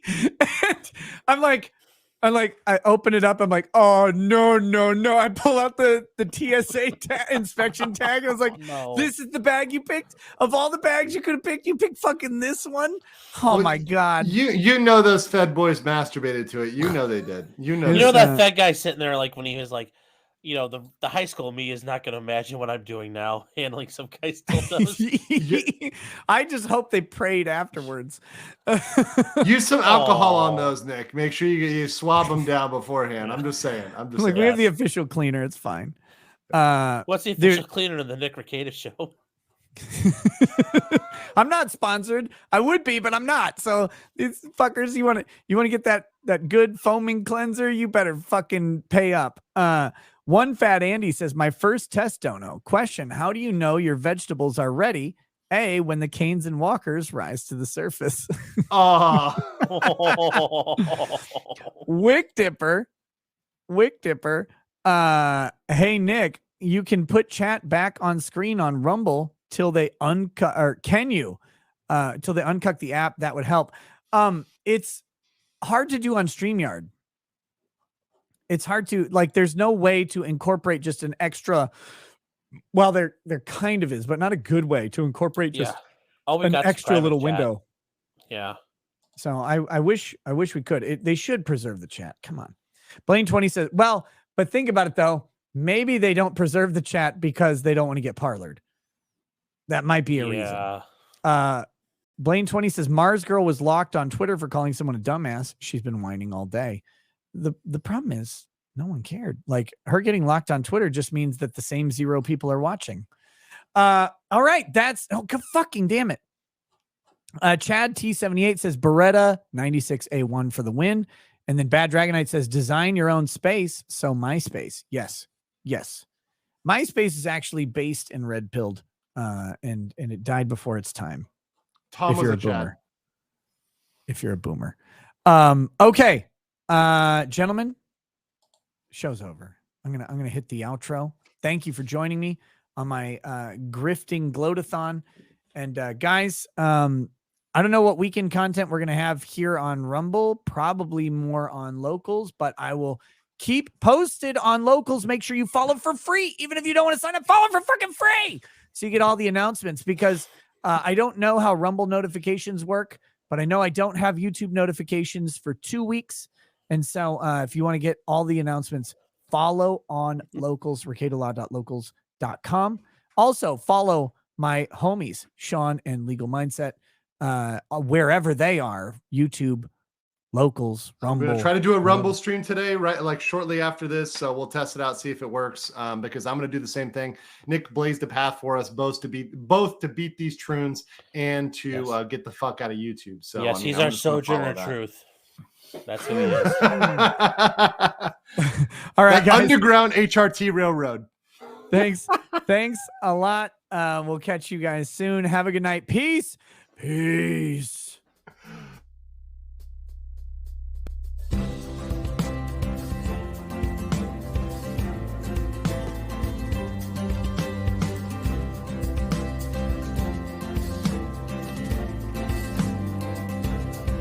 Oh, he drinks a fair bit, but you realize that it just helps get his noggin jogging along. With his glass by his side and his kids asleep tight, we'll hear some lost-plaining tonight.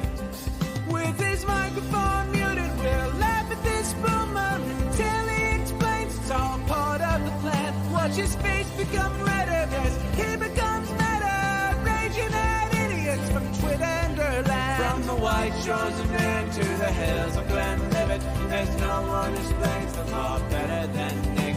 So pour out a glass for the ones who have passed to make the law what we have now.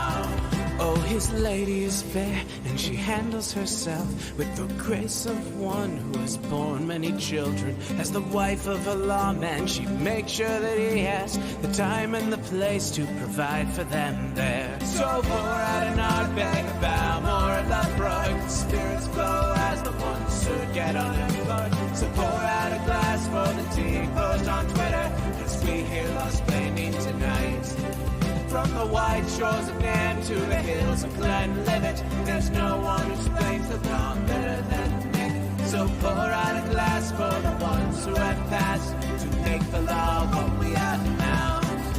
Oh, the guests are all plentiful, from Dundee to Drexel. They bring their perspective and spice to the mix. But the reason we're here and the one that we cheer is the one who is showcasing us his career.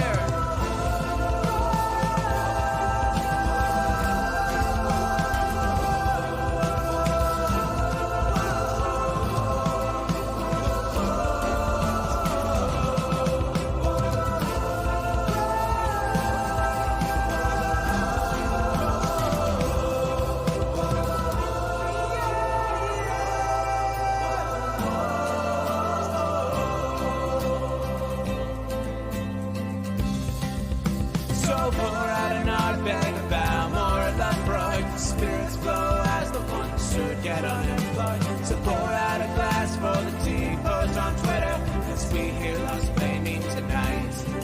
From the wide shores of Nan to the hills of Glenlivet, there's no one who explains the thought better than Nick. So pour out a glass for the ones who